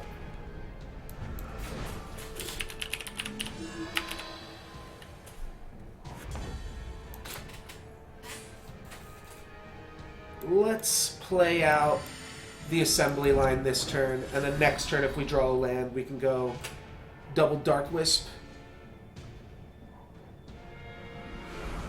Ooh, Lifesteal Reckless. Could also just put armor on the Dark Wisp. This sounds good to me. My opponent's got to attack him with this, so what do they have? They're going to kill this off. It's not a 1-mana fast spell in black. Let's just block like so. This will draw us a whole bunch of cards here.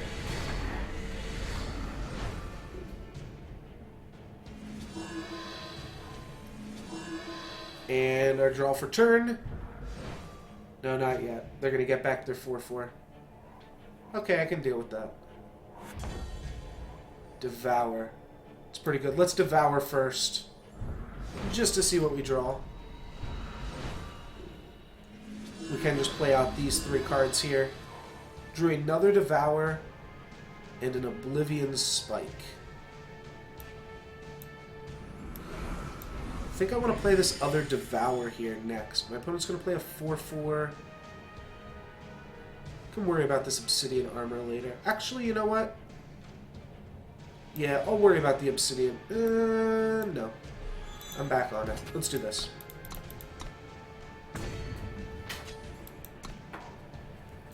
I'm probably going to want to play that Obsidian Armor next turn.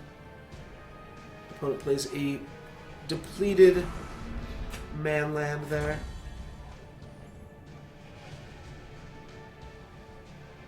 I think I just want to take this out with Oblivion Spike.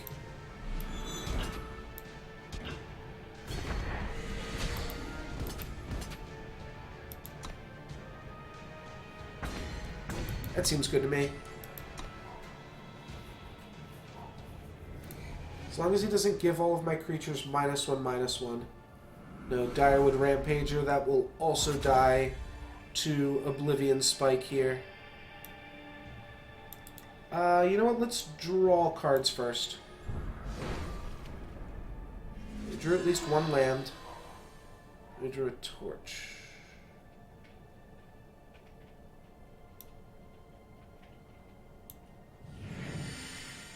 Well, if they block this, we can torch it. That seems insane. Yeah. Right, and they do block because it's the computer, and the computer doesn't respect bluffing. Ooh, they're gonna pop my weapon.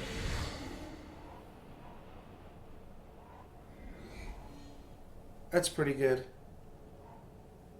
What's up, everybody that is just joining? Just an eternal noob here, playing some Eternal Gauntlet. So 3/3 lifesteal. That's fine. We can smack in. I'm happy with that trade. Even though we are going to play an Argenport Ringmaster, this does clear the way for the Ringmaster a little bit. Vara's Favor, going to clear that out. Alright. Now they're going to have to chump block the Ringmaster. I did not realize that Aegis protected you against Infiltrate. I learned that the other day. That was pretty interesting. Alright, so they're going to chump block there. I actually definitely should have played Vara first, because Vara with Ringmaster is quite insane. I'll just grab a Dark Wisp. Enemy -1/-1, that's going to be the Grenadin. Sure thing, friend. Sure thing. They back alley Bouncer. Well, now they might go for double blocks on the Ringmaster. Could also go for double blocks on Vara. I think we pressure them enough here if we just go like this. And I don't care if they just eat this. Alright, they're going to double block Vara. Single block the Ringmaster. But that means Ringmaster's going to be able to get in next turn. We hit them for 3. Let's play some Goblins. That means we're going to hit them for 6 next turn if they have to chump block again. Nope, we're just going to get in, and we get to reanimate 5 of their units from the void. That's insane. How does it choose which ones? Is it just random? I guess it's got to be. Yeah, it's got to just be random. Enemy units get -1/-1. That's a little annoying. But that means we've got a whole bunch of 0/0s in our void. But it also does mean we draw 2 cards here, right? Yep. And then we'll draw another card for the turn. This is more than enough.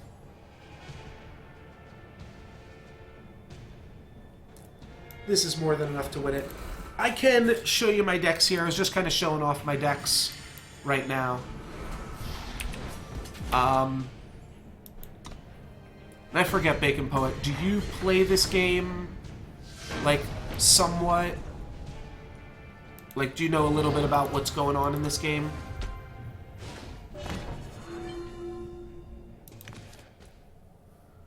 So my decks, Renako Glory and Feln Cunning, are the theme decks.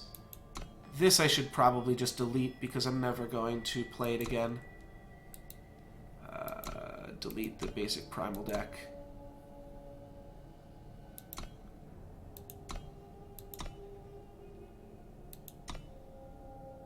Oh, God. Oh, okay. Select the deck to delete. Okay, delete. So, the main decks that I have, Feln Cunning and Renako Glory, are theme decks. GG Devour is a red-black deck. It has a minor token theme, and that's the one I'm playing with right now. It's got a minor token theme and then a bunch of, like, Grimgaunts. Where are they at? Soul Collector gets +1/+1 when another unit dies, and Scrap Tank gets +2/+2 when another unit dies. And then this deck is kind of aggressive. It's got a bunch of 1-drops in it. I didn't realize I'm only playing 1 Initiate of the Sands in this deck. I'm going to change that right now.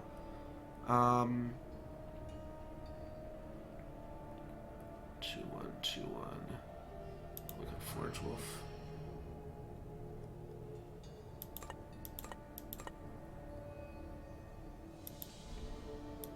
And, oh, I didn't finish showing this off. So it's got unlock potential to give your units +1/+1, and then this is an enchantment that gives your units +1/+1. It's a relic. And then Vote of Paraxis says whenever you play a second unit in your turn, draw a card. So that's mainly the combos in that one. And right now I'm just playing against the AI to end the stream here. I'm going to go in about 7 minutes or so here. This hand is definitely a little bit slow. I'll redraw it. Alright, this hand's fine. It's just about as slow, but it's not super flooded that can just kill us off getting flooded here.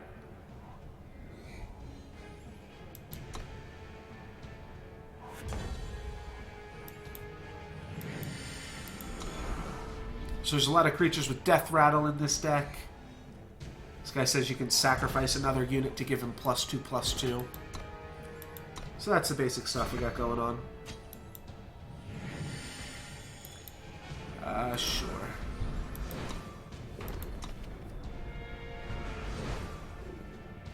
Might have been a little bit greedy. Maybe I should have played Assembly Line first to start sacrificing Assembly Line creatures. This worked out well, though.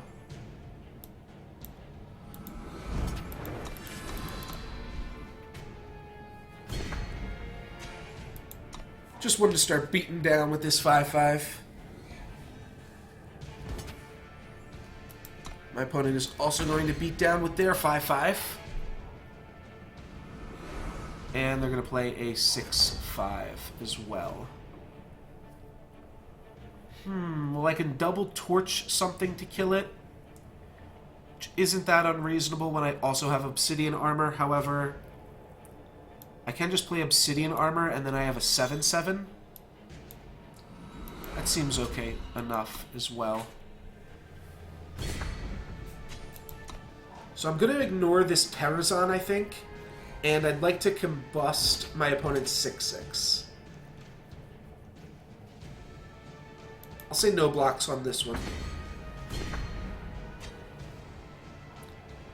Alright, my opponent plays another 6/6. Well, now I'm probably going to have to start killing their things here.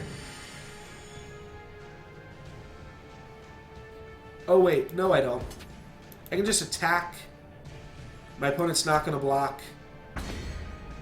And then I torch them twice. Easy enough. That's how we do it. Yeah, creatures heal each turn. It's not permanent damage. It is, the game is pretty much Magic the Gathering. Now that I've spent a little bit more time with it. Same combat system. Same kind of, like, instance and things like that as Magic the Gathering. But the only difference being that the mana system is a little bit easier to navigate. So overall, pretty happy with Eternal.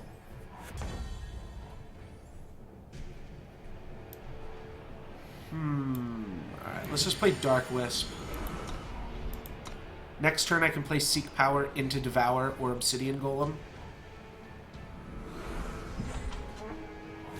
So we'll worry about that then.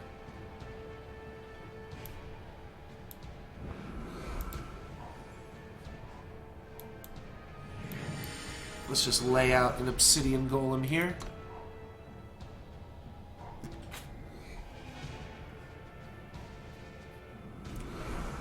The main reason to play this over Magic is really just the client, right? But I feel ya. It's so like when you're playing this, it's almost like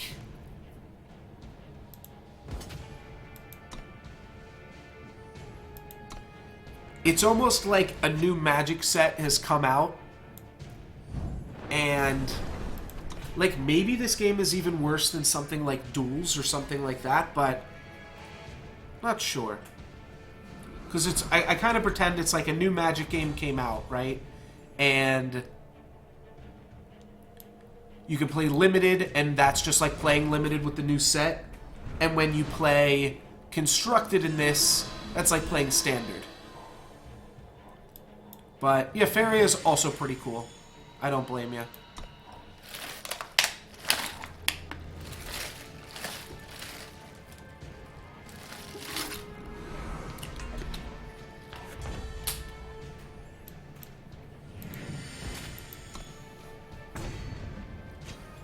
Duelist, I think, is also worth a shot.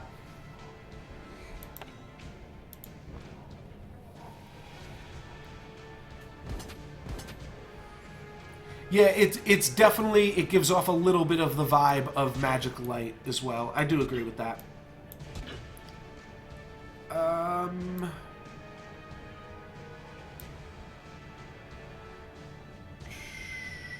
Sure. I don't think they're gonna blow me out with a trick or anything.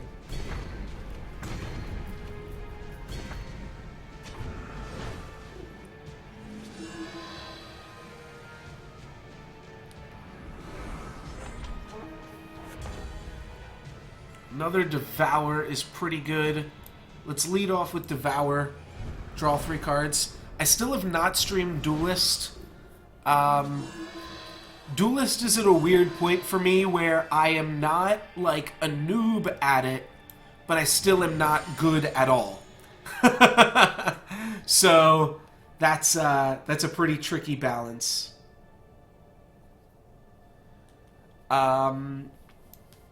Let's just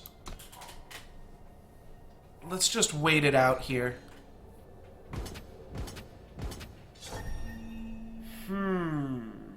Maybe I should have equipped Obsidian Armor. That might have been smart. Let's kill my opponent's Warcriers. Those are going to be the biggest problem. The 3/4 I can block. Haha. Alright. Duelist will be put on the agenda, though the schedule's pretty tight here coming up for the next few days at least. While Soulforge is still a game that is able to get played. Because we need to play some Soulforge. We only have a week left to do that. We were playing Legacy Cube today because that goes away on Wednesday. So that was the main reason for that. Sure. Dark Wisp dies, we draw a card. Torch is sweet. Play Ringmaster. Get back the Dark Wisp. And I'll end the turn. I'll probably devour this on the end of turn. Yeah, Forge Guardian stuff is a little rough.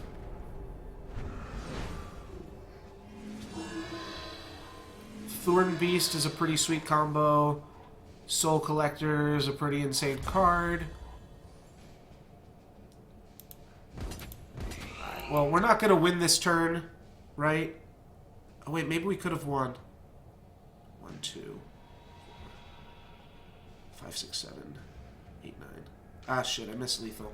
So what I could have done was put the Obsidian Armor on Vara, then played Obsidian Golem, played a Beast, sacrificing the Golem, and then I would have grabbed another Obsidian Armor, which I could have put on Argenport Ringmaster, and I would have had just enough mana to be able to do that. Instead, we're going to get to combo off a little bit in our own way. We get to do that.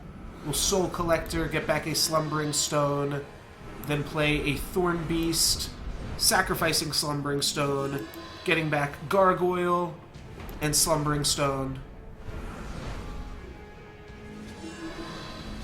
And then I'll just play an Obsidian Armor on this guy. And this gained flying as well.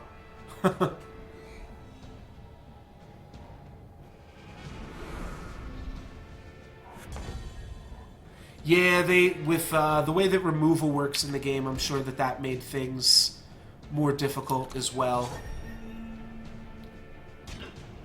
Alright, we killed this guy. Oh, I meant to Death Strike before damage. Oh well.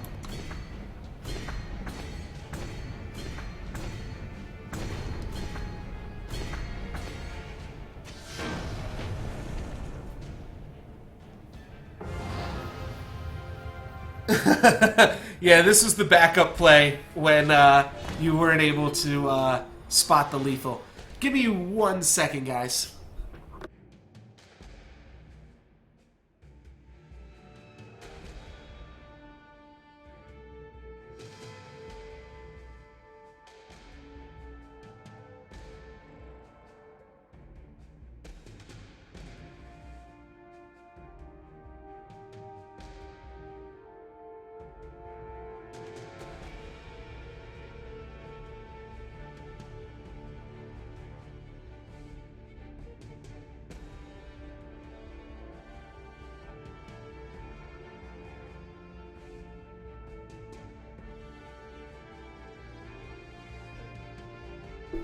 Alrighty, I'm back. I'm going to try to finish up this gauntlet as quickly as I can here. We're like halfway done, right? I haven't played any gauntlets off stream. I think it's a little bit... Or I haven't played any on stream, rather, other than the very first day. I think it works a little bit better off stream. But, I guess you haven't seen it then, Bacon Poet, what the final boss kind of thing is. It's pretty cool. If I beat it one more time, though, then I actually stop getting prizes for Gauntlet because I've done it too much. So, that's a little bit awkward. So this guy says, when it attacks, if the top card of your deck is a spell, draw it. Oh, that's interesting. Alright, we're just going to make a bunch of 1/1s here. We need to draw some black mana. We mulligan for it. Still don't see it, but... If we draw 1 black mana, that's enough to let us play Dark Wisp into Devour. So that should buy us a lot of time. We're also even on my opponent's board. We can trade both of these for that, both of these for that, and this for that. Okay, now is where things start getting a little bit more hairy. But I still don't think my opponent wants to attack necessarily, alright? Fire Sigil, not the thing we wanted. Oh, just stop for today.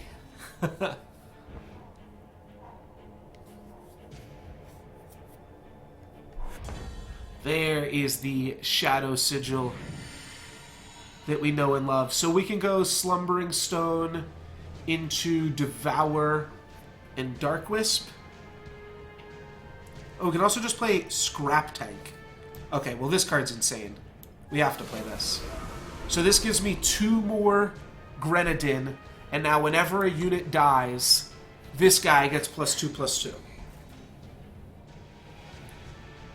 And it's only when my units die, so it's not the same as Soul Collector. My opponent plays an Argenport Ringmaster. They got some scary shit going on. Let's play Dark Wisp and Slumbering Stone, and I actually am going to Devour this right here on my main phase, I think. Yeah. I just want to hit my land drop so that I can play Vara. It's about the best thing I can do right now. Ooh, if I hit land, ooh, that's really good. Okay, that worked out super well.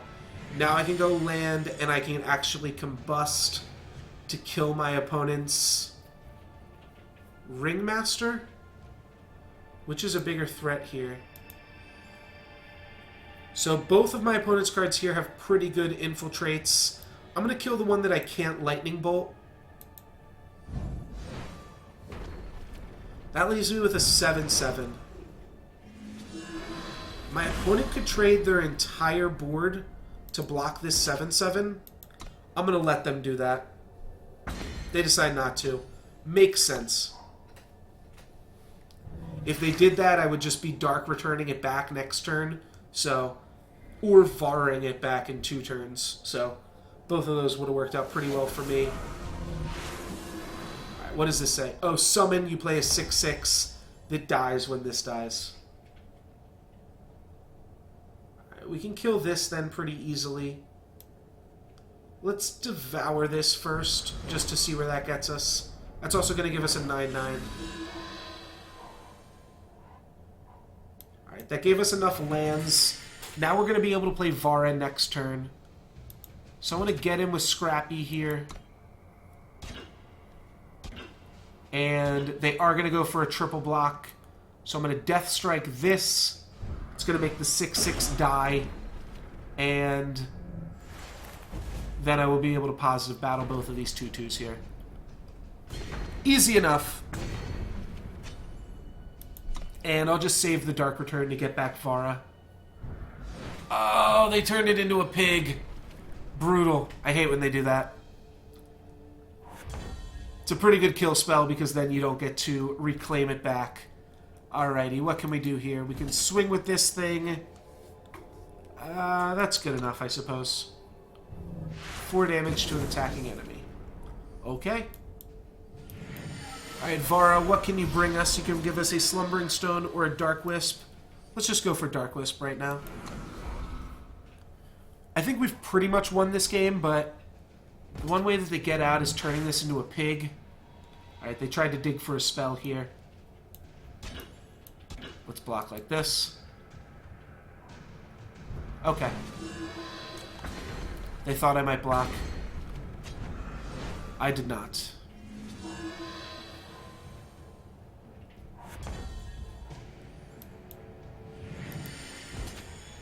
I can actually attack all out here pretty comfortably.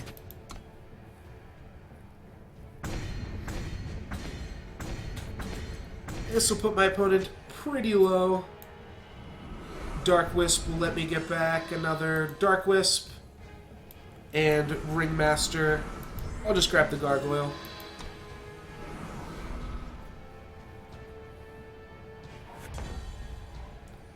Soul Collector. Sounds sweet. That means I get back Slumbering Stone. And we'll swing out. My opponent's got to block my 6/6 and my 5/5. And that means they still take Beyond Lethal. So, that'll kill him. That puts us halfway through this gauntlet. You know what? I think it actually is worth ranking up this gauntlet one last time. That will mean that I can't get any more rewards from it, I believe, but there's not that much more opportunity for rewards because the month is about to end. Sand's a little slow with the double dark returns. You pretty much are only dark returning Thornbeast Sin Collectors, and you're only returning expensive cards. Thornbeast is like the weakest card you can dark return. I'll keep. Assembly line does a lot of work. Assuming we can get there. And I feel like we can. We've got no early drop cards, which is a little bit annoying. But I think we should be able to make it out. This card's sweet. When it dies, you get a torch.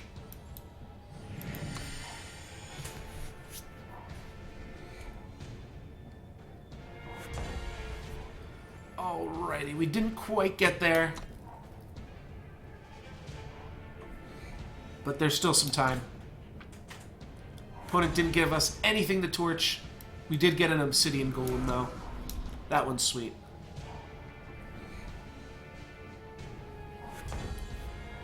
We can devour this. That's not bad.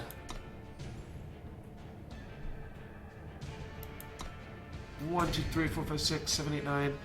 The devour's actually pretty awkward here, though, because we'd have to discard a lot.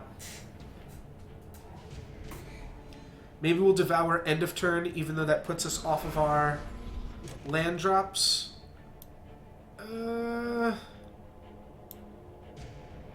Yeah, so I'm thinking we can devour this end of turn, and then next turn we can play land, torch, and hopefully a 1 or 2 drop to be mana efficient.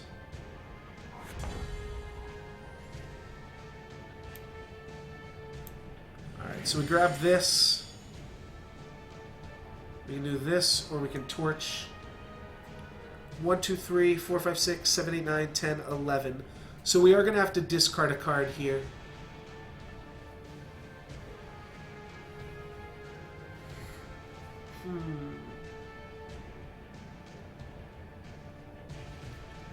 Guess we can discard a Thornbeast.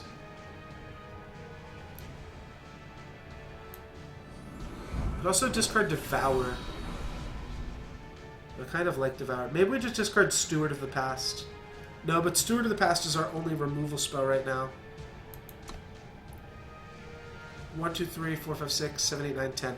Yeah, so I only have to discard 1 card. I could get rid of Obsidian Armor as well.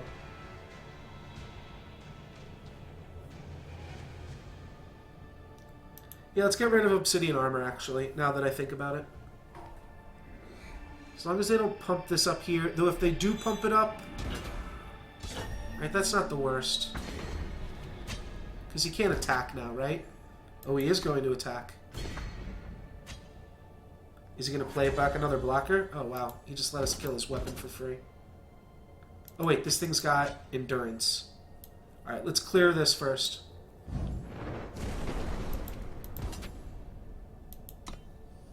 Then let's kill his weapon. And then let's just play a 4-4. Nothing super impressive about this play. They're going to kill our guy, but now look, they've got only 3 cards left in hand. And we've got all of this. This seems pretty strong to me. I'd actually love to trade Rebel Illuminator for their 3-2.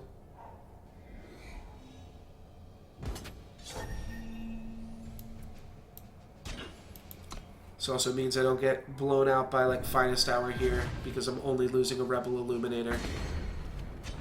And we grab a torch from that one.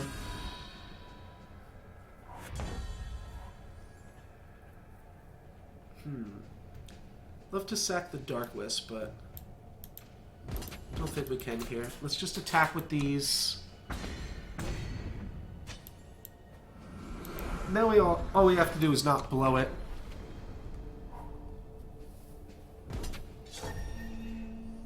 Alright, so I'm going to block Then they're going to Finest Hour. No, they're going to Torch pre-combat. Well, that's a really bad play.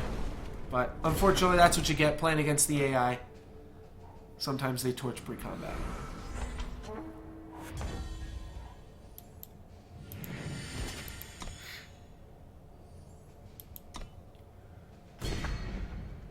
Yeah, let's make another 5/5.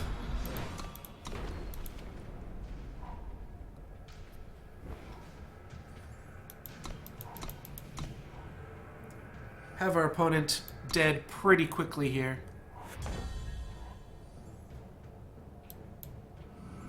Get to refill our whole hand once more.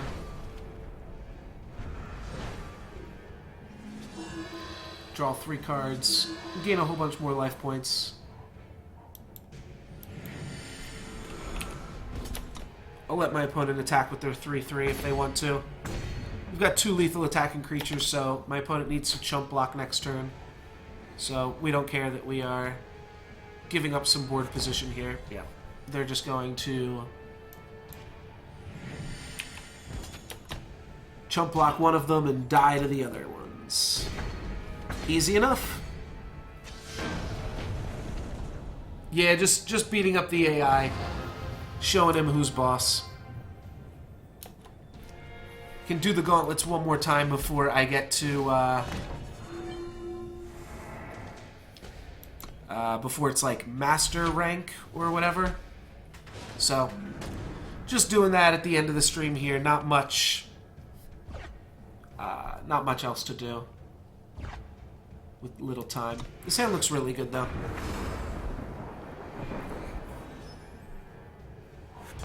We do have to make a decision to either not play Grenadin Drone turn 1 or not play Dark Wisp turn 2 in order to play Assembly Line on turn 3. Because we need to play the Seek Power at some point. I am going to opt to just hope to get lucky, and that's what happens. That's easy enough. Just draw the 3rd land anyways.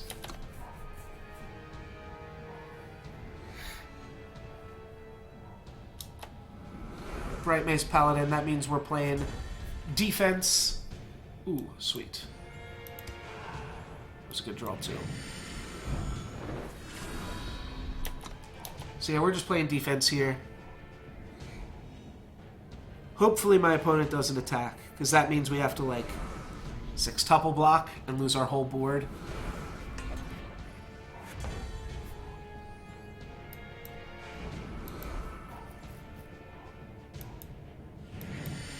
But now we've got more than enough board to lose. So here you see, like, sometimes this deck is, like, aggressive. Other times this deck is just... We are going to... wow, I don't even know what 9 is called. So it's like, it's double, triple, quadruple, quintuple, sextuple, septuple, octuple. What's 9? Wait, is it just 9-tuple?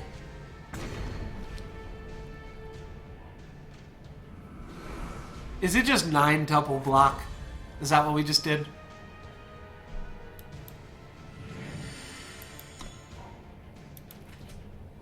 I hope not.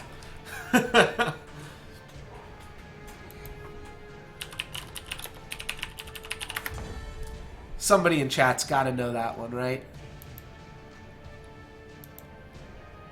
Alright, Oblivion Spike seems pretty solid here. My opponent gets to activate their Pyro Knight next turn to give it +4/+4. I don't love that, but just take out this Paladin. It's not Nanuple. Weird, it doesn't have the T sound in it. All the other ones have the T sound. No Nupple. What a weird ass word. Yeah, block with 9 creatures is another way to say it. Oh, they blew up our weapon there. That's unfortunate. Alright, here we go. Now the game can get started. We finally drew a threat.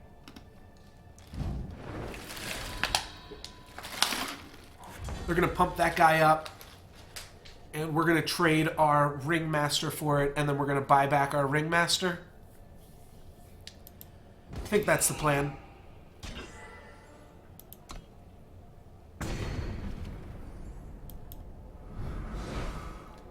Alright, Ringmaster, where you at? Cool. Ooh, and because they powered this up, so when I eventually steal this with Ringmaster, I'll be able to overwhelm it again. When it attacks, it gets +1 attack. That sounds kind of annoying to me.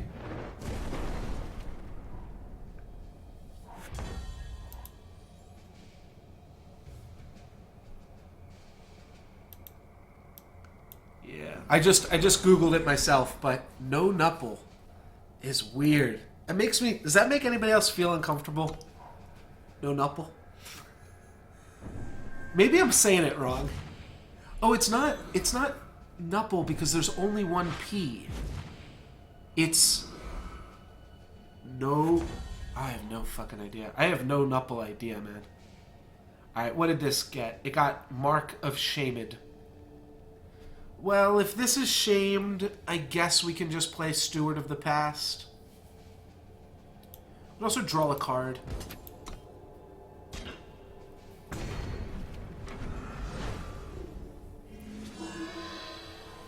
Death Strike. Alright, let's play out my hand here. It's kind of awkward to silence my opponent's graveyard when you have Argentport Ringmaster.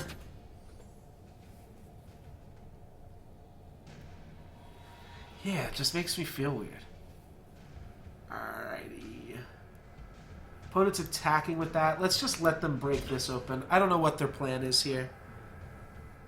I guess I'm also willing to block here. Sure. Whoa, fast spell. +6/+6. Alright, well, that's fine.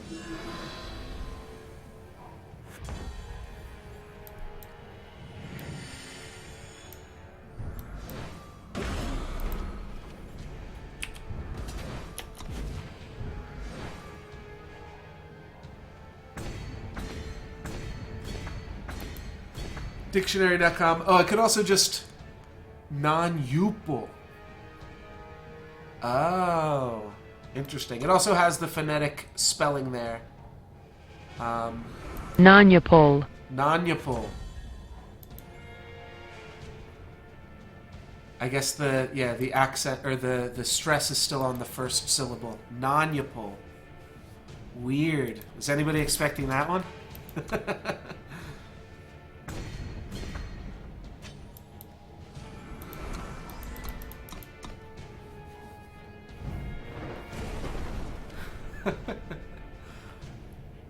Alrighty. Oops, should have played Soul Collector before combat there. Oh well, not a huge deal.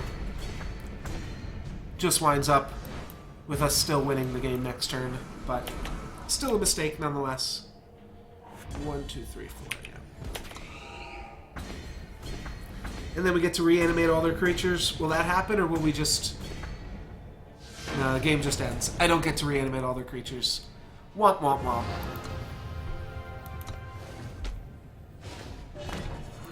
Alrighty, and here is the final boss for the gauntlet here. There's always special rules on the final boss, and you find out once you are in it. So this is units cost 1 less. And I think my opponent is playing a... Oh, they're playing a Time Justice deck. Well, we definitely can't keep a no-land hand, even though we would be able to play the Grenadin Drone here. But no-land hand is no bueno. This hand's pretty good, though. We get to, turn 1, run out these things. Turn 2 is just Seek Power, but then turn 3 we get to Soul Collect. And then we get to Soul Collect again.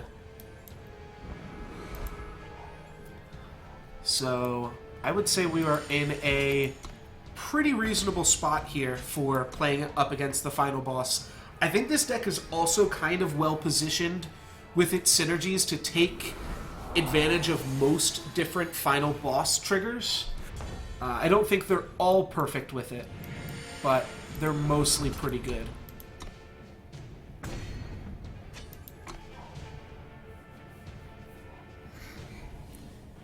think my opponent will probably just stay back to block. Ooh, Torch, though. Do I want to just start beating down? I almost, like, it's almost just better to... Nah, I don't want to torch my own guy. Alright, let's torch and crash.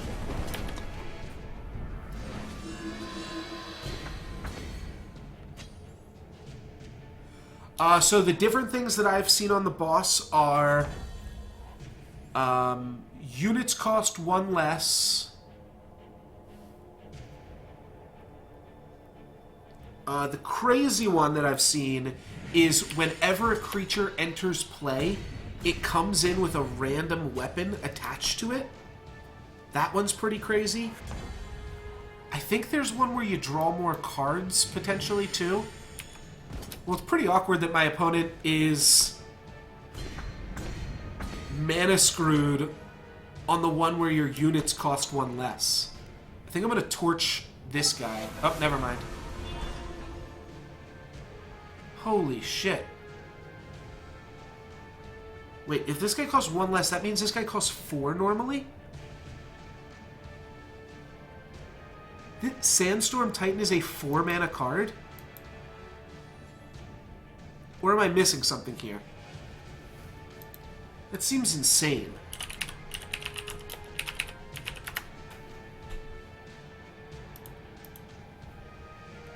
This card is a 4-mana 5/6 normally, with Endurance. Holy fucking power creep. Yeah, that's way too good, though. Let's draw a card. Maybe that was dumb. I could have just attacked with that 1/1. I don't know what I'm doing.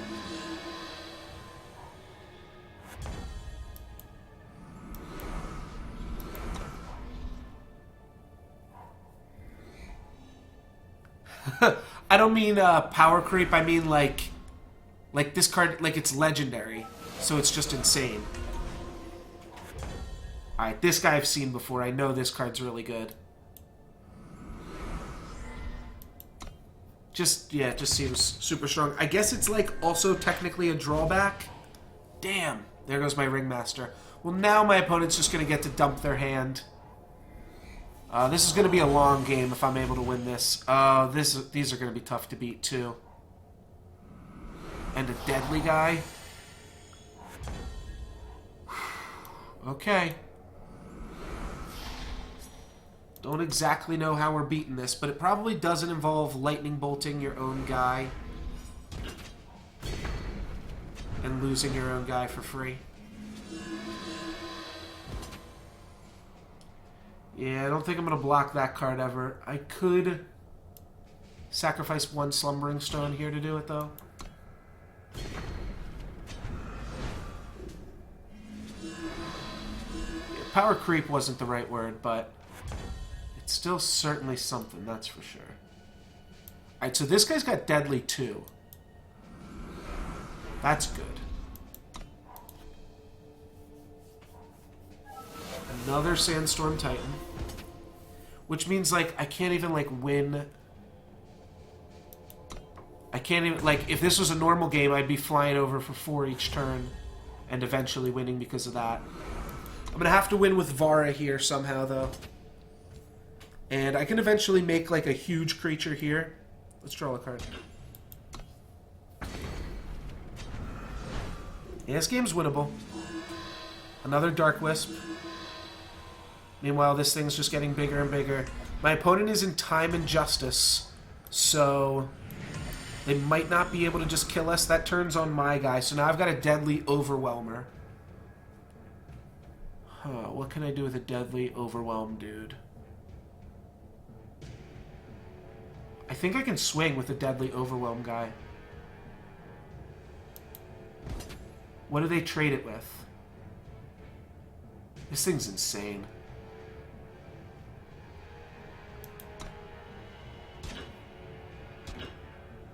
They traded with both of those. Yeah, that wasn't great. But those are going to get bigger too. They've got Empower. Yeah, Sandstorm. The guy that I just attacked with had Deadly.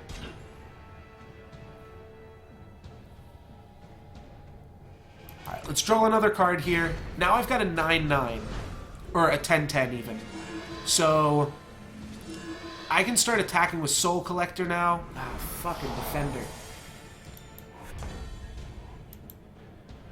Okay, Scrap Tank. That's a way to get back in it too. So I'm going to start making some huge monsters. Yeah, Deadly is Death Touch Bacon Poet, so not quite.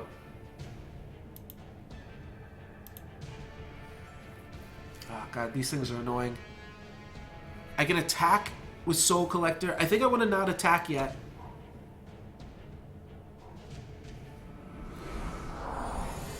So now I can definitely start throwing things away on the chump blocks, though. Oh, what are they going to bounce?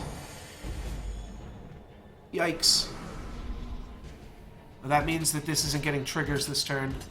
And they're also attacking with everything. What does this guy have? Overwhelm and Aegis. I can kill this guy for free. I'm at 27, though. This is kind of a bold attack from my opponent here.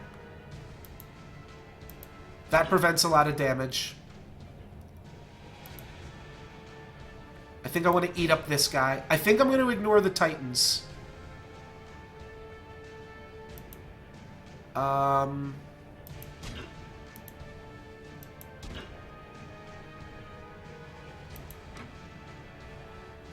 Which ones do I want to die?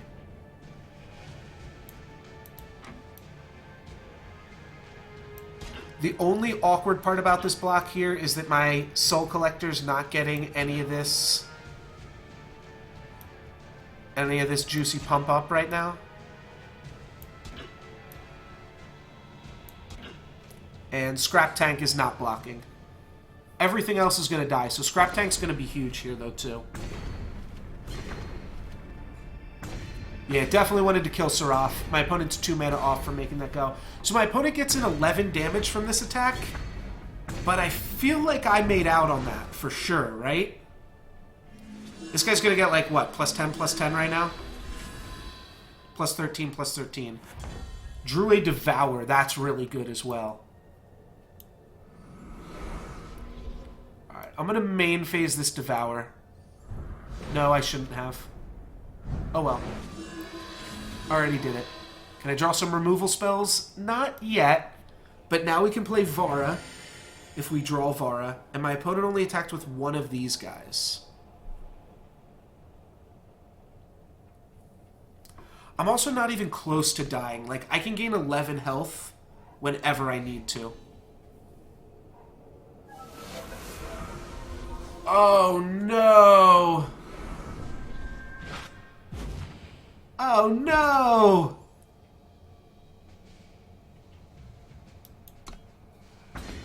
Oh, God. Still no Vara, but Vara doesn't do anything now. Now that I have to face reality. Wait, why does this card have a 4 next to it? This card's a 5 mana 7/7? Holy shit.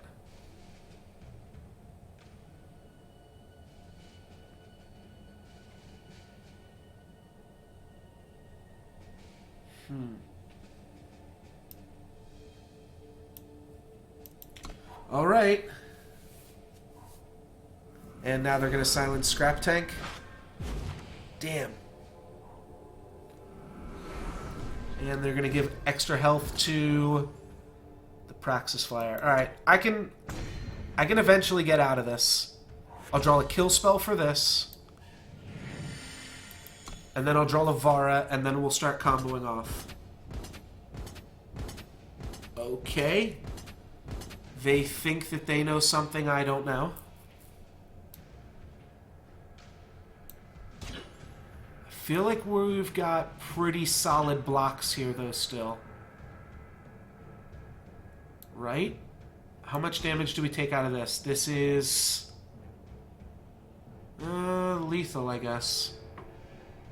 Shit. 1, 2, 3...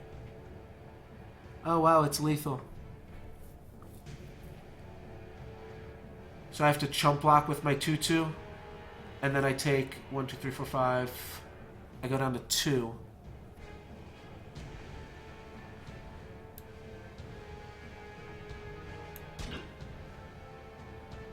But that's going to be really hard to get out of. What is this blocking? Should it be? Yeah. Alright, so I go down to like 1 or 2 from this. Yeah, he requires 2 and 2. It still seems good. Oh, I die.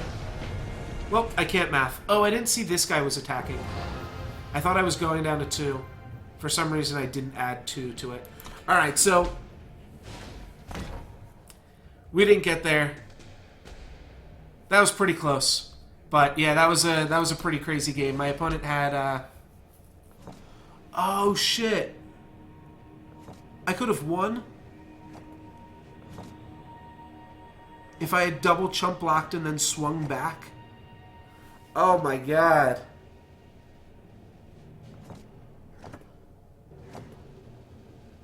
I'm sure my opponent was going to play a creature post-combat, right? Oh, wow. That's still super embarrassing, though. Alright. We get some random-ass common cards to show for it. Yes, exactly. If I rank up again, I don't get to get any more rewards from Gauntlet, so... or at least that's what I've been told. So, it's not like a crazy idea to just lose there. But that'll be it for the stream here. Yeah, he did have 1 card in hand. But what was his life total? Probably like 20-something, right? Yeah, I've just been kind of stockpiling gold and doing gauntlets and playing ranked.